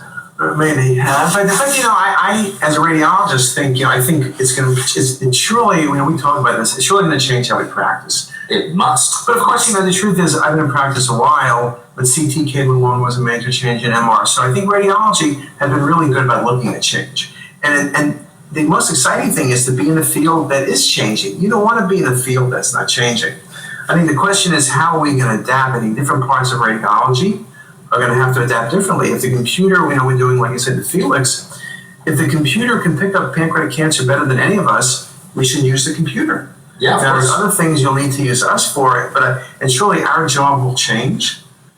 And just even the pathologists and everybody else, just changes. And you grew up in Silicon Valley and you live there, and it must be very exciting because that is, I always tell people that, as you said, there are a lot of smart people all over the world. And with AI in medicine, when you look at the articles, if I look at 10 articles, there's one from the US, there's one from Stanford, there's one from China, there's one from South Korea, there's one from Israel. So AI is a world phenomenon, there's no doubt. But I always think that, 1,000 years from now, when we look at history, we talk about Rome and we talk about places like that, Jerusalem, where things were at one point in time. And I think 1,000 millennial from now, or whatever, that's how they're going to look at Silicon Valley, that it was this unique thing, and you can argue why it came together, whether it was just some articles, particularly after Apollo, the 50th-year anniversary of the moon landing, how it was really that drove the development in Silicon Valley, and how, people never think of it that way. There was really the U.S. finances would do the space program. No, absolutely. And the Defense Department going back to the Second World War. Absolutely. That's what set up a lot of the industrial base in the Bay Area. Which is somewhat, I guess it always comes down also as things don't go as planned. You couldn't have planned it so well if you tried, right? Well, listen, together. The story of Silicon Valley is a story of change. And I'm really grateful that, the final chapters in that story are still being written. And it actually has been a little heartbreaking in the last, decade or so to see some companies in Silicon Valley lose a bit of their way and lose a bit of the public's trust, rightfully so. And I think it's actually incumbent on those of us who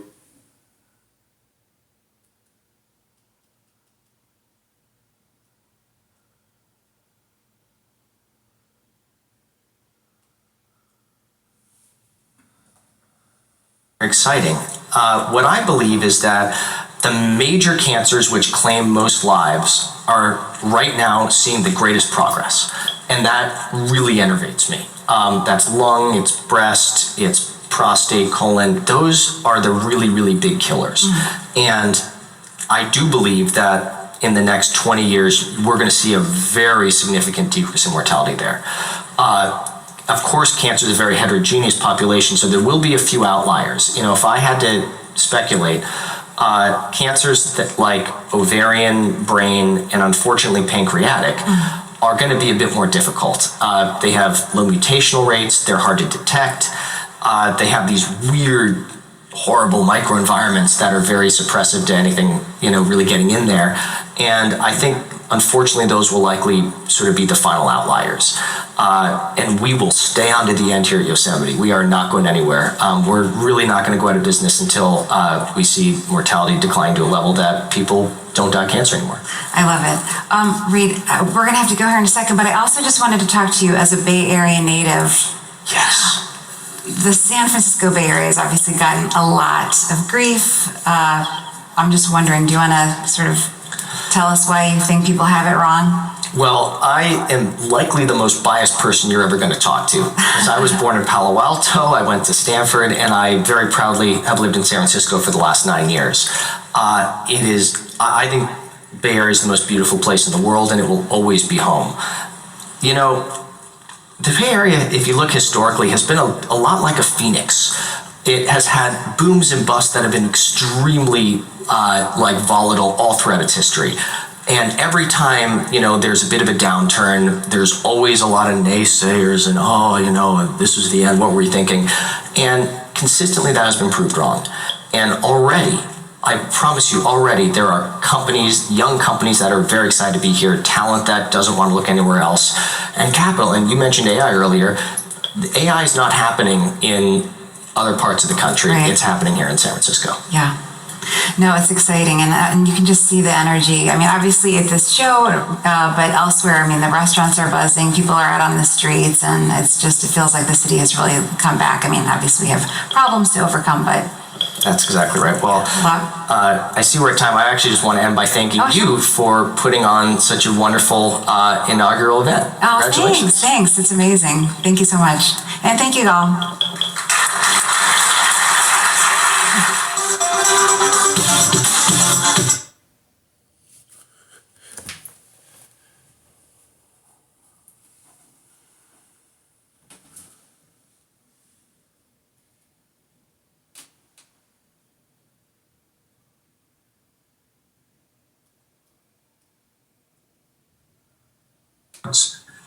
Africa are taking off, even somewhat behind Asia and South America, but still with a very, very scary trend. So, there's a lot to be done on the intervention side to reduce that exposure, to prioritize the protection that the inner city communities deserve on this.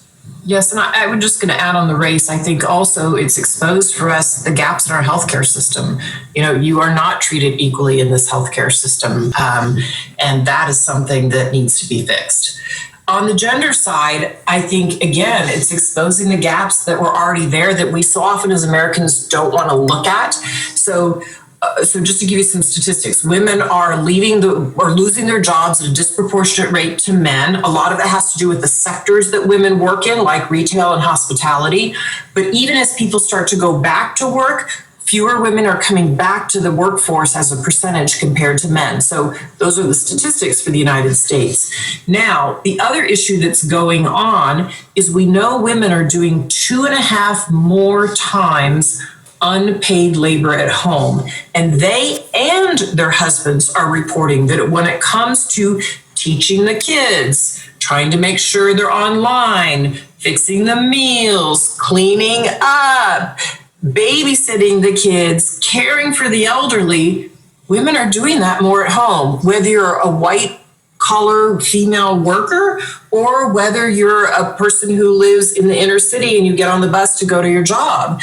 And so what it means is that we cannot reopen this economy the way we want to unless we deal with the unpaid labor. And we are the only industrialized nation in the world that doesn't have a paid family medical leave policy. That's just the truth.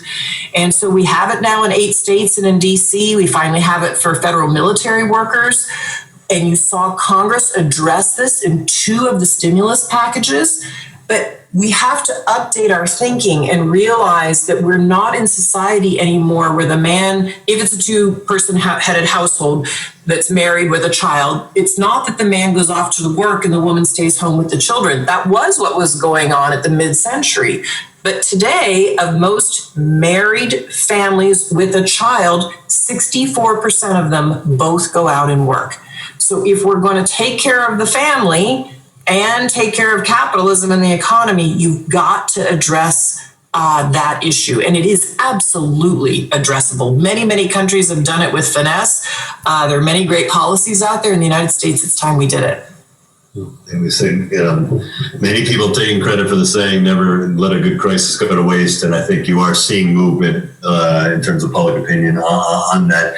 Speaking of public opinion, let's talk about public trust. We seem to be in a strange kind of post-science moment where all this amazing work, as Steve Forbes and Mike Milken were talking about warp speed to get to a vaccine, but a vaccine is only so useful if people don't take it or don't trust it. What do we do about that? Well, there's certainly a lot of misinformation. It's great people are paying attention to vaccines in a way, but a lot of that's the false data. We'll see as the vaccine comes out. We don't need absolutely everyone to take it, but we need a pretty high percentage to take it to get the protection that eventually brings this epidemic to an end. And then things like going to a big stadium will be reasonable to do again, which we shouldn't be doing that right now. So the digital era has brought a lot of misinformation, and with the pandemic, vaccines in particular, I hope that's not getting out into the mainstream. It's interesting. We have such a short memory as a country, but look, we lived through something scary like this. It was called polio, and it affected so many families in the United States where they were terrified, for good reason, to let their children go out and play.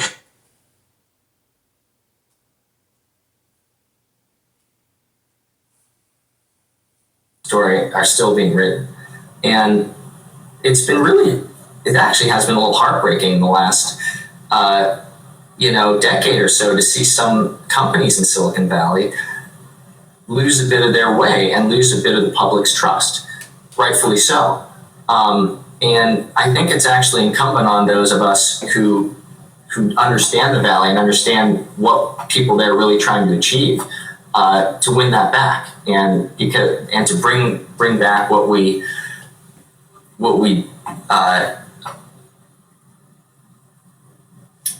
can show the world that we can do in a way that is really unequivocally good and helps the most people, because ultimately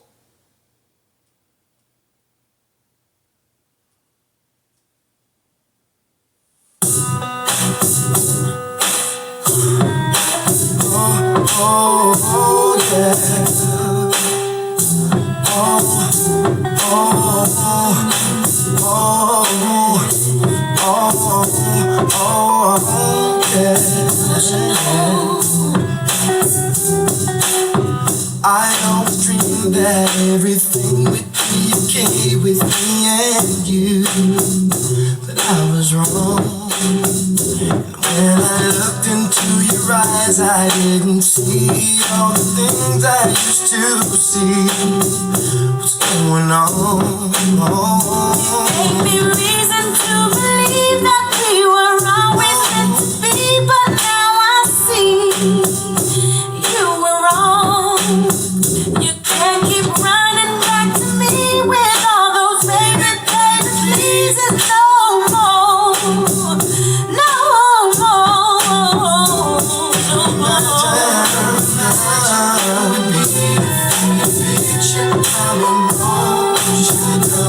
I'm emotional.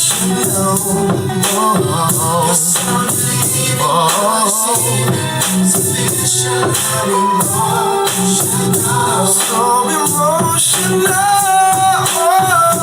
can't forget that night I saw you in the corner wrapped up tight.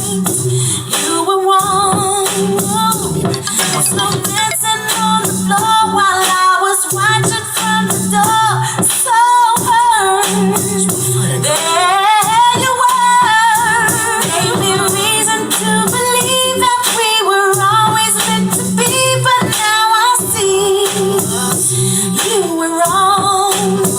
You can't keep running back to me with all those baby pleases no more.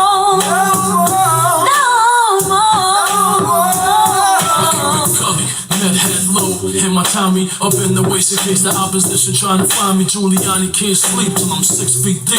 Hey, Tommy close his eyes, I'll be moving the pot. So what it be? I wanna know you know me. The type that's waiting on a shipment out of Kennedy. The type that's soaking when I poke it, make you wanna pee. Russian cuts on the teeth, all eyes on me. Cash rules, fast coops, mad rude. D-class jewels, mad glue, ass who? You look like the type of not to like a G when he hyper. If I decipher right, just write your map so I can pipe you. Stone heart, gangsta adrenaline pumping. Red label, man, that engine is something. Carl and Faye bumping out the trunk, and I'm stuck in the seats in the heat, frying and stuffing.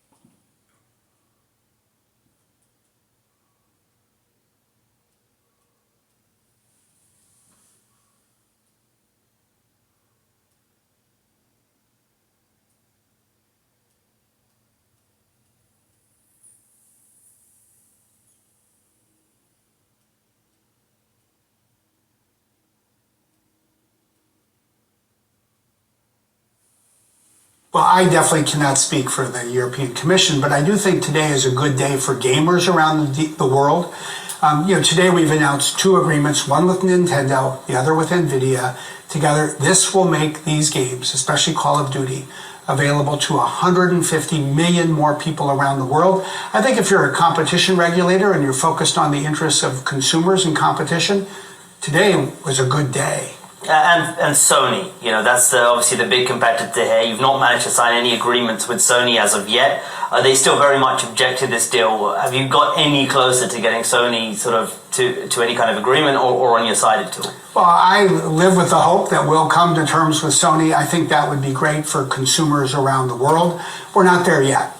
But I do think as we make progress with others, if we can get a deal done with Nintendo, if we can get an agreement with Nvidia, it should provide a path forward that others like Sony can build on as well. And in a press conference just a few moments ago, you held up an agreement saying, we're ready to sign with Sony. What is it exactly you're offering Sony at this point?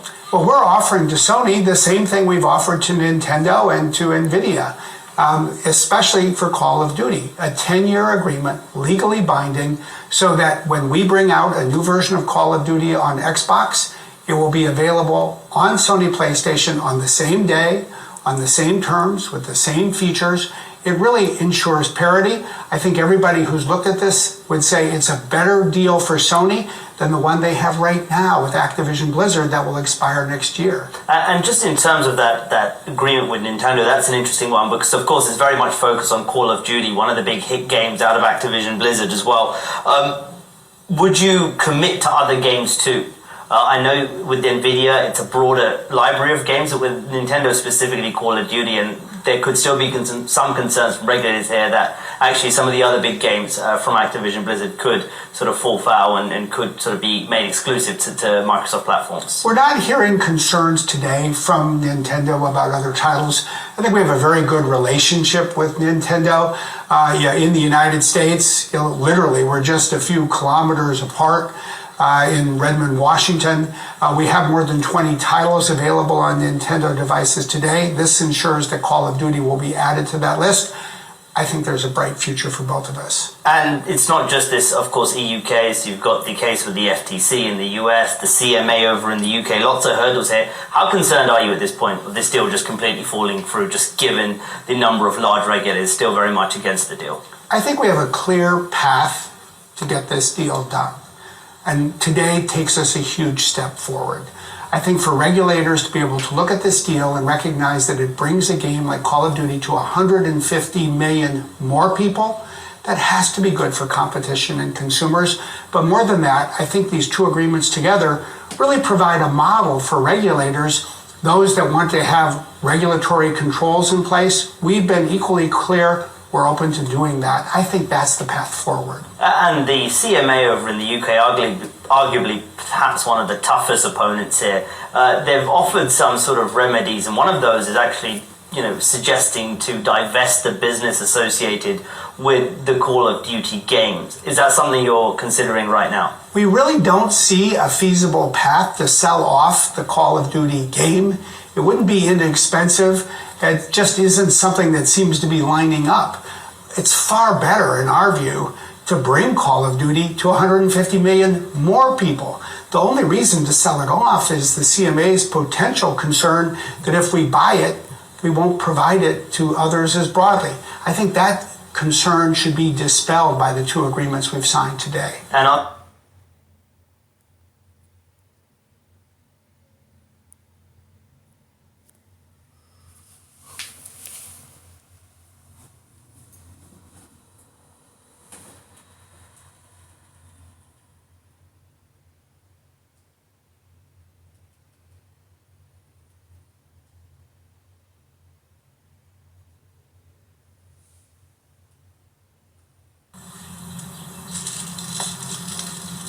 You need to be up anyway. What time is it? 12. Dang.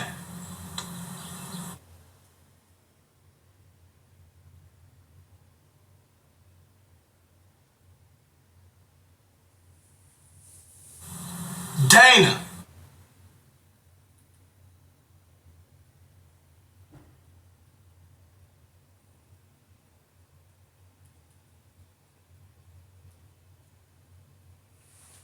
Well, I definitely cannot speak for the European Commission, but I do think today is a good day for gamers around the world.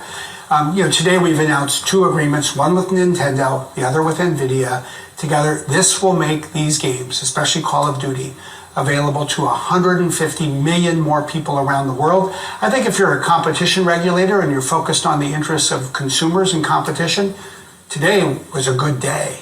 And Sony, that's obviously the big competitor here. You've not managed to sign any agreements with Sony as of yet. They still very much object to this deal. Have you got any closer to getting Sony sort of to any kind of agreement or on your side at all? Well, I live with the hope that we'll come to terms with Sony. I think that would be great for consumers around the world. We're not there yet. But I do think as we make progress with others, if we can get a deal done with Nintendo, if we can get an agreement with NVIDIA, it should provide a path forward that others like Sony can build on as well. And in a press conference just a few moments ago, you held up an agreement saying, we're ready to sign with Sony. What is it exactly you're offering Sony at this point? Well, we're offering to Sony the same thing we've offered to Nintendo and to NVIDIA. Especially for Call of Duty, a 10-year agreement, legally binding, so that when we bring out a new version of Call of Duty on Xbox, it will be available on Sony PlayStation on the same day, on the same terms, with the same features. It really ensures parity. I think everybody who's looked at this would say it's a better deal for Sony than the one they have right now with Activision Blizzard that will expire next year. And just in terms of that agreement with Nintendo, that's an interesting one because, of course, it's very much focused on Call of Duty, one of the big hit games out of Activision Blizzard as well. Would you commit to other games too? I know with NVIDIA, it's a broader library of games, but with Nintendo specifically Call of Duty, and there could still be some concerns from regulators here that actually some of the other big games from Activision Blizzard could sort of fall foul and could sort of be made exclusive to Microsoft platforms. We're not hearing concerns today from Nintendo about other titles. I think we have a very good relationship with Nintendo. In the United States, literally, we're just a few kilometers apart. In Redmond, Washington. We have more than 20 titles available on Nintendo devices today. This ensures that Call of Duty will be added to that list. I think there's a bright future for both of us. And it's not just this, of course, EU case. You've got the case with the FTC in the US, the CMA over in the UK, lots of hurdles here. How concerned are you at this point with this deal just completely falling through, just given the number of large regulators still very much against the deal? I think we have a clear path to get this deal done. And today takes us a huge step forward. I think for regulators to be able to look at this deal and recognize that it brings a game like Call of Duty to 150 million more people, that has to be good for competition and consumers. But more than that, I think these 2 agreements together really provide a model for regulators, those that want to have regulatory controls in place. We've been equally clear. We're open to doing that. I think that's the path forward. And the CMA over in the UK, arguably perhaps one of the toughest opponents here, they've offered some sort of remedies, and one of those is actually, suggesting to divest the business associated with the Call of Duty games. Is that something you're considering right now? We really don't see a feasible path to sell off the Call of Duty game. It wouldn't be inexpensive. It just isn't something that seems to be lining up. It's far better, in our view, to bring Call of Duty to 150 million more people. The only reason to sell it off is the CMA's potential concern that if we buy it, we won't provide it to others as broadly. I think that concern should be dispelled by the 2 agreements we've signed today. And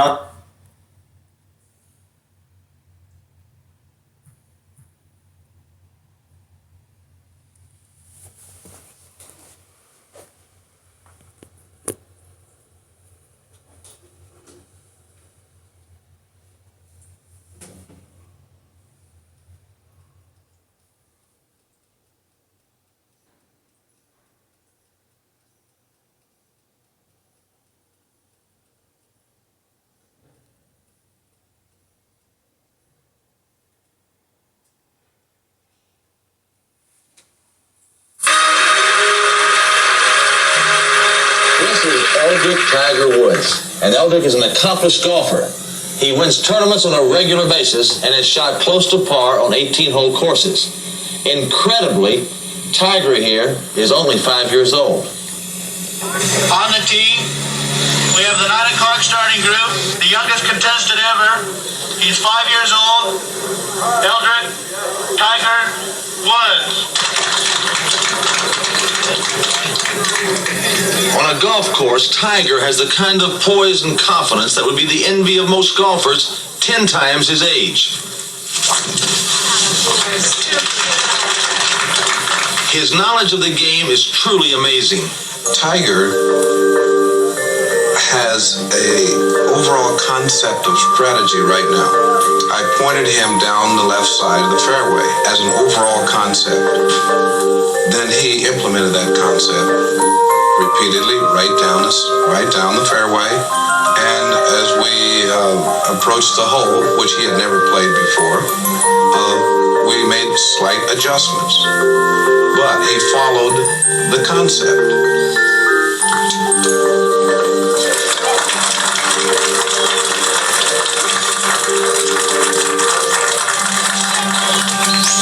When he wants to hit something, he hits it where he wants to hit it, not only where, but how he wants to hit it.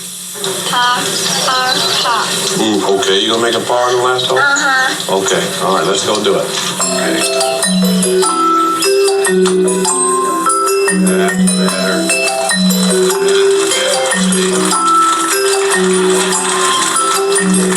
Well, when he was about 6 months old, I had this putter cut down, and I gave it to him as a toy. And he had dragged this thing around all over the house, and I worked out in the garage. How's that, Tiger? Boo-boo? Sure was, wasn't it?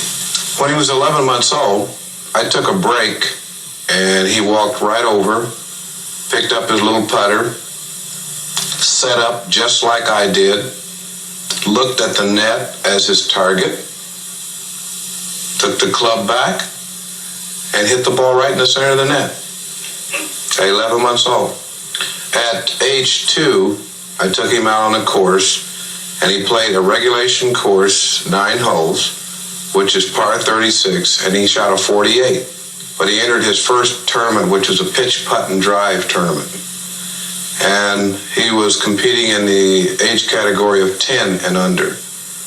And at 3, he won it.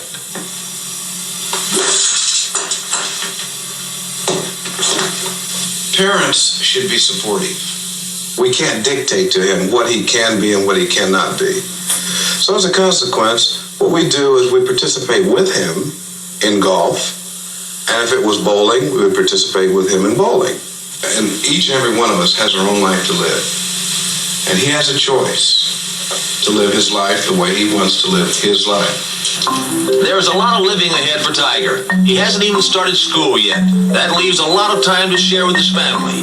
Maybe that's one reason why Tiger is more than just an amazing golfer. He's an exceptional person. Golfer and young man. Some of the things that he does are, you would see on one of the finest players in the world.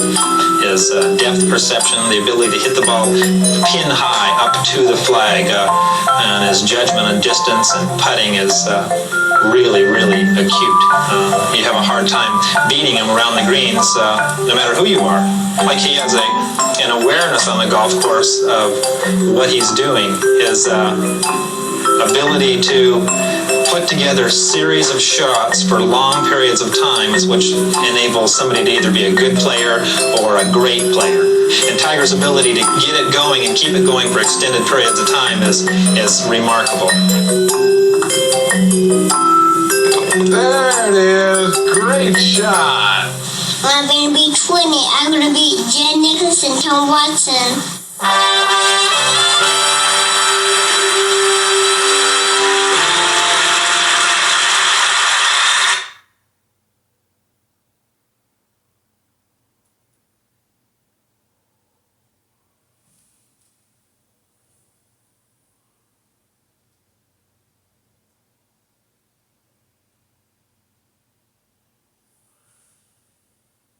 Nikki either, for that matter. Right. They didn't want to deal with her. They said she wasn't going to be shit.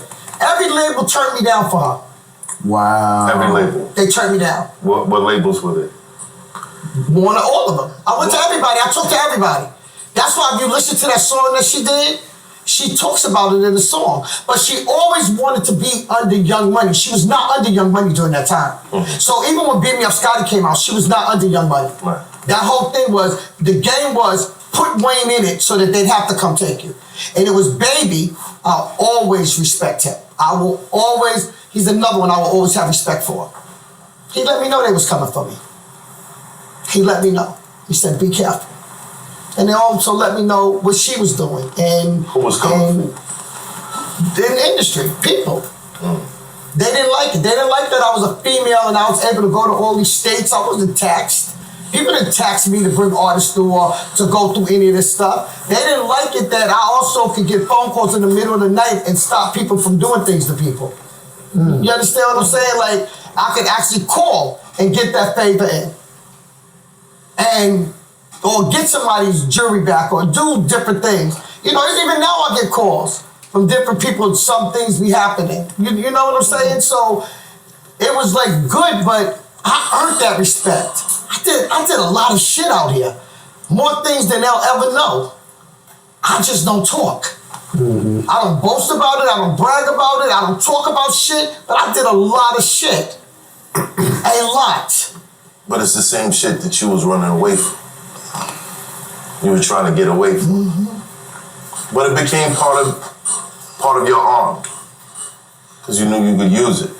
And you used it to help young kids live their dreams. But you know the thing that just got me is like, I cannot think of his name at the radio station that took Nikki to Jersey.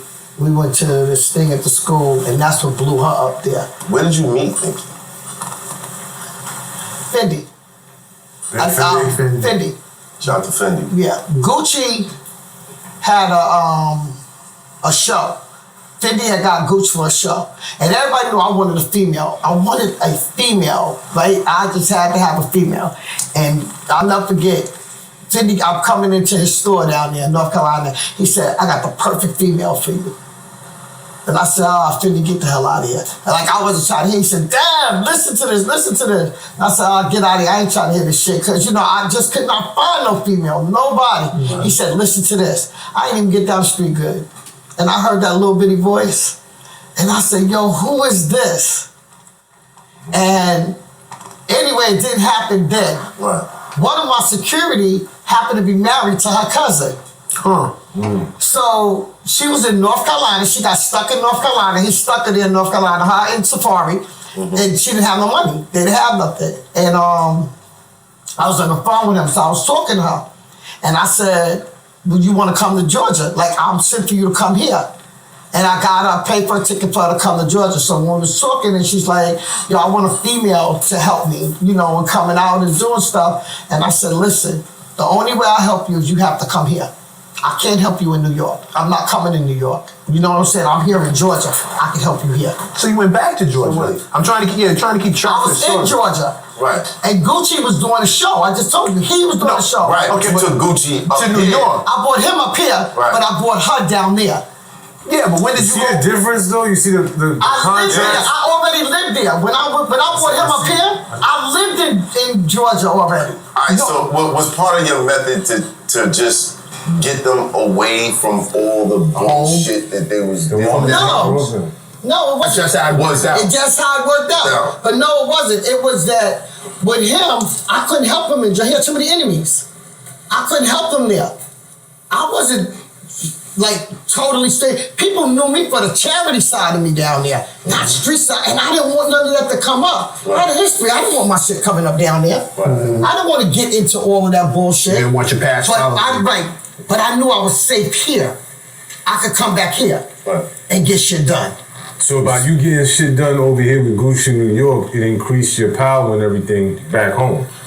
So now you have more of a foundation to stand on when you brought Nikki down there?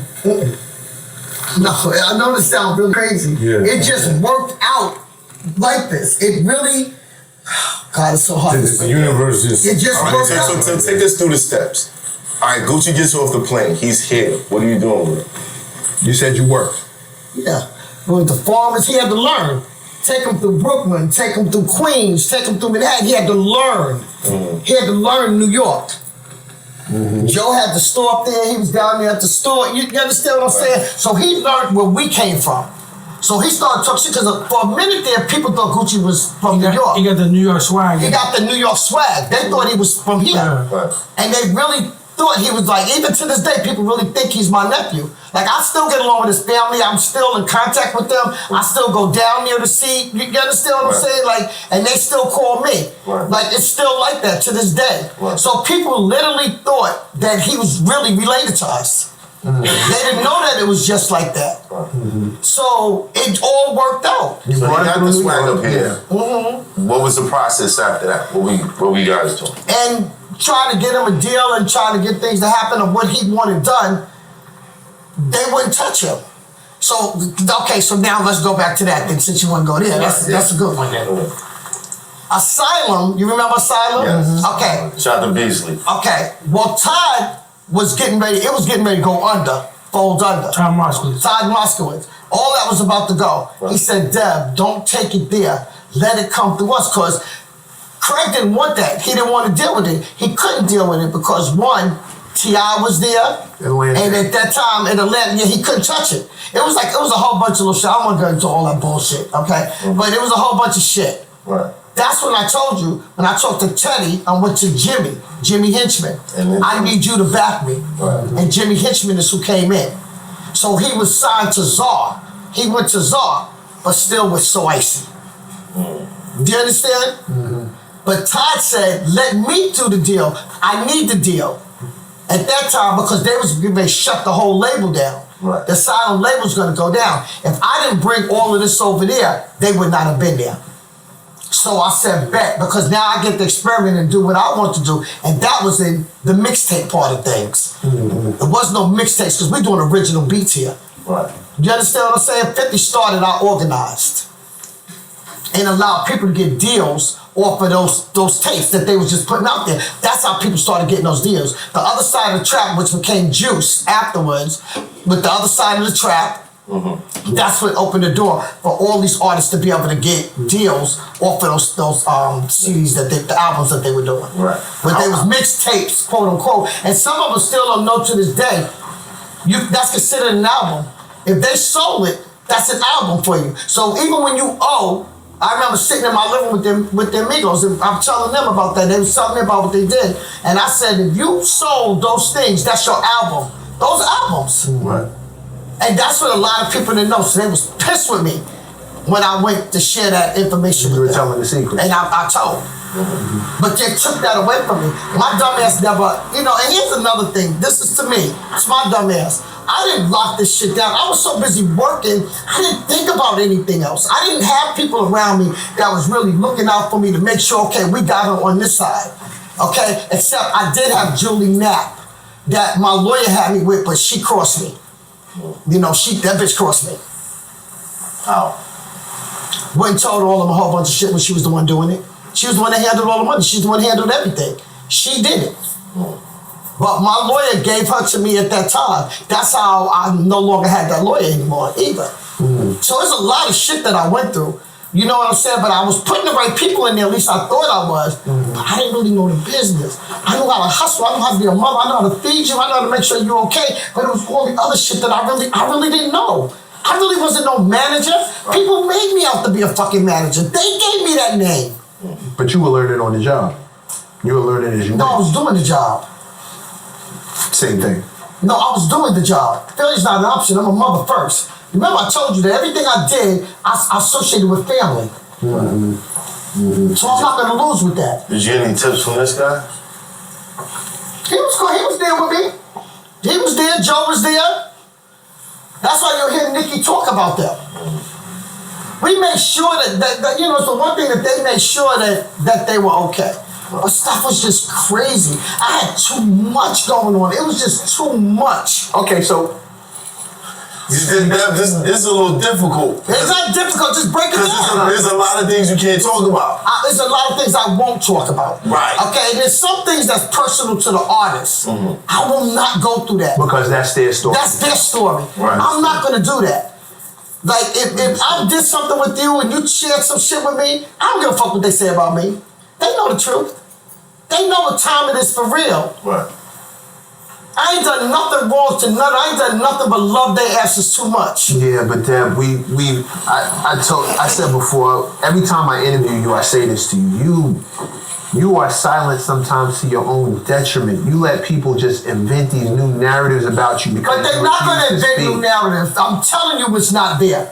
I'm telling you already. I'm saying a lot. I'm not going to tell you all their business. No. I have to do that to tell you what's not real. No, nothing on their part. I have to do that. Nothing on their part. Yeah, I'm not going to tell you what's not. I'm telling you what this is and how this is. Okay, when he asked me what's the worst thing, telling me that I took from everybody, what the fuck did I take from you? What? What did I take from you? My point is, I believe people do things like that because they depend on your silence. They depend on you, on knowing that you don't speak and knowing that you're not going to defend yourself. It allows them the space to create these new stories because Deb ain't gonna say nothing. Deb don't care. Deb validates herself, and these things they use to work against you. That's what I've been believing. You know what? No, I say, yeah, they can do that, but through time, you're gonna show you who you are. Facts. That's true. That's true. 100%. But in the meanwhile, it don't matter. Meanwhile, right, you got to deal with the people who don't know what's what. They don't even care. It don't even matter. No, you see, and that's why you know what hurts me. Let me tell you another thing. Let's go back to this. Let me just stay in this and go to this. One of the things that hurt me, like even when I see Nikki, right, the shit that hurts is that you disacknowledge Georgia.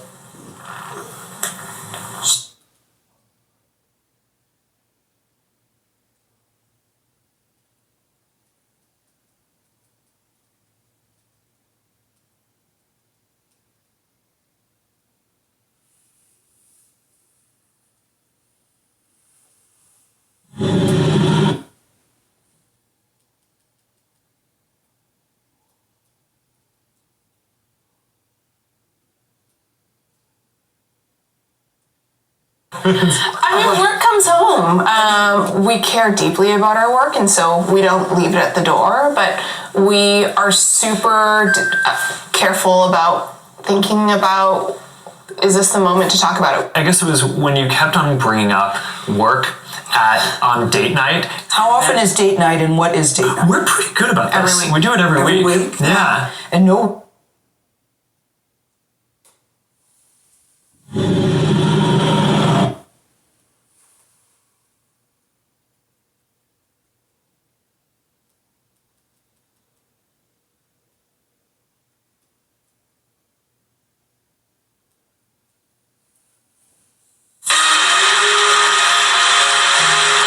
This is Eldrick Tiger Woods.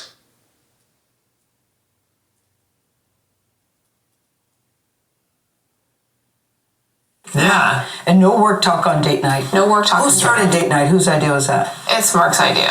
Really? Yes. Mark, are you the sentimental one in this relationship? I think that would be a surprising conclusion to come to, but that may be where this interview is going.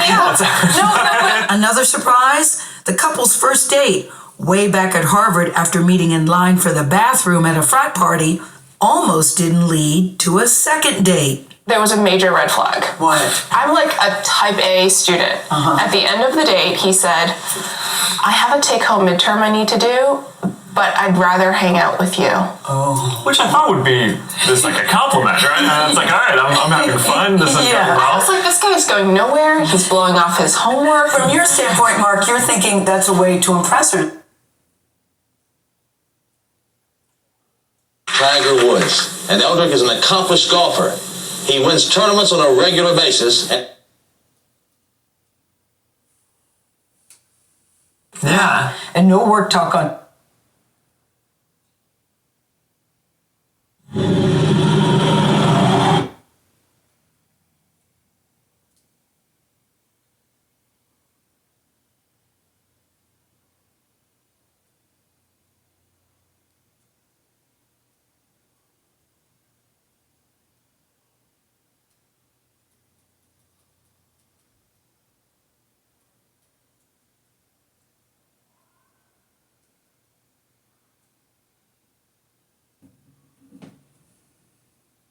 the last 20 games of the season, although again it's been hard not knowing or not going to either the play-in or the playoffs, to see the young players and their growth and their development over these last 20 games, Quickly and Toppin, last year's draft picks, and the 3 draft picks from this year. How excited are you about what these guys have been able to do in a difficult season, yet still have this kind of growth? Yeah, you asked me in the beginning about the season and the disappointment and that part of it, and that's definitely there. The fact that we're not in the playoffs, that was our goal. We wanted to be in the playoffs. We wanted to take a step, but I feel as though since the All-Star break, the team's showing some momentum and has shown some good signs. We've been 11-11. We've won 8 out of our last 13. And the opportunities that have been given to the guys you just referred to, have been, these guys have gotten an opportunity and taken advantage of it. And, for us, that's very exciting. Jericho going against starting setters, the 58th pick in the draft. Obi, the last, week or so has just, taken it to another level, scoring a career high 35 last game. Quentin, who, had already established himself in the rotation. Deuce getting minutes and doing a good job with it. Quick playing point guard and showing some great signs. And, RJ, we forget RJ's only 21 years old. We have 9 players on our team that are 24 years old or younger. And, and Julius is only 27. So he's only 21 years old. We have 9 players on our team that are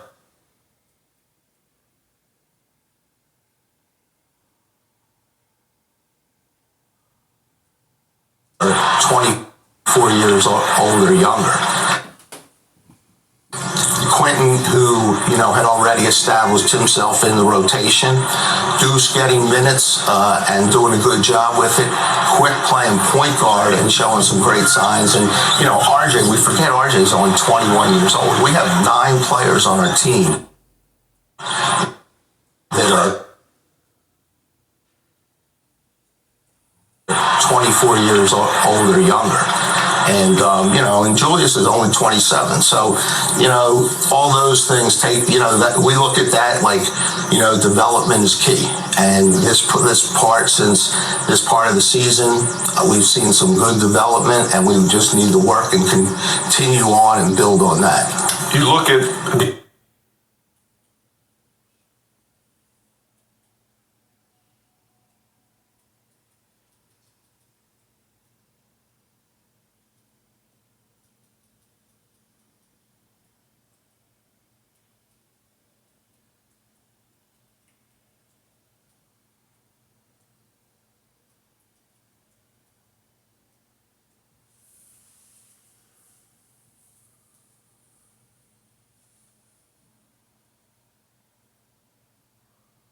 Right. Or you have a situation like I had one of my partners told me about a building that was available in Dallas, right? Good location, told me what he wanted to do with it. What I do? I go buy the building. Bought it, yeah. Right? What they do? Nothing. That's unfortunate. You know what I'm saying? But that's what I'm saying. But that's unfortunate. But here's the thing. Try to put it in a situation. Right. But you having the capabilities to buy a building and me identifying it don't make me an expert in real estate. Absolutely. But what your plan was, what you came to me with a plan, right? Right. This is what I want to do with the building.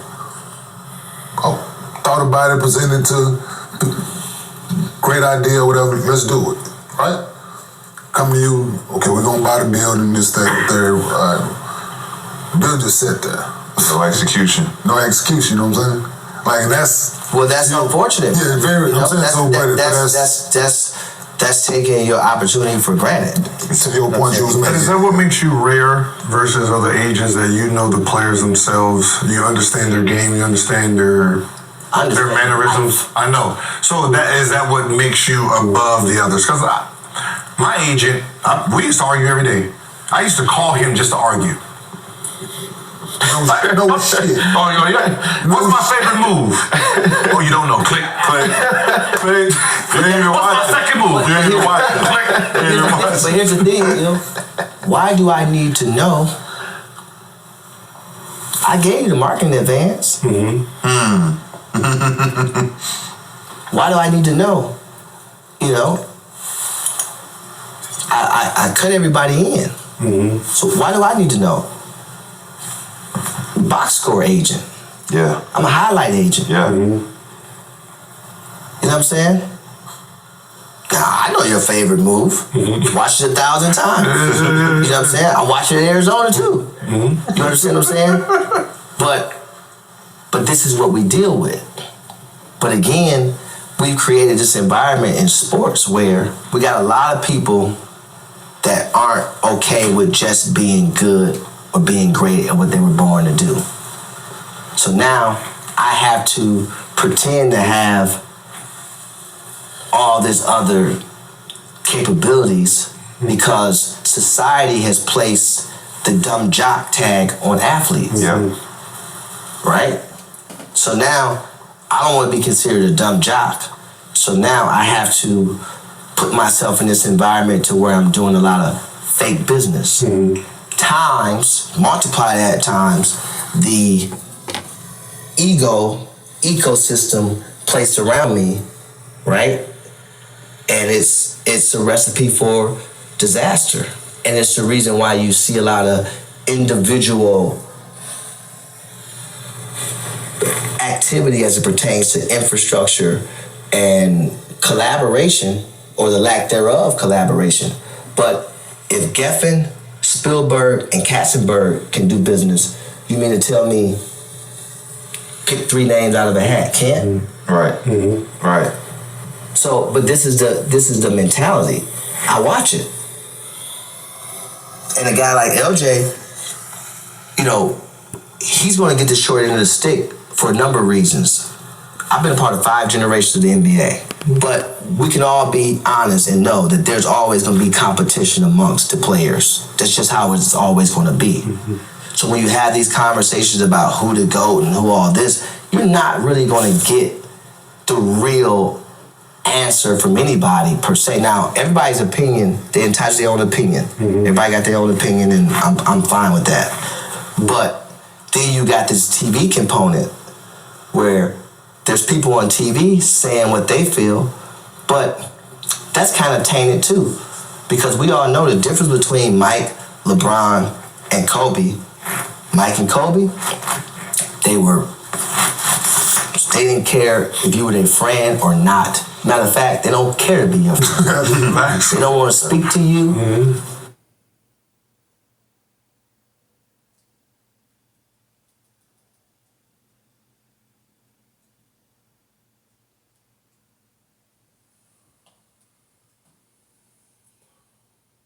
You understand? Like, it was a log jam at the position because Danny Ainge, of course, he covered his tail. Yeah. Look, if the trade not going to go through, at least we're going to get the guy that I'm the first person Danny Ainge drafted in the history of there you go, of his whole entire.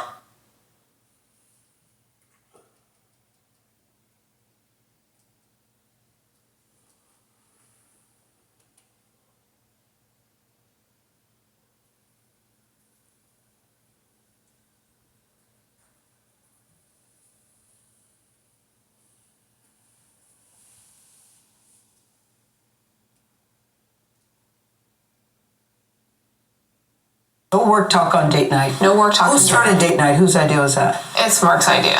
Really? Yes. Mark, are you the sentimental one in this relationship? I think that would be a surprising conclusion to come to, but that may be where this interview is going.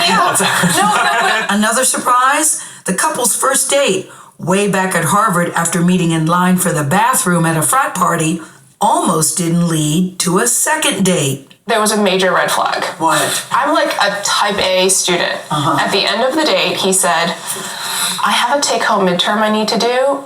but I'd rather hang out with you.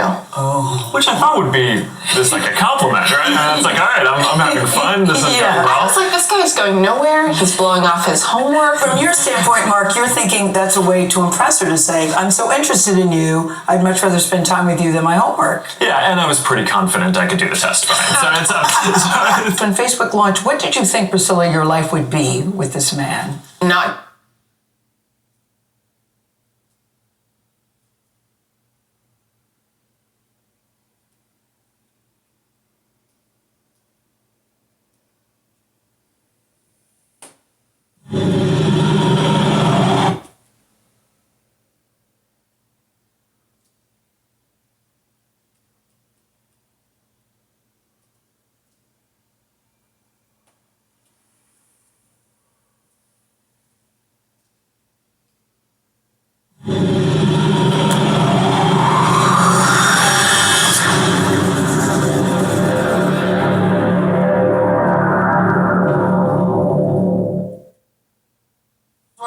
How are you? I'm fine, how are you? Good. Don Pagnotti, pleasure to meet you. Nice to meet you. Hello, Lala. Hello.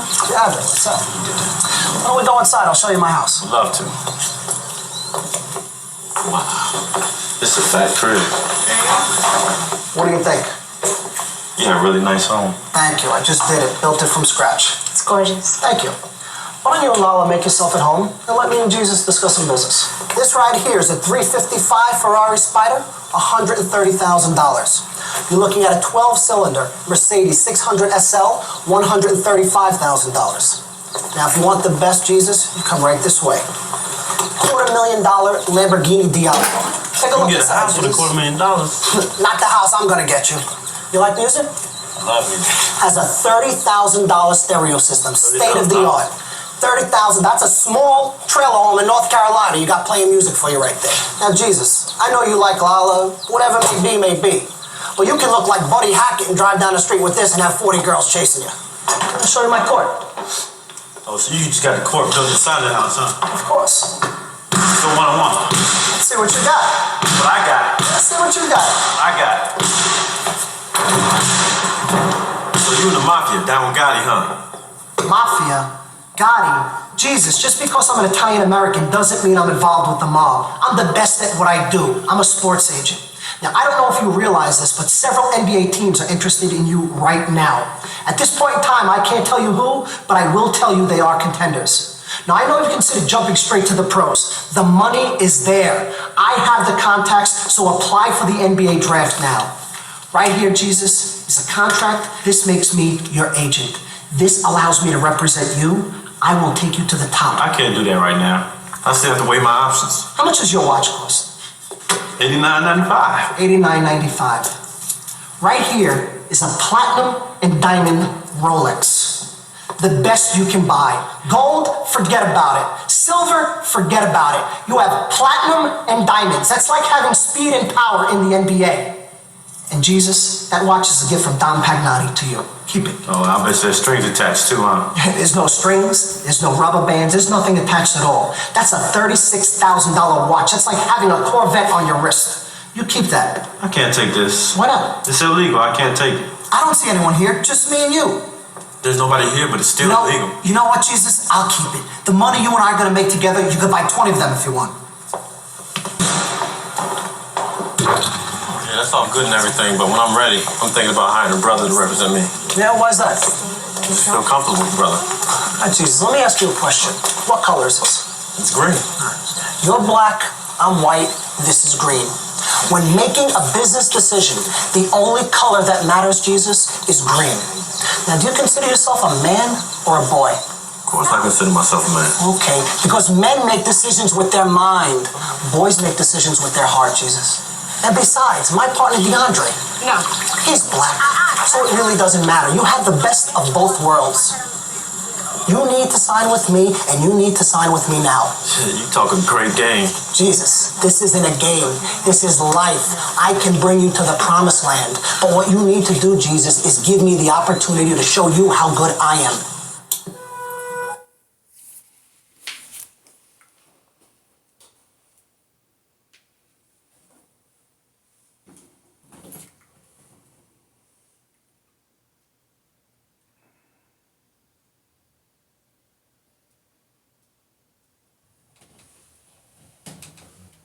with this man.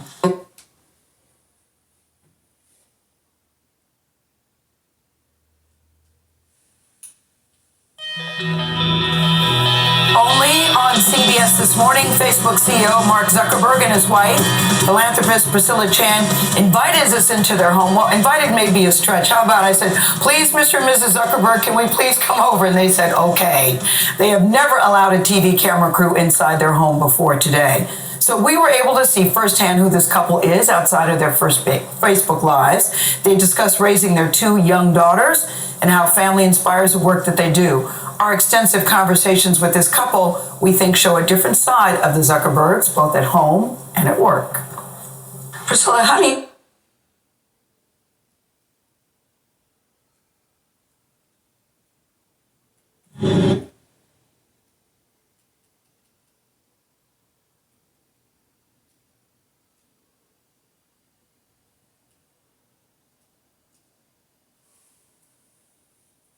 TV saying what they feel, but that's kind of tainted too, because we all know the difference between Mike, LeBron, and Kobe.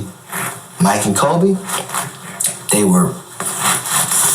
didn't care if you were their friend or not. Matter of fact, they don't care to be your friend. They don't want to speak to you, period. But what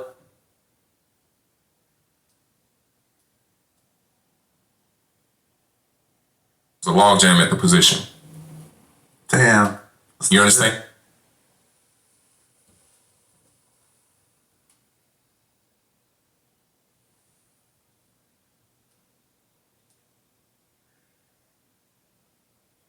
Priscilla, how do you handle all of the incoming that go...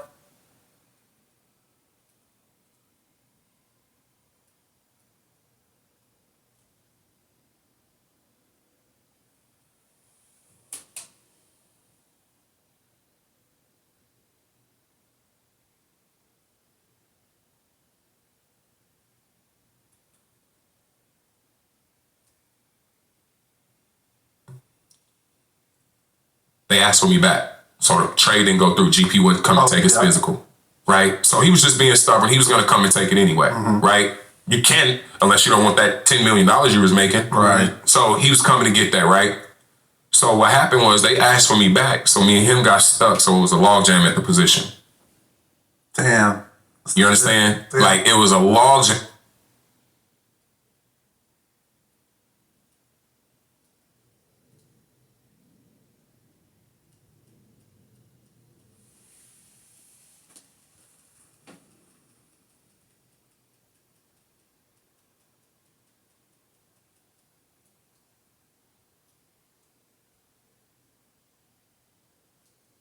Yeah.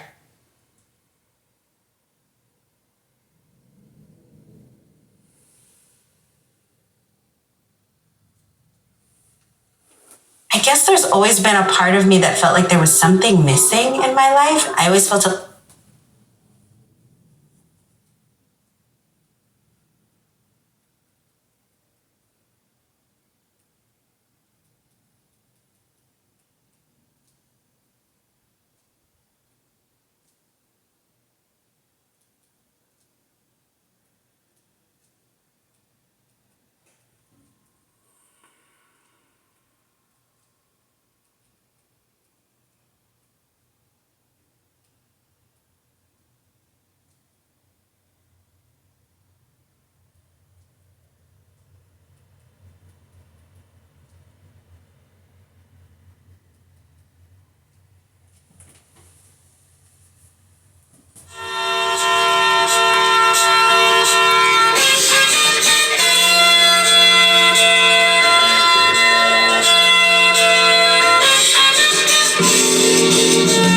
One time, superhero. One time, superhero. I heard these from my pillow, right? Made me lean out my window, right? Knew the scene from the get-go, right? But Spike Lee was my hero, right? Spike Lee was my hero, right? But Spike Lee was my hero. Say you here by any means, tell him ditto, right? But Spike Lee was my hero. For the heroics, capes on the notice, waited for him to show it and traced all of the motives. The motive beyond reason to pay us all in the open, like maybe all them below us is waiting for us to throw this. If money talks in another kind of slang, they hover by it again. So you changing all that you spoken. Like where the speech at? Tell them that you breathe that. It's asthmatic the way they hang on the feedback. Come on until they know that you mean that. They ripping up your driver's side, digging through your G-Pack. Talking Amsterdam and they don't believe that. Hanging out my window help me see that. You know the scene. Rubbing shoulders with the cast like I wrote the lead. I just wrote where we was at and put that over these. Bad bitches want Isabel Marantz, and we all try to get them what they want, so you know the speed. Right, I heard these from my pillow. Right, made me lean out my window. Right, knew the scene from the get-go. Right, but Spike Lee was my hero. Right, Spike Lee was my hero. Right, but Spike Lee was my hero. Say you here by any means, tell him ditto. Right, but Spike Lee was my hero. That's rules to the money that should be ours. The pursuance from the get. I'm true indeed for a flip. I'm doing need of a flip, but as true to me as it is. I'm still truly yours and truthfully for the win. I'm still doing more for you and me off the rip. I'm built by what I saw, so usually what it is everything that it was. Beautifully on the strip, standing underneath the awning and hoping to get them on. And I swear they so belonging of all of these wide bodies and whatever other callings of all of these Noah darlings. The tugger walls on strike Dunham and Deb Dunlap. Jesus show us worse and what it took to become that. The phone booth could be where you change or where you pump at. My heroes took turns with who would run that. So for all of Pierre Delacroix, the man tends to sleep and eat, and all the money from hand in hands that we can keep. But every night I heard these from my pillow, right? Made me lean out my window, right? Knew the scene from the get-go, right? But Spike Lee was my hero, right? Spike Lee was my hero, right? But Spike Lee was my hero. Say you here by any means, tell him ditto, right? But Spike Lee was my hero. Proud neighbors who big louder than Al Qaeda, moving them keys like Cal Jada for the cheese, like South famous. Fiends looking for houses where the Bronx probably cooking on the corners with barbecue and the block parties in Brooklyn. Birthplace of Jordan, you warm if you was hard enough with nights. Why you think the spike's so popular? The block is like a prison with night vision. They watching us on top of us with binoculars to properly get the drop on us. Some topical like clockers, cause crack kills. They making a movie, but I'm making black films with my rap skills. They standing on the corners looking back, looking stressed, having to stoop to new lows like Brooklyn steps. First fight in 4th grade, got respected in Brooklyn Tech. Spikes joined across the street, of course I was looking fresh. Now I'm coming for what's mine, no hoarders call it extortion. 40 acres in a Porsche with more than 400 horses, shit. I heard these from my pillow, right? Made me lean out my window, right? Knew the scene from the get-go, right? But Spike Lee was my hero, right? Spike Lee was my hero, right? But Spike Lee was my hero. Say you here by any means, tell him ditto, right? But Spike Lee was my hero. One of the few who had his pops out the whole block. Told me never to settle or let the dough stop. Leave here with as much as you can hold, Sky, and point blank them if they ever come at your side.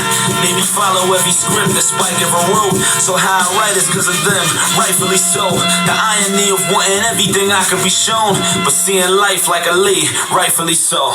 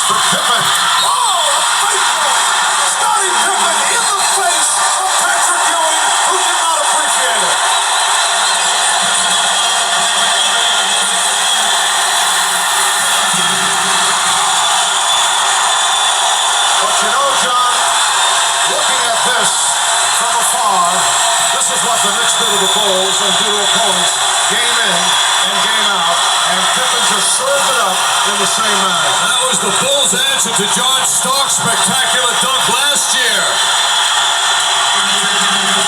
And he hovered over Ewing for a second, and Patrick didn't like it, as any player wouldn't like. And Pippen was called for a technical foul. You really see Scottie Pippen get involved in that manner, but it is a reaction to the Knick personality. Unbelievable what's happened in 1 week. Scottie Pippen crawled out of Chicago Stadium last week. You know, he felt like a bad guy, which he was after his conduct. 1 week later, to the full support of the Chicago.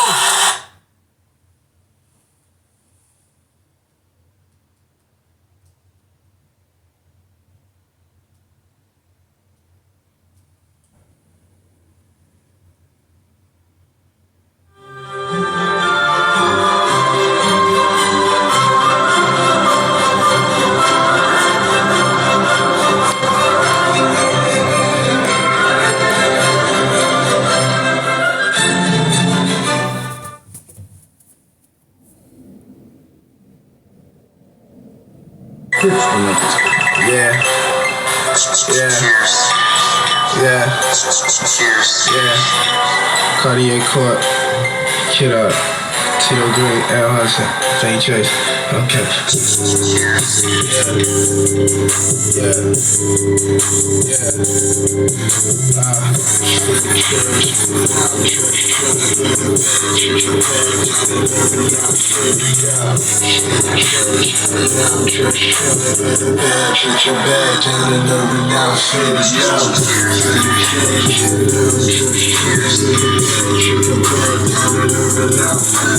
Chase, man, the baddest bitch I seen in my life. Her body bad, about to kill it.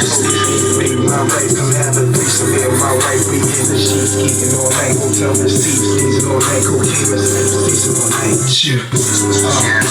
I'm rolling through Manhattan in my pants, pull up in rims, 20-inch rims, smoking like this. We rolling up the bus, leaving my cup is over immediately. Said you not on my team, don't ride around me, you not about me. Her body's stupid, but she kinda smart. I'm feeling shorty over there, she left like Molly Nart. I got on this, I let it back like I'm from Cali Park.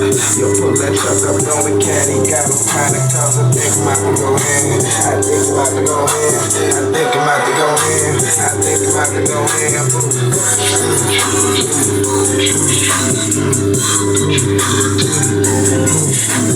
Smell trees, you notice me. Only bad bitches notice me, and I notice them. They get the best till girlfriend breaks up friends. I went from a fan to a cameraman. Now I'm the fucking man. Just Cartier, what's bitch, nigga, I get paid to be VIP. You Leo, bitch, around me, she get slayed by the DIC. King, you're in my seat. Fucking get it, how we live. These niggas wanna be my son, but I don't wanna lie to kid. These niggas came from my shoe gang. Look me and my crew, babe. Fuck me and my crew, babe. I'm double couple like 2 chains. I'm 2 paid, 2 bucks, 2 folded. My whip coach me, no liquor. I'm still selfie. I'm broke, drinking that simple. These ladies wanna be my bitch, but I don't fuck a lot of hoes. I'd rather keep my dick up in my pants than in the hospital. These niggas wanna wipe these bitches. I don't cuff a lot of those. I fucking when I'm clubbing in they time, but then it's adios. Those 22, I'm on a ride. We sitting high, we get paid, getting laid, you getting by. Breeze good, Cartier, he told me that was a rap. Breeze good, Cartier, he told me that was a rap.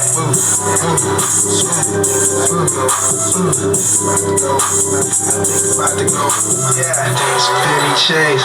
Now I'm just chillin' with a bad chicken bag down in Urban Outfitted, yo. Penny Chase.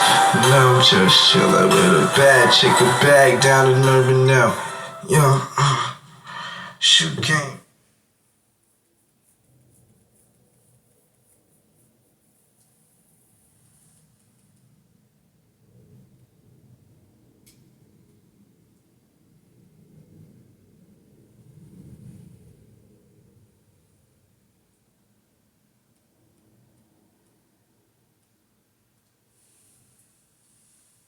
Well, I definitely cannot speak for the European Commission, but I do think today is a good day for gamers around the world.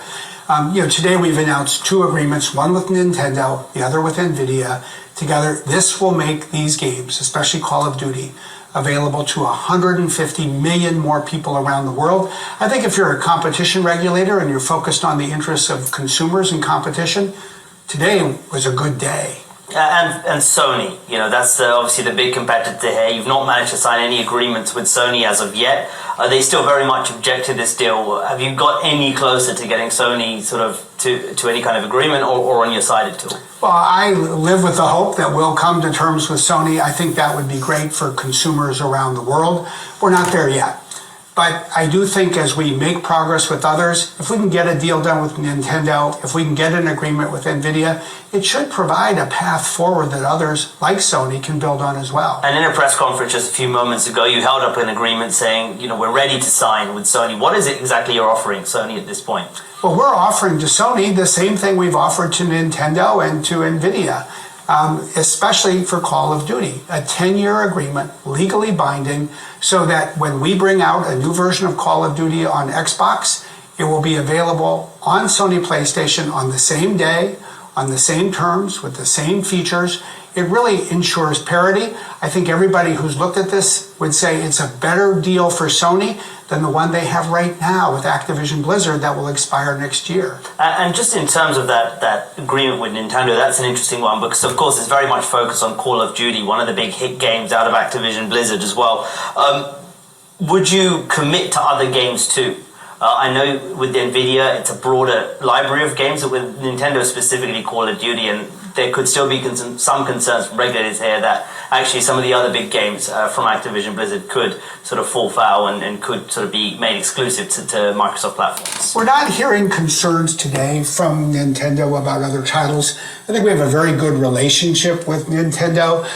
In the United States, literally, we're just a few kilometers apart. In Redmond, Washington. We have more than 20 titles available on Nintendo devices today. This ensures that Call of Duty will be added to that list. I think there's a bright future for both of us. And it's not just this, of course, EU case. You've got the case with the FTC in the US, the CMA over in the UK. Lots of hurdles here. How concerned are you at this point of this deal just completely falling through, just given the number of large regulators still very much against the deal? I think we have a clear path to get this deal done. And today takes us a huge step forward. I think for regulators to be able to look at this deal and recognize that it brings a game like Call of Duty to 150 million more people, that has to be good for competition and consumers. But more than that, I think these 2 agreements together really provide a model for regulators, those that want to have regulatory controls in place. We've been equally clear. We're open to doing that. I think that's the path forward. And the CMA over in the UK, arguably perhaps one of the toughest opponents here, they've offered some sort of remedies, and one of those is actually, suggesting to divest the business associated with the Call of Duty games. Is that something you're considering right now? We really don't see a feasible path to sell off the Call of Duty game. It wouldn't be inexpensive. It just isn't something that seems to be lining up. It's far better, in our view, to bring Call of Duty to 150 million more people. The only reason to sell it off is the CMA's potential concern that if we buy it, we won't provide it to others as broadly. I think that concern should be dispelled by the 2 agreements we've signed today. And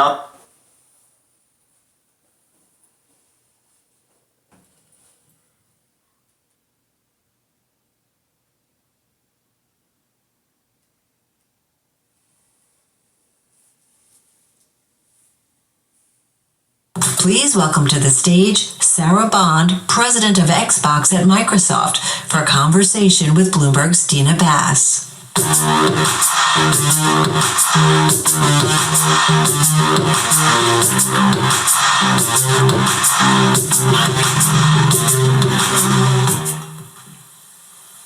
Sarah, thank you so much for joining us today. So I want to start talking about the industry in general. You and Microsoft Games CEO Phil Spencer have been raising kind of the alarm that the video game industry is just not growing, and there's a real need to figure out how to reverse that. What's causing the issue, and how does Xbox turn it around? Yeah, the last year or so in video games, largely the industry's been flat. And even in 2023, we saw just some tremendous releases, tremendously groundbreaking games, but still the growth didn't follow all of that. It's, a lot of that's related to our need to bring new players in, make gaming more accessible, but all of that has been happening at the same time that the cost associated with making these beautiful AAA blockbuster games is going up, and the time it takes to make them is going up. And so much of our focus as Xbox is about how we do things to help the industry all up, while also ensuring that our brand, everything that we do is there through this moment of transition. Related to some of the trends you're identifying, earlier this week, Xbox announced the shuttering of 4 game studios. I know you're not the studio's chief, but how should gamers understand that move in terms of Microsoft's commitment to developing innovative exclusive games? Yeah, it's always extraordinarily hard when you have to make decisions like that. I'll go back to what I was saying about the industry. And when we looked at those fundamental trends, we feel a deep responsibility to ensure that the games we make, the devices we build, the services that we offer are there through moments, even when the industry isn't growing and when you're through a time of transition. And the news we announced earlier this week is an outcome of that. And our commitment to make sure that the business is healthy for the long term. But that said, our commitment to having our own studios and working with partners to have games large and small. We're a platform where you can play GTA, but you can also play Power World, where you can play Call of Duty, and you can also play Pentiment. That doesn't change. And frankly, our commitment to Bethesda and the role that it plays is part of Xbox and everything we do. It's actually been pretty fantastic. I don't know if you've gotten a chance to check it out.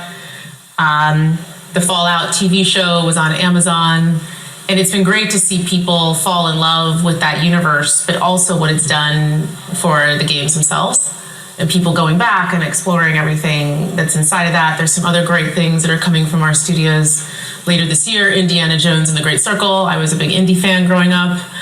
Looks like you were too. So you should check that out.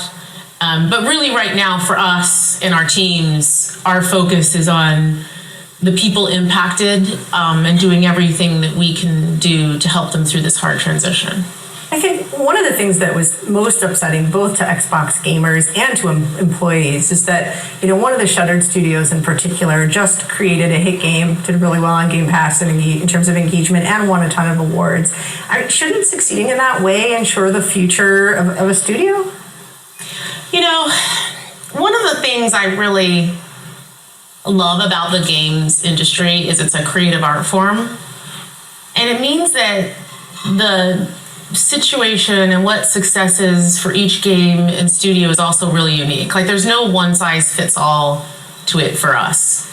And so we look at each studio, each game team, and we look at a whole variety of factors when we're faced with sort of making decisions and trade-offs like that. But it all comes back to our long-term commitment to the games we create, the devices we build, the services, and ensuring that we're setting ourselves up to be able to deliver on those promises. Talking further about growth, one of the key focus areas for Xbox in terms of growth, and this was also one of the key bets in the Activision acquisition, was mobile. What's the Xbox plan for future mobile gaming, and when can we finally see it? It feels like it's been a long time since we announced the Activision acquisition, which we completed in October. And the whole thesis about that, a lot of why we did it was about mobile. And we felt strongly that there has been an opportunity for there to be an experience on mobile that is centered around gamers. Like, we talk a lot about how there's 3 billion gamers in the world. 2 of those billion play on mobile, and half of those actually play on mobile and they play on another device. But there isn't actually a gaming platform and store experience that is centered around players and goes truly across device, where who you are, your library, your identity, your rewards, that travels with you versus being locked to a single ecosystem. And we've recognized that opportunity for a long time, but we wanted to make sure that anything we built was really grounded in people who play those mobile native games and the creators of them. And so being joined with a team that has real deep expertise in mobile was important to us. But we are that now. And so in July, we are going to be launching our mobile store experience. We're going to start actually by bringing our own first-party portfolio to that. So you're going to see games like Candy Crush show up in that experience, games like Minecraft. And then we're going to extend that capability to partners so that they can also take advantage of it and have a true cross-platform, gaming-centric mobile experience. We're going to start on the web, and we're doing that because that really allows us to have it be an experience that's accessible across all devices, all countries, no matter what, independent of the policies of, closed ecosystem stores. And then we're going to extend from there. So I'm excited about it just because it's something that we wanted to do for a long time. We've heard gamers talking about it for a long time, and we're now at the point where we can take those steps. And so in July when it launches, we at that point at the beginning see Candy Crush and Minecraft in it, or how soon, or? You'll see things roll out over time. Do you know how soon partners will be able to use it as well? Our goal is to get partners using it shortly after launch. We really want to make sure we start and we scale using our own IP first. That allows us to make sure that the experience that we bring partners into really builds on all the quality and learning that we have as a team. Another big discussion point in the Activision acquisition was cloud gaming and how big that market really was. When will we really see it gain traction? Is it gaining users finally in any particular regions and scenarios? How is it doing? What do people use it for? Yeah, so, cloud gaming, for those that don't know, I don't know if everyone here in the audience is familiar with it, is just the ability to play a game natively from the cloud. So you don't need to actually have a piece of hardware in your home, and you can experience something that's AAA Xbox gaming on any device, regardless of the local compute that you have. And we have been investing in that for some time because we really believe that opening up sort of these beautiful immersive experiences to more gamers is important for industry growth, for developers, and we know people want to play those experiences. And we're seeing tremendous growth there. We have more demand than supply in that area, and you'll see us rolling out more capacity, introducing more options for people to jump in and play on the cloud. And is it growing faster than the overall market? We were talking about the market itself is down. Where is cloud gaming? It is growing faster than the overall market, really bringing in new players and growth for us. So it's an area where we're investing more and we're excited about. Earlier this year, Xbox announced for the first time that it was bringing a slate of Xbox-developed games, Xbox-exclusive games, to rival platforms, to Sony's PlayStation, Nintendo Switch. That obviously was a big change. It was a little bit unsettling for some of the Xbox hardware fans, but how is it going so far? Do you have any data about how the games are doing? Do PlayStation gamers really want to play Sea of Thieves? It's early days yet, so I don't have specific data to share, but we are really encouraged by the reception of our games. And one thing that I think it's important to note is, as Xbox, we've been putting games on other platforms for a long time. Minecraft is available pretty much universally. The teams at Bethesda have had games on other platforms. The teams at Activision Blizzard have games on other platforms. And so it's a decision we just make on a game-by-game basis. as we move forward and continue to execute on our strategy. I mean, at the same time, we've talked about mobile, we've talked about cloud. I mean, of course, Xbox itself's heritage is in console, and the energy around the console right now is a little challenged. Many of the hardcore long-term customers are worried. They're worried about the release on other platforms. They're worried that that may indicate that Xbox is defocusing its own hardware. What do you say to them? How do you make them feel like Xbox is still for them? Yeah, at first, the worry that I see is happening across the industry, and I think is a lot of what we're seeing, just industry all up. But specific to core gamers, my focus has really been on engineering and building that next generation hardware experience that really, really taps in to their needs. I talked about this a little bit publicly a few months ago. I talked about how, our focus is on delivering the biggest leap ever. And that's about really thinking through every aspect of what that hardware and what that experience delivers with the core gamer in mind. And that is about power and performance. That's absolutely part of it. But it's also about the ability to be able to play all of the games. I mean, we have people who have been playing on Xbox for decades and invested thousands and thousands of dollars and hours with us, and to be able to take all of those games with them into the hardware of the future. So one of the decisions I made when I came in and became president of Xbox was to establish a team dedicated to that, to game preservation and ensuring that future generations, future iterations, that you get to take those things with you forward.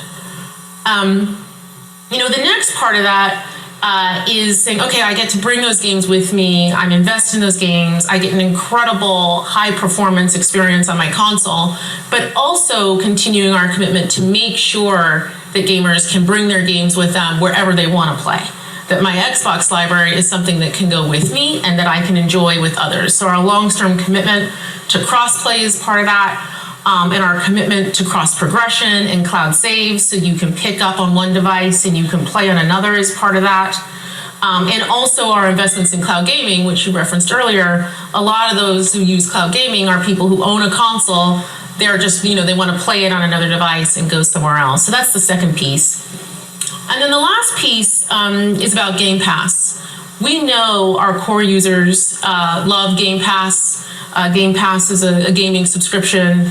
You get a whole portfolio of games, but importantly, you get every single one of our games that we build day one in Game Pass. And the quality and the breadth of those games has only been going up over time, and you're going to see some more really big games going into Game Pass later this year. From Activision's across the whole slate. Across the whole slate, you're going to see some really amazing things. And keeping that as something that is really special for Xbox players is central for us. A lot of the focus at this conference today has been AI, but AI for gamers is a little different than we talk about AI for the enterprise or for healthcare. Right? Where do you think AI will be important, both to players and to game developers, and how's Microsoft investing against that? Yeah, I didn't hear all the talks today, but I think we can all confidently say that we are right at the beginning of what AI means for us as a society. And for businesses in general, and that's absolutely true in gaming as well.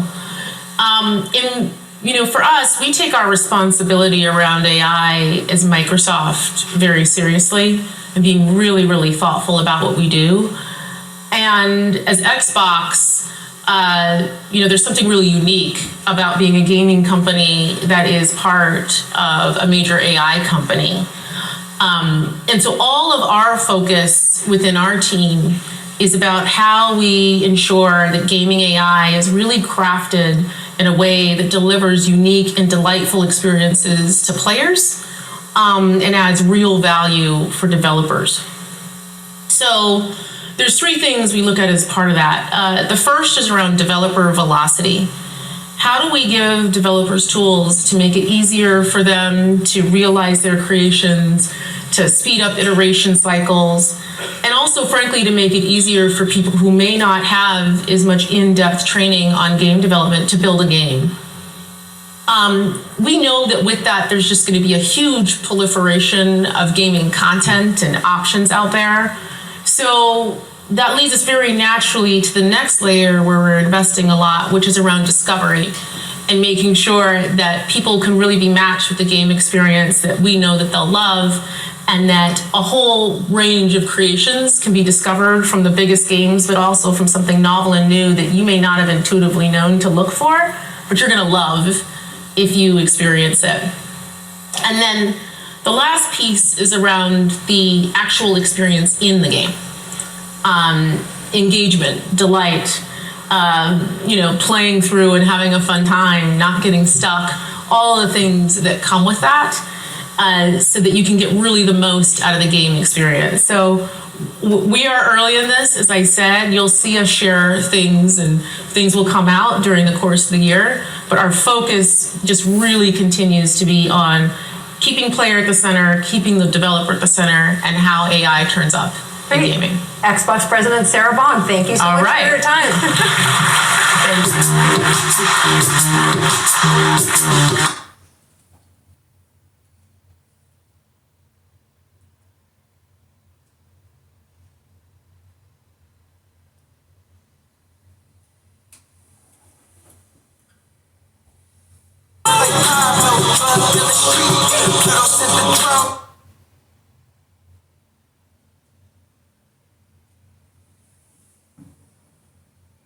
You chief, they ain't gonna teach you that you chief. They gonna like give you a contract, rap contract, basketball contract, say you king, but you only king to a certain limit as long as you don't get out of line. Okay. You king type shit, so. No, for sure. I mean, obviously, Kendrick dropped the Like That verse.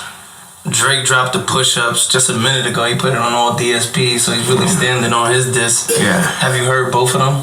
Yes, I heard it. What do you think Kendrick's gonna do now? Do you think he got some shit for Drake? Who do you think wins that? I win. I got some shit for Drake, and nobody wanted with me. Hold on, what you mean you got some shit for Drake? That's you got some shit for Drake? It's all like right now. Like you got some shit ready for Drake. Should we listen to the shit you got? I shit on him. Fuck him. Like I told you, I put the shit in. I said, fuck this nigga.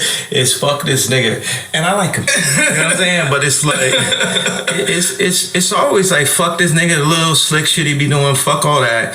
And that's what it is. But I did do this Like That remix though. I think that's what you was wanting to lead into. Shit. Let me see. You got the Like That remix. I don't believe Gay jumped on the Like That remix. You know we had to get the hooligans up here. We gonna take this pussy nigga out. Yo, Dot, I got you. He was once a thug from a Oh my God! Here it is first on the download. Just the boy respectfully gay, nigga.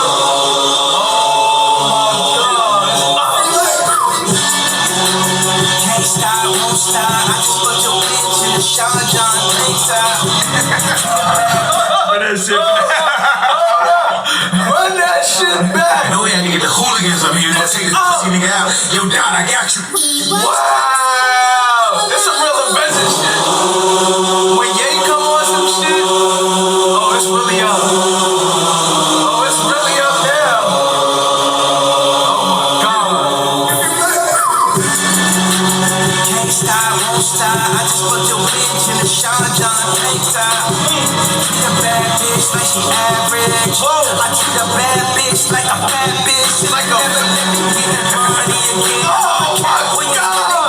Funny again. Yeah, you see they try to cut me out. But like that, we just hit another one. We right back. Another one. 500 up at the top. Titanium grill. Call it smile on the rock. I done had everything that you able to got.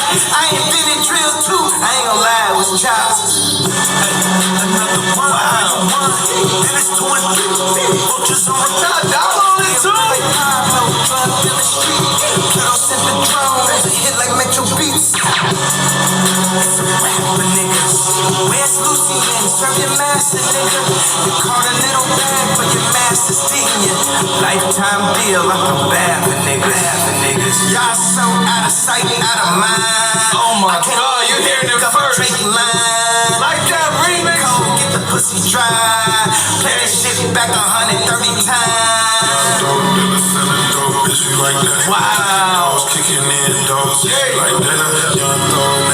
Future back together. Yeah, Kendrick back rapping together. Damn. The Metro drums are still hitting, huh? Here it goes. Wow. Yeah. Oh my God. You heard it here first on the download. Damn, yeah. What man? Yeah, hold on. How did this even come about? Who called who? I need the story behind this. This shit is crazy. Oh, yeah. Pluto called me. I went to the studio, laid that, and then we, went through the creative process, adding the chords, and called the hooligans. Called them out in London to get on a joint. Everybody was very, very excited about the elimination of Drake. Yo. We were not excited, we was energized. I mean, listen, man, it's a lot to take in. Because like you said, you like people. You and Drake was neighbors once upon a time. Yeah, that wasn't my choice. Okay. Oh. That was my choice. Y'all was friends. He was your little bro at one point. Y'all was.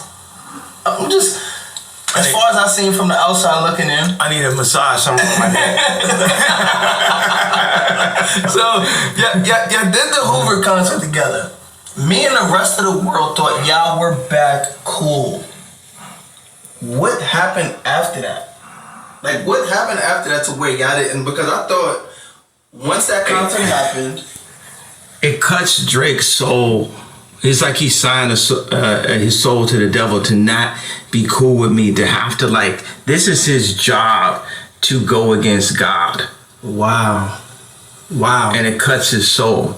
But what is it specifically about Drake that everyone hates? I just have to know that, because it's like, for everybody, all of the great, Weeknd, Pluto, Metro, Ross, Kendrick. Yeah. There's something obviously wrong with this one individual that no one wants to speak about, and I feel like you're the only person that's gonna really put it out there. They say rich baby daddy. It's like Drake has a rich baby daddy named Lucian and Universal. Wow.